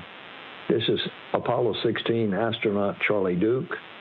John Young and I landed on the moon in 1972 in the lunar module we named Orion. I'm glad to see a different kind of Orion helping return humans to the moon as America charts the course to the lunar surface. Below you on the moon is a photo of my family. I pray it reminds you that we in America and all of the world are cheering you on. Thanks to you and the whole team on the ground for building on our Apollo legacy with Artemis. Godspeed and safe travels home. Wonderful. And then I had one last image there I think I saw come up for just a moment. This was another picture of Earth from Orion's window. And it really gives you a sense of just how far away the crew is from Earth. This was taken earlier today by Christina. I just think it's beautiful. So we're really gearing up now for what's going to be an exciting lunar flyby tomorrow. Our flight operations team and our science team are ready for the first lunar flyby in more than 50 years. I know you guys have asked questions, and we've heard them over and over again. Lots of questions about what's so special about the moon. And just wanted to say a couple words. You know, the moon and the Earth are fundamentally made of the same material. You know, in the way back, the Earth, the former proto-Earth, was hit by a Mars-sized object, a massive collision that left lots of debris out in space that then coalesced into what is now Earth and Moon. So our whole Earth-Moon system literally is made up of the same materials. And so although Earth has gone through lots of evolution with plate tectonics and weathering, you know, the Moon has been there as a witness plate to see everything that's happened over the 4.5 billion years that we've been around. So very cool. So we're really excited to fly by and get to take these observations. Particularly having humans on board really complements the robotic exploration that goes on from NASA. They're definitely not mutually exclusive. We're working together hand in hand to grow our knowledge of what we know about the Earth and Moon system. There's a lot of science on this mission, not just the observations that you hear about from Kelsey, but our human health studies, such as the Avatar experiment that's being carried on board. All of these human health experiments are informing how we can keep our crews healthy on the longer missions that are coming up in the future. This mission is also the first opportunity we have for our science and engineering teams to work together in real time while our crew is at the moon. And I think this is another key piece of the science that we're doing on this mission is not just the observations, but learning how to work together between our flight operations and our science evaluation room and the crew. This is a really good example and a good test case to work through some of those things that we're going to need absolutely critically when we send our crew to the surface of the moon. It will also inform how we operate on the moon's surface during our future Artemis missions, and a great example of how everything that we're learning on this mission is going to feed forward to our longer-term presence on the moon. So with that, I'm going to pass it over to Rick. Thank you, Lori. Wanted to open by wishing everyone a happy Easter, and on behalf of the flight operations team, thanks again for your continued interest in our mission. Yesterday, the flight crew finished up their day with a manual piloting activity where they took the spacecraft into 6 degrees of freedom, 3 degrees of freedom, and then we purposely deselected a few thrusters to characterize the performance of the spacecraft with some thrusters disabled. We also performed a public affairs event with the Canadian Space Agency. We had a couple of routine medical conferences. The flight crew reviewed the science plan that our science team has put together for them. And then we also performed a few activities to help characterize the carbon dioxide removal capability of Orion. When we did a few back-to-back exercise sessions, we wanted to understand just how capable the CO2 removal system was, and the results have been very favorable to date. Today, the astronauts started their day with an opportunity to put their orange launch and entry suits back on. You can imagine that when you put your orange launch and entry suit on in 1G back in Florida, it's a lot different when you try to put it on in zero gravity. And so we gave the crew a chance to practice that before they have to do it on entry day. And since the crew were wearing their orange suits, we also used this time today to practice a few contingency scenarios where they may, if they had to spend extended time in those orange suits, how would they practice drinking their protein shake or delivering medication? And how would you set up the seats in Orion while you're wearing the bulky suit? These are things that they would need to do in a contingency, and we wanted to be able to practice these before if we found ourselves in a scenario where we would need to do them. Once we finish the suited operations, we're going to turn our focus towards trajectory correction maneuvers. We're going to perform the outbound trajectory correction maneuver number 3. This is actually going to be the first one that we actually do.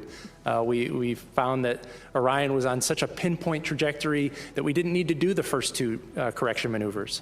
The one today we're going to do later on is 9.9 feet per second. It'll take about 14 seconds. And it's going to use the auxiliary thrusters on the Orion service module. We have a few other medical conferences later today. We're going to do a demonstration of in-flight maintenance where we remove one of the panels of Orion to demonstrate that you know, if we needed to get back behind one of the Orion spacecraft panels, we could do so and maybe perform a maintenance activity if we needed to. And then while the crew's asleep, we're going to perform a demonstration on the ground using our optical comm system. We're going to increase the bandwidth to 100 megabits per second using our optical comm system and our ground station in White Sands, New Mexico.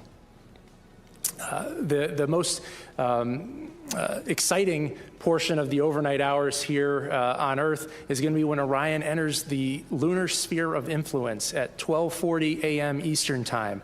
That is significant because that's when the moon's gravity has a stronger pull over the Orion spacecraft than Earth's gravity. And so that's a significant milestone on our mission.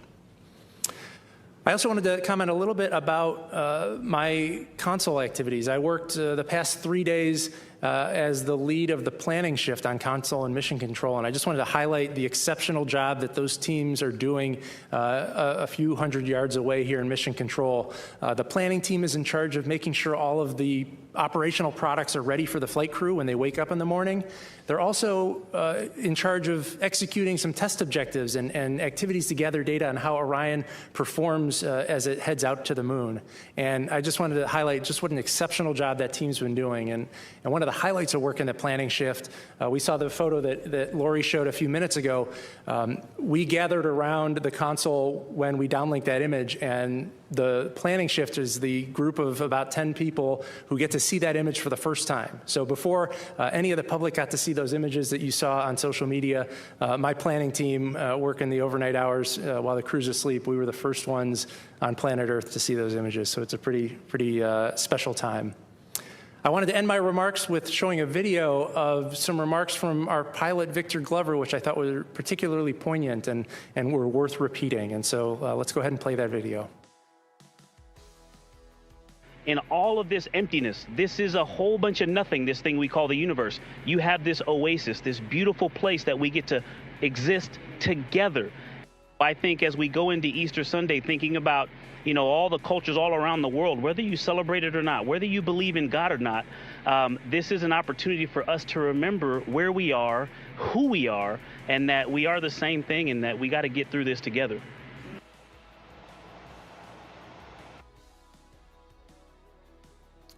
All right, and that is the conclusion of my remarks. I'll hand over to our lead science officer, Kelsey Young. Hard act to follow, both Rick and Victor.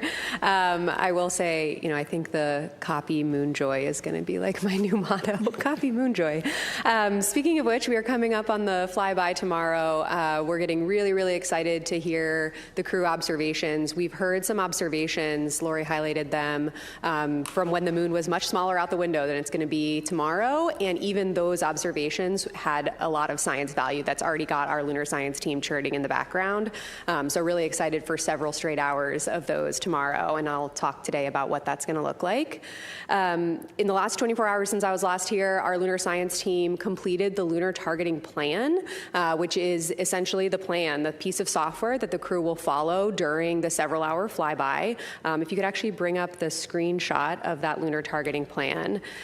This is what's going to guide the crew's observations during the flyby. It is just a guide. They are the field scientists, and they are encouraged to, go off book if what they're seeing in front of them really compels them. We've even built in targets specifically for crew choice, where they can really image what pops out to them. And so what you see here is what the crew will be looking at for the entirety of the flyby tomorrow. You see on the left side a list of sort of targets that listed vertically in the top left of the screen. Those are the targets in the timelined order we're asking them to image them in. And they're in a specific order because ultimately these targets trace back to our lunar science objectives. We have 10 lunar science objectives for this mission. All of them are covered in the targets in tomorrow's targeting plan, and they're in that order down the left side that you can see. The bottom left has the words that explain the significance of the target, as well as the prompts of what we're asking the crew to image and describe. So we have distinct prompts for the person that will be using the camera that's outfitted with an 80 to 400 millimeter zoom lens. And then we also have prompts for the person that's going to be looking at the moon at the time with the unaided eye, just using their eyes to describe what they see. Along the bottom is a cue card as a reminder of what should go into their science descriptions. I would expect they're not going to need to reference the cue card that much because they've had many, many months to practice giving good descriptions. And then, of course, the middle, the moon, the picture of the moon, this is to help guide them into the specific target that they're going to be describing and imaging at the time. You see specific labels called out to help them, provide geographic references for their descriptions. And you also see the previous target and the next target highlighted in different colors. So this is the piece of software that the crew will be looking at. And if you go to the next picture, Rick referenced yesterday that one of the activities that the crew did yesterday was to review that plan. And we just totally oohed and awed in the science evaluation room when we saw them studying in Orion. So there is Victor Glover studying the lunar targeting plan on his tablet, his crew tablet. All 4 crew had time to study that yesterday, and they'll also have a little bit of time to review it tomorrow morning. Got some questions yesterday on how the crew trained, so I just wanted to show a couple images to highlight that. So the first image is actually when they got the flight-like hardware, the 2 Nikon cameras that will form the basis of the bulk of their flyby tomorrow. And we actually put visualizations of the moon at the right distance away from them in a facility over in Building 36 here at the Johnson Space Center, and actually had them practice giving descriptions and taking pictures. We actually did that several times with them. And if you go to the next chart, we also put them in and near the Orion mock-up, the medium fidelity mock-up we have here at the Space Vehicle mock-up facility here at the Johnson Space Center, and actually had them get inside of Orion and actually look out the window at a giant inflatable moon globe we hung from the ceiling, so they could practice that physical choreography they needed to inside of Orion before their flyby. And so the last thing that I'll end with is actually showing a video that I showed yesterday. So if you could play that. This is tomorrow's flyby in 60 seconds. So what tomorrow will look like is a roughly 5-hour period where the crew will be observing the illuminated surface of the moon. In response to the question I got yesterday, the 2 Apollo sites they'll be able to see here at the beginning are the Apollo 12 and 14 landing sites. As they progress through the several-hour period where the moon is illuminated, they'll continue to work through that targeting plan. Again, each target is based on our lunar science objectives, and they'll be able to see how the moon is changing throughout their time observing it. They, of course, will have a period that you can find the exact timing on NASA's websites, and we have it here as well, where there's a loss of signal after Earth disappears from view and before it reappears in Earthrise on the other side. They'll continue their science observations during that time. Then, of course, about an hour later, we have this really unique opportunity to observe an eclipse from the vantage point of Orion, where the sun disappears behind the moon from the vantage point of the Integrity crew, and they'll be able to observe the solar corona right around sunset and sunrise. They'll also be able to take pictures of several planets that will be visible in view. That includes Earth, of course, Mercury, Venus, Mars, and Saturn. They'll also be able to look for potential Earth shine effects, which is literally the illuminated Earth shedding glow onto the near side of the moon. We've got a jam-packed plan for them tomorrow, and it ultimately all traces to our science objectives. Thanks. All right, we'll now take questions. We'll begin here in the room. We'll also take some from the phone. A reminder, you can press *1 to get into the question queue. Please limit your question to one at a time, and let's wait for the mic to come around. We can start here with Jackie. Hi, Jackie Waddle, CNN. Question for Kelsey. I understand during the flyby they're going to be focused on that Oriental Basin, but we've also heard about the importance of these precursor missions to a landing, about scouting possible landing locations. And I know that, the overarching premise here is to establish a base on the South Pole. Can you talk a little bit about what the crew will be looking for in terms of gathering data for those long-term goals? Absolutely. So that is one of our science objectives, actually, is past and future landing sites. And so, like I said, they'll be able to see, in terms of past landing sites, Apollo 12 and 14. They'll also be able to, kind of on their transit from near side to far side, be able to see Reiner Gamma. That's a target in their lunar targeting plan. That's a really exciting sort of lunar science unknown, a big question that's actually driving Eclipse landed mission there, where we'll actually land scientific instruments on the surface to evaluate this really unique feature. And then moving to the far side, of course, we are going to have eyes on the South Polar region. Because of the illumination that they'll experience tomorrow, they'll only be able to see kind of the edge of the South Polar region in the South Pole Aitken Basin, but it will be a target for them to observe what they can see along the Terminator. Okay, Tarek, go ahead. Thank you. Tarek Malik with Space.com, also for Dr. Young. 7 hours for a flyby seems like a long time, and a lot of training has gone into this, and I'm curious what the pace is going to be like, both for the crew on the way in and for your team in the operations room, and how you make sure that everyone is staying focused and yet kind of in it for the duration for, I guess, all of the different phases of the flyby? Yeah, what a wonderful question. Thank you. So we actually did work on that kind of choreography and mental loading with the crew. And so we initially, months ago, started with targets at a cadence of only 5 or 6 minutes. That was pretty fast. And it didn't really allow them time to kind of like settle into the observation. What we've already seen from their observations so far in flight is that the longer they look at the moon, the more their eyes adjust and the more they're able to discern. So we wanted to allow time per target for them to settle into that observation, because ultimately that's going to deliver the most science. So the quickest time per target tomorrow will be roughly 8 minutes, and some of the targets, which are kind of crew discussion focused, are longer, on the order of 20 minutes.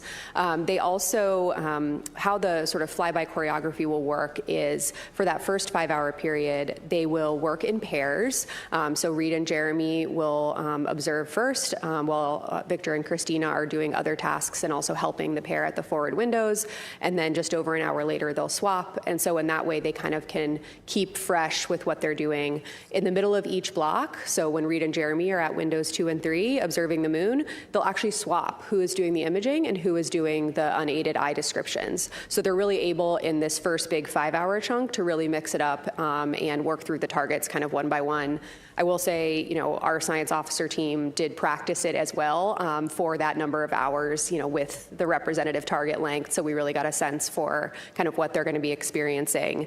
And then they do have kind of an hour break in the middle where the vehicle actually points back to its bias tail to sun attitude before pivoting back for the eclipse. So it's kind of like a little lunar science mental break. I also want to highlight something Lori said earlier, which is that, we have lunar science objectives we want to tackle with this mission, but this is the first mission, right? And we really want to learn about the choreography of all of this, between the ground team supporting all the way up to the crew. And when we think about surface missions with EVAs, with science objectives, we really do need to get used to this sort of mental loading and how we're able to support the crew and not, overburden them while still maximizing science. So I'm really excited about kind of this length of time that is relevant for hopeful future exploration and what we're able to learn there. And then the last part of your question about the science team, thanks for asking. The lunar science team will be in the science evaluation room. I know that the live broadcast tomorrow will flash to them occasionally throughout the broadcast. You're going to see some very excited scientists. They're going to be absolutely buzzing up there. And what they're going to be doing is monitoring the crew, of course. The crew will be giving several descriptions an hour, roughly 3 to 4 lunar descriptions an hour, and the science team will get to work right away, kind of synthesizing those, and then we'll actually downlink the rest of the descriptions overnight in advance of a crew conference we'll have the following morning to, again, continue the science discussion. And so the lunar science team is going to be both really excited and then also trying to keep track of the science through those, what we call science sit reps. Okay, Gina. Gina Sinceri, CBS News. We know the crew is shooting a film camera. When that film comes back, where is it processed, and how will you be able to turn those images around? The crew operated cameras. There'll be actually 3 of them for tomorrow's flyby, 2 Nikon D5s and 1 Nikon Z9. The 2 Nikon D5s will have the 80 to 400 millimeter zoom lens. That's going to be the prime imaging lens for the bulk of the flyby. There's also a 14 to 24 millimeter lens that we're going to be using during the eclipse timeframe. And then the Z9 camera will be especially used around the time of sunset and sunrise for the corona. And actually what we will do is downlink as many images as possible overnight and throughout the rest of the mission, of course, as bandwidth and downlink potential allows. And of course, we'll be getting some out to the public as soon as we possibly can. But the rest that we don't downlink in flight, we'll get once they splash down, and we'll have a team that brings the cameras and the flash cards back to Houston pretty quickly and gets them in the pipeline to release all of them out to the public. Go ahead. Thank you for your time today. Ed Lavandera with CNN. 2 questions. Watching the crew today get into the spacesuits and reconfigure the seats, it seemed very difficult, or it takes a long time. Is there ever a situation where is the speed at which they did that today pretty good? Is it something that needs to be done faster in the future? And then the second question is, when the crew in the capsule is going around the moon, and at least to someone like me sees it, it's almost like they're hooking back quickly. Are they going to feel like they're turning back? Is that a sensation that they're going to have when they're inside the capsule? I'll take the first one, and maybe Kelsey could take the second one. In terms of the suit donning that we did today, the speed is not particularly something we are concerned about, because the Orion spacecraft has the capability to feed a cabin leak, to buy the crew the time to put the suits on. It's not something where if we had a strike that punctured a hole in the cabin, that the crew wouldn't have time to put the suits on. We have oxygen loaded on the spacecraft, and that oxygen will be continually providing cabin pressure, maintaining 8 psi in the cabin to allow the crew that opportunity to get their suits on safely. And I think we'll have to ask the crew tomorrow what they can and cannot feel, but I can tell you what they're going to see. And we had, a lot of conversations when we started scoping the flyby about how fast are they going to be moving? Are they going to have time to see some of these smaller scale features during the flyby? And so we have an amazing visualization lead for the mission, Ernie Wright from the Goddard Space Flight Center, and he has done just amazing work to really try to reproduce as close as possible the illumination conditions they can expect at the speed that it will be moving. And it actually, from the perspective of the spacecraft, they will be moving slow enough to really be able to make robust observations. So it was quite a relief to our team and definitely to the crew when we started playing these visualizations. I don't know what they're going to feel, but I know what they're going to see, and they're going to have time to make observations. Go ahead. Hi, Michael Atkinson, Houston Public Media. I want to ask about public engagement. I think that in the social media age, it's a lot harder to keep people's attention compared to the Apollo era when there was just 3 TV channels. I'm curious what you guys have made of public engagement thus far and what a successful day tomorrow looks like. I understand it's going to be streaming on a lot of different outlets. What would a successful lunar flyby from the public engagement perspective look like? It's a really great question. I can assure you that we are tracking the metrics very closely every day, absolutely, and the public engagement has been spectacular. It has, I think, dropped a little bit since the launch day, but I do anticipate a big bump again tomorrow as we have this really key moment in time where we're flying around, we're breaking the Apollo record, we're going to have an eclipse, we're going to have all of these amazing observations. I really think we're going to get another big spike. I'm really looking forward to that. And then I anticipate another big spike when we splash down on Friday evening. Yeah, I might add to that too that, first of all, I might turn the question back around on all of you and say that, our public engagement team has done such an amazing job to package messaging about this mission, and specifically the lunar science engagement team has been working for months and months and months to make sure that the public has access to the information about the moon. But please help us, right? This is a unifying moment for all of us, and we really, we've put our best foot forward into preparing this mission for success, and we know what it's going to mean to connect to the moon in that way tomorrow. And please, all of you in the room and online, please help us get the word out. Okay, go ahead. Hi, TG Mascaro with the Epoch Times. Thanks for taking the time, and happy Easter. Question for Rick and Lori. Without a landing or parking in orbit, what are you considering the official arrival point? Like when you arrive at the moon? Is it when Orion enters lunar gravity? Is it when the flyby begins? Is it the closest point? Well, I'm looking at Rick here, but from my perspective, as Rick said earlier, when we enter that point where we cross over from being driven by Earth's gravity to being pulled by the moon more strongly than Earth, to me, that's where we'd start. But I think I was going to give the same answer, so I agree. I'll give the lunar science example, which is closest approach. Everybody's point of view. Okay, go ahead. Hi, Alejandro Turnbull for Space Scout. Question for Kelsey. Looking forward to future Artemis missions, how are you expecting the science plans to change from what we're going to see tomorrow? What opportunities are going to be afforded to you by having crew both on the surface and in orbit? Oh my gosh, great question.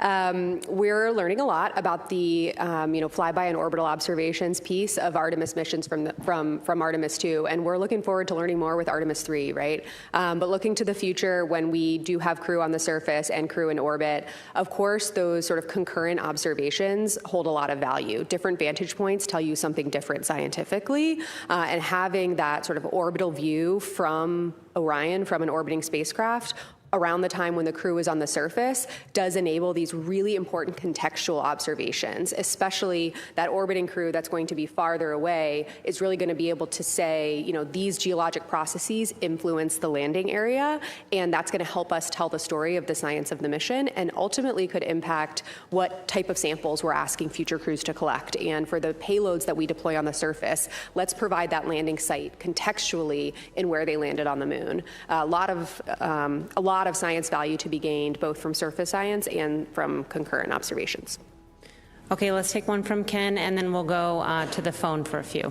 Hi, Ken Chang from New York Times. A couple questions for Kelsey following up. So you said they're going very quickly over the far side. Do you know what the maximum speed is relative to the surface? And just sort of following up on what you all will be doing down here. I remember a media tour last fall, you had this wonderful table that you'd be seeing, having interactive. Will you be giving feedback to the astronauts or follow-up questions, or you don't want to interrupt them what they're doing? Great question. Do you know I don't know the rate. I do not. We'd have to check on that and get back to you. Yeah. Yes, the science evaluation room is a really exciting room. We worked with Mission Control to develop this unique flight control room for the mission, specifically with science in mind. It's not a traditional flight control room that has, typically like rows of consoles where disciplines are plugged in with their teams. Scientists like to talk, and they like to talk over airwaves, so we've allowed for that in the science evaluation room. And what you're referencing here is a beautiful smart table where you can actually, and it's it's a touch table, right, where you can, put up data of the moon and zoom around different areas of the moon to kind of follow along with what the crew are doing.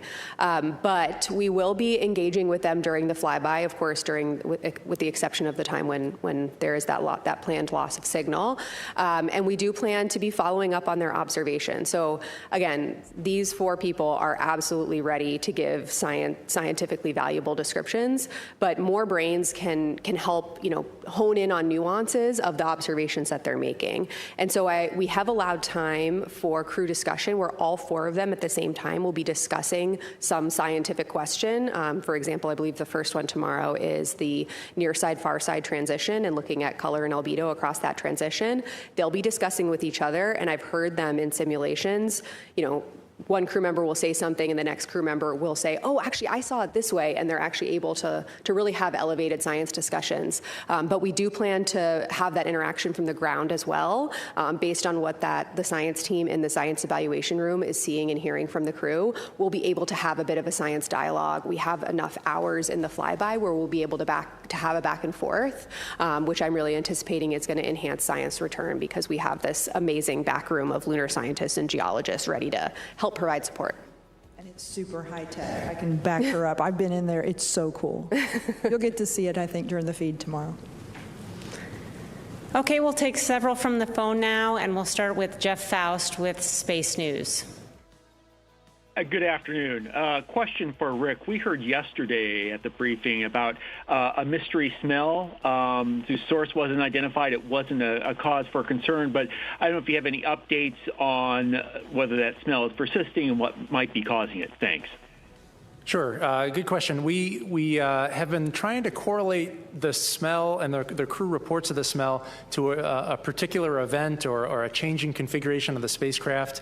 We have a number of heaters that are located near that area of interest, and there's nothing about a heater cycling that we can correlate to the smell.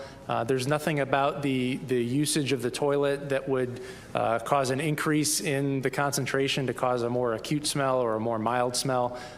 So right now there isn't any root cause identified as to what that source is, but we're continuing to proceed with the mission and the use of the toilet nominally. Okay, our next question is from Stephen Clark with Ars Technica. Hi, thank you for taking my question. I think my question is probably for Rick as well. You mentioned the checkout tonight of the optical comm system on Orion. Has that been used thus far in the mission? How is it performing? And also, if it checks out and you're able to get to that 100 megabits per second downlink, will that kind of expedite the downlink of some of the photos we're expecting from tomorrow? Thanks. Sure. Yeah, the optical comm system has been performing really well throughout the mission. We've used it throughout all of the lunar transit. We have 3 sites where we downlink data. We have one in California, one in White Sands, New Mexico, and then a third site, which is kind of a test and a target of opportunity with the Australia National University in Australia. And we've been able to stream video live to that site as well. And yes, if we can get the bandwidth increased to 100 megabits per second, that will absolutely help getting imagery and data from the spacecraft down in a more timely manner. Okay, we'll go to one more on the phone and then come back here in the room. The next question is from Sana Pashankar from Bloomberg. Hi, thank you so much for doing this. A question for Dr. Young. Obviously, it seems like an enormous amount of thought and effort and scientific considerations have been put into preparing for the lunar flyby. I was just wondering, when did the lunar science team at NASA start making preparations for the flyby? Did it start like when the astronauts were selected in 2023 or after Artemis 1? Yeah, thanks. Yeah, thanks for the question. Not specifically for Artemis 2, but for Artemis science operations in general, it's been a number of years that we've been preparing and integrating with flight operations. I will say flight operations has been incredibly welcoming. I think it's a testament to the fact that, science is one of the fundamental pillars of Artemis, and, specifically for Artemis 2, Rick and Judd and Jeff have been nothing but, really, really welcoming, knowing that, of course, our destination for this mission is, of course, the moon. Specifically for Artemis 2 science preparations, we did, actually start working with the crew pretty quickly after they were selected, more in a classroom training environment, but that did kick off the discussions for our team about how we wanted to develop our science objectives given the mission profile characteristics as we learned more about that, about how the mission profile was evolving. And so that enabled us to really jump off on establishing our science objectives, and with me being selected as the lead for the lunar science for this mission, I was really able to build out our amazing team pulled from several different NASA centers, experts in lunar science, geology, visualization, geographic information systems, teams here at the Johnson Space Center who supported Earth observations from the International Space Station that are actually responsible for developing that gorgeous lunar targeting plan. And so the plans for the flyby profile as we're going to execute it tomorrow probably really ramped up in earnest just over a year ago. But prior to that, there was a lot of work going in with the flight operations team for integrating our new science officer console into mission control, as well as building out the science evaluation room. Okay, we'll come back into the phone, or pardon me, to the room. Irene, and then we'll go to Tom. Thanks. Irene Klotz with Aviation Week. For Rick, a couple of flight operations questions. First is, which two astronauts attempted to don the suits quickly, and how much faster did that happen compared to the nominal donning? And on the manual flight demonstration, did the exercise today complete all the, or maybe last night, sorry, I've lost track of days. Did that complete all of the manual operations that you're expecting, and what have you learned so far about the nuances of Orion's handling that you want to kind of continue more studies on post-flight? Thanks. Of course, thanks for the question there. As far as who donned the suit rapidly, that was Reed and Victor, and then Christina and Jeremy donned it in the quote-unquote nominal time frame. The rapid donning was attempted to be done in about 15 minutes, which is pretty swift. And again, that corresponds with the time that Orion has to feed the leak and maintain cabin pressure before we can get the crew safely in a pressurized environment. As far as the manual piloting that we have left, we have another test on Wednesday. That will be in the crew's afternoon after they build the radiation shelter. And then finally, with respect to the handling qualities, I sat in the back of Mission Control during the proximity operations demo. I had just worked the ascent shift, but I couldn't stay away, and I had to watch. And it was pretty spectacular to watch Orion pretty much stop on a dime. You know, Victor would deflect the hand controller, release it, and you saw the ICP, the video of the interim cryogenic propulsion stage. You'd see it move and then just stop right on a dime. And so I would say we've got some pretty well-engineered control laws on Orion. Tom. Hi, guys. Tom Costello with NBC News. Thanks for so many great news conferences. I have just a basic question with, I don't have a PhD in rocket science. Can you explain for the audience how it is that when it goes into the moon's gravitational pull, and then when you come around the other side, the Earth's gravitational pull can take over or becomes stronger? You help me understand that, and that would be great. And then second of all, can I just confirm with you the photographic number of targets you have, and how many photos you expect to take? Sorry if I missed that. All right, I'll take a swing at the orbital mechanics here. So the translunar injection burn essentially raised our apogee, the height of our orbit above Earth, to a point where we target it such that the moon will, as it orbits Earth, we kind of intercept the moon and we allow the moon's gravity to take over. And then because we're not entering into lunar orbit, we coast past apogee relative to Earth, and we start falling back to Earth, and eventually the Earth's gravity is going to take over and bring the spacecraft back into the atmosphere. As for targets, I was just going to add one more thing to that, is that as you enter, as we talked about, the stronger influence of the moon's gravity, we're out at some distance, and so when it starts to pull on us, we go into a circular, kind of an arc around the moon, and that kind of slingshots us. You can imagine a slingshot around, but then that kind of starts to overshoot and come back, and then by the time you might go somewhere else, we're now pulled into Earth's gravity again, right? So it starts to pull us back. So it's the interplay of those two gravity fields that really drive this beautiful dance of the spacecraft. The number of targets, I'll have to get the exact number, but it's in the range of 35 targets. We actually do plan to put out the list of targets hopefully tomorrow morning so that the public can follow along. I will caveat that with that's a plan, right? And they're going to flexibly execute that plan based on what they see. But we will put out kind of the list that they have been, studying too. As for number of pictures, it's a great question. The only way we can kind of make a guess at that is from the mission simulations we've done on the ground, where they're taking pictures of not the real moon. I have a feeling that the real moon is going to be a bigger draw. I would expect thousands of pictures that the crew themselves will take, not to mention the imagery that we will be taking with the Orion vehicle cameras. Okay, we'll go here and then back to Will Robinson-Smith after that. Hi, Emily Martin from CLA's Fast Friends. Thank you so much for doing this. I was wondering, which specific science questions do you hope this flyby will will answer? The Apollo samples ultimately answered the question of the origins of the moon.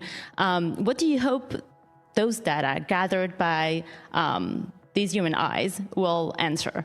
And also, I was wondering if you are planning on taking a photo of Orion with LRO, if it's even feasible. So on the science objective question, we do have 10 science objectives, all of which we feel are accomplishable, tackleable by the crew with the lunar targeting plan as written. The lunar targeting plan does actually address all 10 of our objectives. But as for the ones that I'm most excited about, I am really excited for, our number one priority objective is, color provinces and albedo, right? This is something that human eyes are just incredibly good at teasing out nuances about. And again, forgive me again, the photometry deep dive, but again, the ability of a crew member to look at the surface in different illumination conditions as the Orion spacecraft is moving across the surface of the moon will allow them to understand morphology and texture, and therefore origin, process and origin. I mean, you heard even from farther away, Reed say yesterday, I can see much more topography around Tycho than I could in the visualizations. As he's getting closer, he is seeing that 3D effect start to realize. And when they get even closer and they have that sort of extreme flyby profile over a number of hours, they're really going to be able to tease out that dynamic between topography, surface texture, morphology, and color and albedo, and how and if those things overlap. There are some targets on our targeting plan where that's specifically an objective of, do you see a correlation between color and topography? And a negative observation, not seeing it, is a science result, right? And so we do really focus on this unique profile that this mission has.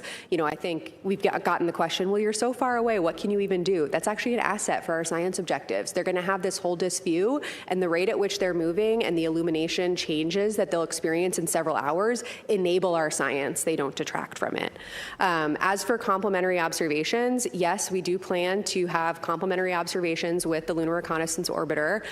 We also have other complementary science investigations, including citizen science here from scientists on Earth who are going to be looking for impact flashes or new craters that are forming on the surface of the moon, just like the Artemis 2 astronauts will be looking for. So lots of chances for coordinated observations, and you can bet we'll be putting out information about that, especially the Lunar Reconnaissance Orbiter TIEs post-mission.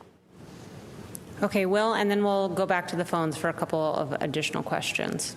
Thank you, Rachel. Will Robinson-Smith with Spaceflight Now. Thank you all for taking the time today. A couple to Rick, if I may, about the OX demonstration. Please correct me if I'm wrong, but it sounded like at one point there was a plan to lower the cabin pressure in Orion. Can you talk about when and why that changed? And then the life limit for the astronauts in the suits we've heard is 6 days. Can you go into some detail about what the life limiter is for that? I mean, obviously the crew is now within 6 days nominally of returning to Earth, so if they needed them, they've got that latitude. But can you just go into some explanation about why the 6 days, what creates that bracket? Thank you. Sure. You're correct that we are planning on decreasing the cabin pressure in Orion. That was always part of the plan. As we look forward to future Artemis missions, we expect lower cabin pressures when we perform dockings to other spacecraft. And we want to be able to evaluate Orion here on Artemis 2 to understand how it performs at 10.2 pounds per square inch atmosphere, so that when it docks to another spacecraft, we quickly equalize pressure.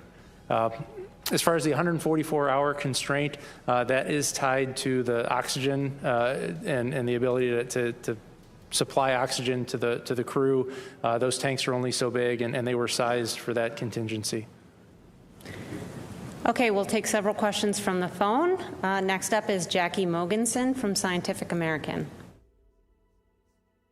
Hi, thanks for this. I was wondering, on the lunar flyby, I understand that there are a number of things that the astronauts have been training to see, but I was curious what you would say are kind of the wish list items of what would be really cool to see but are not a guarantee. Thank you. Ooh, I would think, honestly, a big one is just the amount of color they're going to be able to see and where and when they see it. Again, negative observations, not seeing something, is science. That is something we are learning. So I think we have a lot of questions about where and how subtle color hues will pop out to the crew. We have guesses, of course. We have educated guesses based on what we know about the lunar surface, especially the far side, which haven't had, human eyes on it before. But we don't know what to expect. We've provided guidance to them on where we think the best places are to, make those observations, but this is exploration, right? And while we have imagery, amazing data from orbiting spacecraft, it's these nuanced observations that we're lacking. And so, this is discovery, right? And we're asking questions that we don't always know the answer to, and that's some of the value of what these Artemis missions bring. Next up is Marcia Smith with Space Policy Online. Thanks so much for taking my questions. One question I think is to Rick, and could you just clarify about the toilet situation? Have you permanently fixed that, or is it that every certain number of days or something you're going to have to turn the spacecraft towards the sun in order to make sure that that vent doesn't freeze?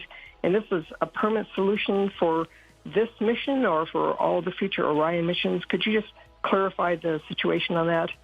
And on a completely different front, I'm just curious to Kelsey and to Lori, maybe wearing your planetary science hat.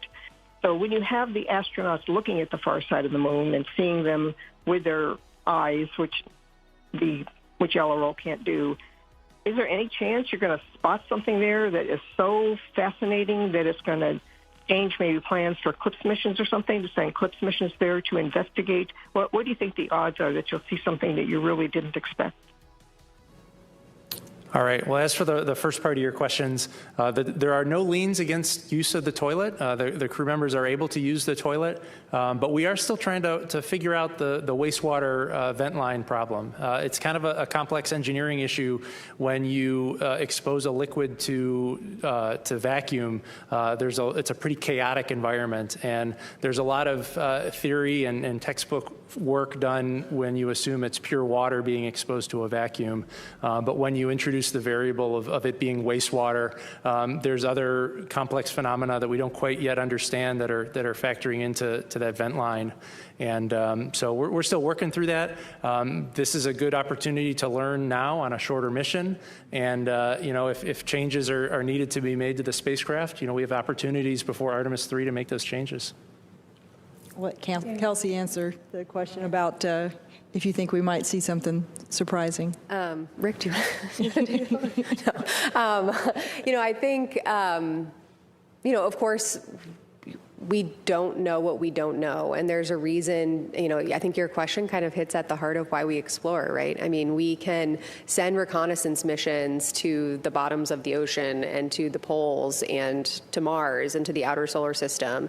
And, I like to think that planetary scientists, are pretty good at their jobs and pretty good at outlining plans of what they think we will expect to see. But we in the science community like to talk about multiple working hypotheses, right? We take all available data and we form these different hypotheses, and we make a plan to go address and buy down those hypotheses. And so, do we have guesses about what they're going to see on the far side? Yes. Do I have solid confidence in exactly what they're going to see? Absolutely not. That is why we send people out into the cosmos to explore in the first place. And so, I think it's important to remember that, what the crew are going to do tomorrow is the first step in this exploration. And I think it's important to remember that, we don't always know exactly what they're going to see. We have lunar reconnaissance orbiting spacecraft data of the surface. We understand, what it's made out of. We understand the topography, but we don't know what the crew are going to see in these specific illumination conditions from a scientific perspective, and that's exciting. It's part of the exploration mission. It's one of the main charges of the Spaceflight Agency. Okay, we'll go there. Thank you, Rod Pyle at Esther Magazine. This is drilling in a bit, so I apologize if I'm peeling the onion too much. This is for Kelsey. During Apollo, if you look at interviews with some of the geology backroom guys, they were operating almost entirely from audio, and the video was really of low quality. So now that you've got this spectacular video imagery coming back, do you think you'll have a real-time feedback loop of evolving science targets while they're doing the pass behind the moon? Oh, thank you. My goodness, what a good question. This is going to allow me to nestle into my happy place of science and operations. So the answer to your last question of if we will have targets evolve over time, the answer is, for tomorrow, we're likely not going to be, oh my gosh, scrap the back half of the plan and add in all of these new targets. However, in looking to the future, as Lori commented on right at the beginning, for future missions, when we have longer stays, both in orbit and on the lunar surface, that longer term presence will enable us to flex the plan and enable and empower the crew, of course, within the requisite safety constraints, to audible scientifically about the types of samples and the types of observations they're making. And so tomorrow, the science evaluation room is going to have that future in mind, right? They're going to be listening to what the crew has to say, and they're going to be passing up follow-up questions. And, oh my gosh, we heard you notice Grimaldi. That was not one of your targets, but what you just said was amazing. While the viewing attitude still permits, could you provide some additional words? That is absolutely in scope for tomorrow, depending on what we hear from the crew. Your question also gives me a good opportunity to share with you all what tomorrow is going to look like for those of us watching here on Earth. We will see video streamed from the Orion vehicle cameras. So we will kind of see the moon at the distance that, of course, the crew can see it at. We will also, at times during the flyby, go kind of on board with them the way that we have been experiencing the last few days with that interior camera. Although, I think I mentioned this yesterday, it's going to be very dark in there. So it will not look as crisp and beautifully lit as a lot of the footage that actually Lori and Rick showed earlier today. But it will give you a sense of being on board with them. And then you are not going to hear them all the time during the flyby. You will hear several times an hour a status of how they're moving through the lunar targeting plan and giving some descriptions. Those science sit reps, as we're calling them, will not come from the prime crew that are at the windows at the time. It will come from one of the two crew members who are not, plugged into their crew tablets and really down and in on the observations. It will be a third person coming to an additional window to make those descriptions. So you'll see the streamed video, you'll hear from them several times an hour, and then as soon as we can after the flyby ends, our team will be working as a part of the flight control team to get those downlink requests in quickly so we can get all the audio down and get as many images as we can overnight and then throughout the rest of the mission. Okay. Hi, Lisa Grossman from Science News. I have two questions for Kelsey. One is, I'm glad to hear that the target list is going to be made public tomorrow. Is that cool user interface thing that you shared an image of earlier going to be made public at any point? We're working on how to archive that for the public after the mission. We're not going to be able to do it within the mission, but it is such a big part of lunar science in this mission. And, for those familiar with the Science Mission Directorate, you'll know that, we take very seriously the charter to make every data set relevant to lunar science accessible to the public. And we have a charter to do that for this mission within 6 months post-mission. And so we will be working hard to identify how we can get this tool out to the public, given its criticality for lunar science. Thank you. And then what phase will the Earth be in during Earthrise? So what they will see on the Earth is Asia, Africa, and Oceania. And so for anybody listening here who is in Asia, Africa, or Oceania, you can go out and look at the near side of the moon at the exact same time that the crew will be looking at the Earth. For those of us not in those places, we can go out later and still see the same views, but for those in Asia, Africa, and Oceania, know that the crew will be smiling down on you around Earthrise and Earthset. Okay, and we'll take one final question and then go ahead and conclude. Marcia. Hi, Marcia Dunn, Associated Press. I'm looking for some numbers, please. What's the latest numbers on the maximum distance that Orion will be from Earth? What's the closest distance to the moon? I think I've heard 4,000 miles.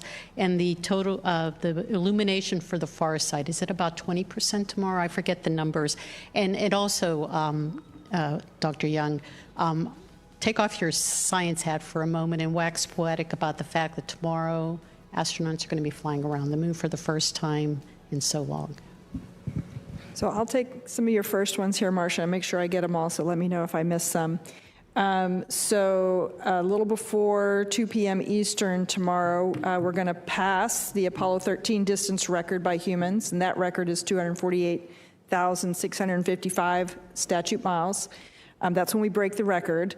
And then tomorrow evening, around 7:07 p.m. Eastern, we will reach the farthest distance from Earth at a distance of 252,760 miles. That's 4,105 miles farther than Apollo 13. You asked about the percent of illumination. My recollection, it's close to like 21%. Yeah, the right, caveat there, though, is that is the percent of the far side that is illuminated at closest approach. So when they are closest to the moon, they will see 21% of the far side. On their approach, as you saw in that visual, they will see the full disk. It will include a big section of the near side as well as that section of the far side. Essentially, half of the moon is always illuminated. They'll see that. And so they will see the full 180 degrees that's illuminated, but as far as far side. Yeah. Thanks, Kelsey. Yeah, I think it's at closest approach, it's 4,070 statute miles. Mm-hmm. Yep. And then do you want to wax poetic? Oh my gosh, of course, always. I mean, first of all, I will be on console tomorrow, so I will be locked in and fully in operations and execution mode. But, sitting here today, the day before the flyby, I was a kid who loved to play outdoors, and I was a kid who loved to, while playing outdoors, look up at the sky. Being outdoors and exploring the environment around me was a massive part of my childhood. I'm the mom of 2 young kids, and my youngest is right in the phase now where she looks up at the moon at night and just screams moon every time she sees it. She just stops what she's doing and points up and yells moon. And it really just, I swear I do not push her to do this. This is a natural instinct. But, I think it goes to show that people all over the world connect with the moon. This is something that every single person on this planet can understand and connect with. Of course, I'm focused on my kids in my house, but I know that people all over the world have their own sense of connection with the moon. Specifically, also, we will get an eclipse tomorrow, and I think everybody on Earth, or a lot of people on Earth, have connections to partial or full solar eclipses. I'm wearing my eclipse earrings today. We're approaching the 2-year anniversary of the 2024 North American eclipse, which was actually the same day that my daughter was born. And so I have a lot of emotions, to be totally honest with you, wrapped up in this mission and the specific timing of this mission.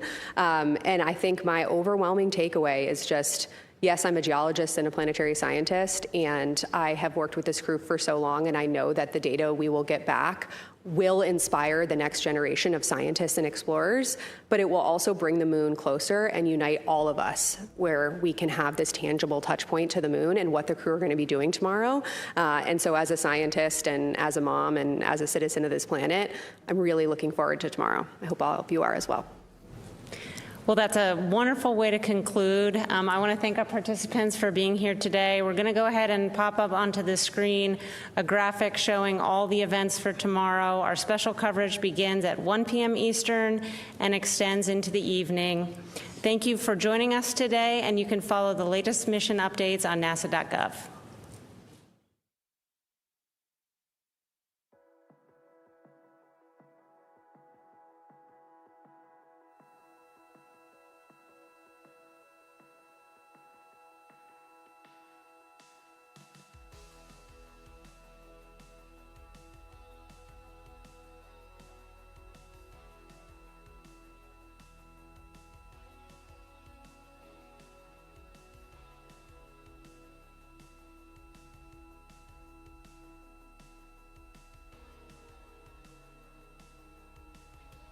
This is Artemis Mission Control at Johnson Space Center in Houston, Texas. Mission elapsed time for the Artemis 2 flight is 4 days and 58 minutes.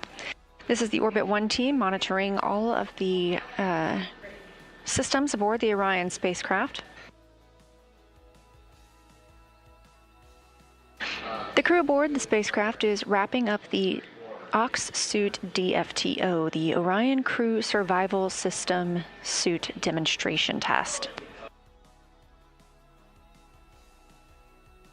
During this test, the crew got into their suits, and 2 of them got into their seats.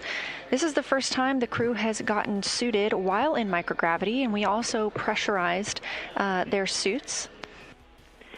Integrity Houston, we do have big picture words to pass for you, and we see ourselves coming up on a longer LOS here. So please give us a call when it's good to pass those words on to you.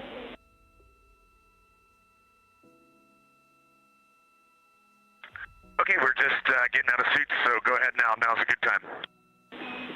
Okay, I'm going to roll through this list with you. We have turned off the CamCab 3 because we suspected that you were suit doffing.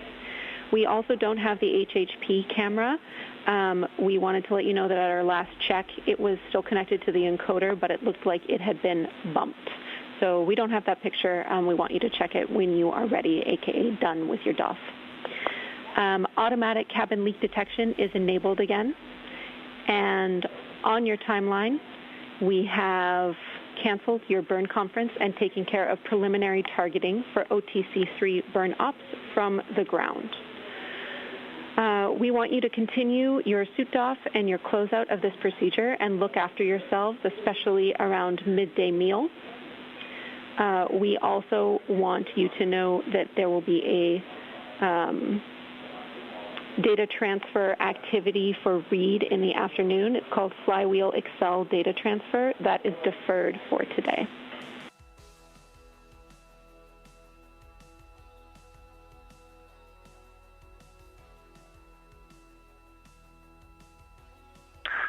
Okay, we copy all.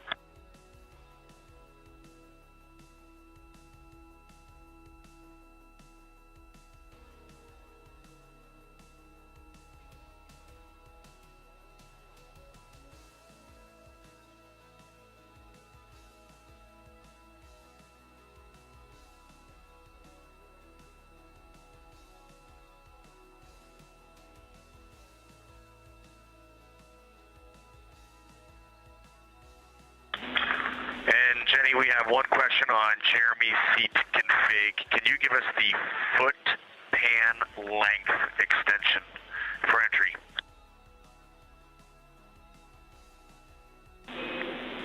We're checking on that. I'll have it for you in a minute.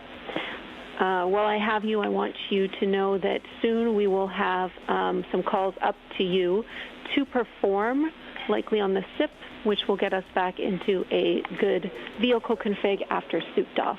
I'll be back in a minute with that setting for Jeremy's seat.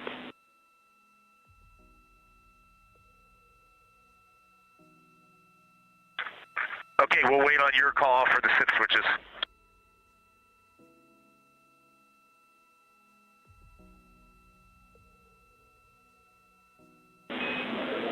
Copy, and Jeremy's psi position is 5, and if you're talking about the CAF extension, that is fully extended. It should read 6.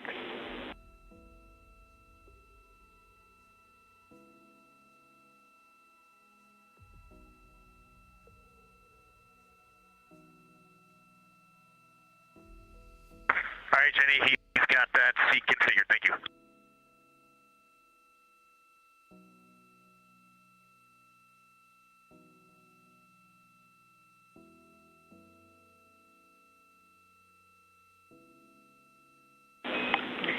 Finally, one more for you, Reed. If you did not use mags today, we would like you to save the unused mags.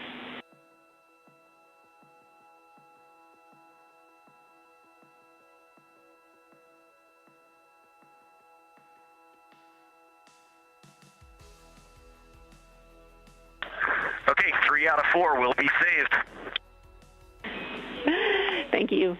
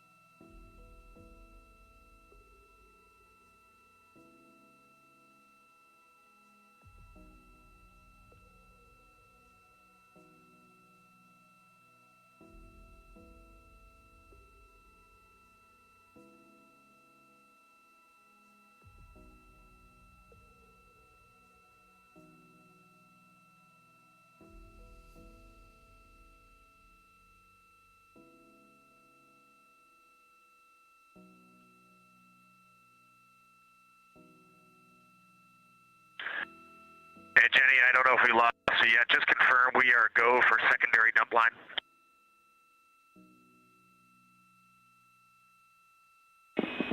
Secondary. We're still with you, Reed, and we're checking.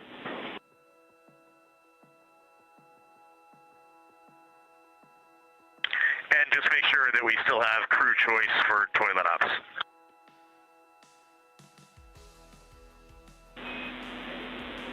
Affirm, the crew plan is still go for toilet, and we're checking on the secondary line.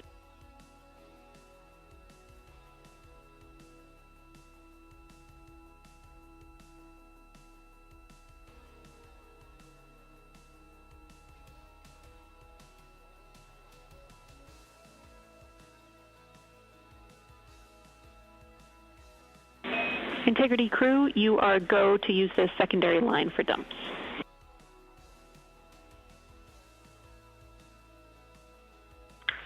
Okay, sounds good, and we'll reconfigure the cut before we do that. Thanks.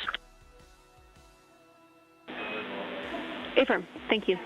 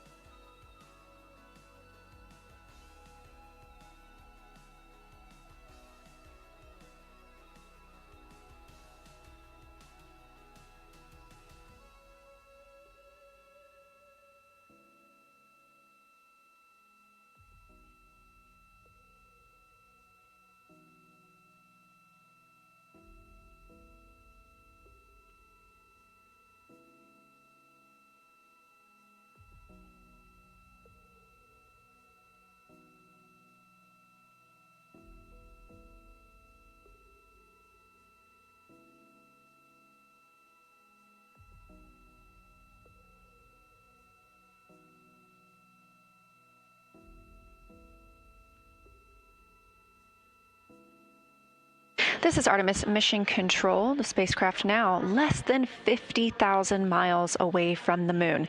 Again, we are excited for lunar flyby tomorrow, the first time we've sent humans around the moon in over 50 years.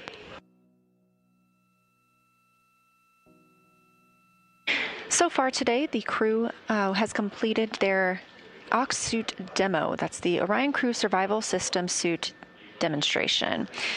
The Ox suits are what the crew wears during launch and re-entry for the spacecraft.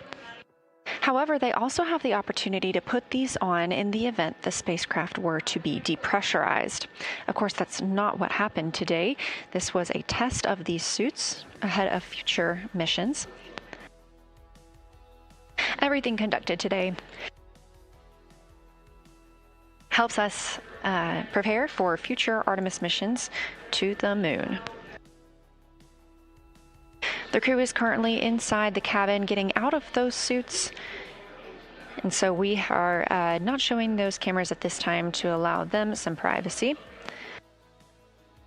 But they are reconfiguring the cabin following that test.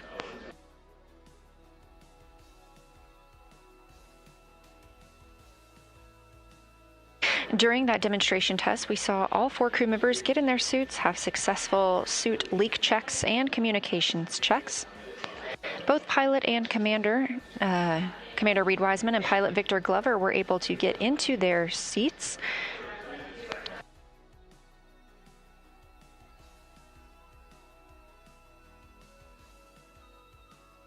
And again, they are now reconfiguring the cabin and taking down the portions of the seats that they had added to help with this task.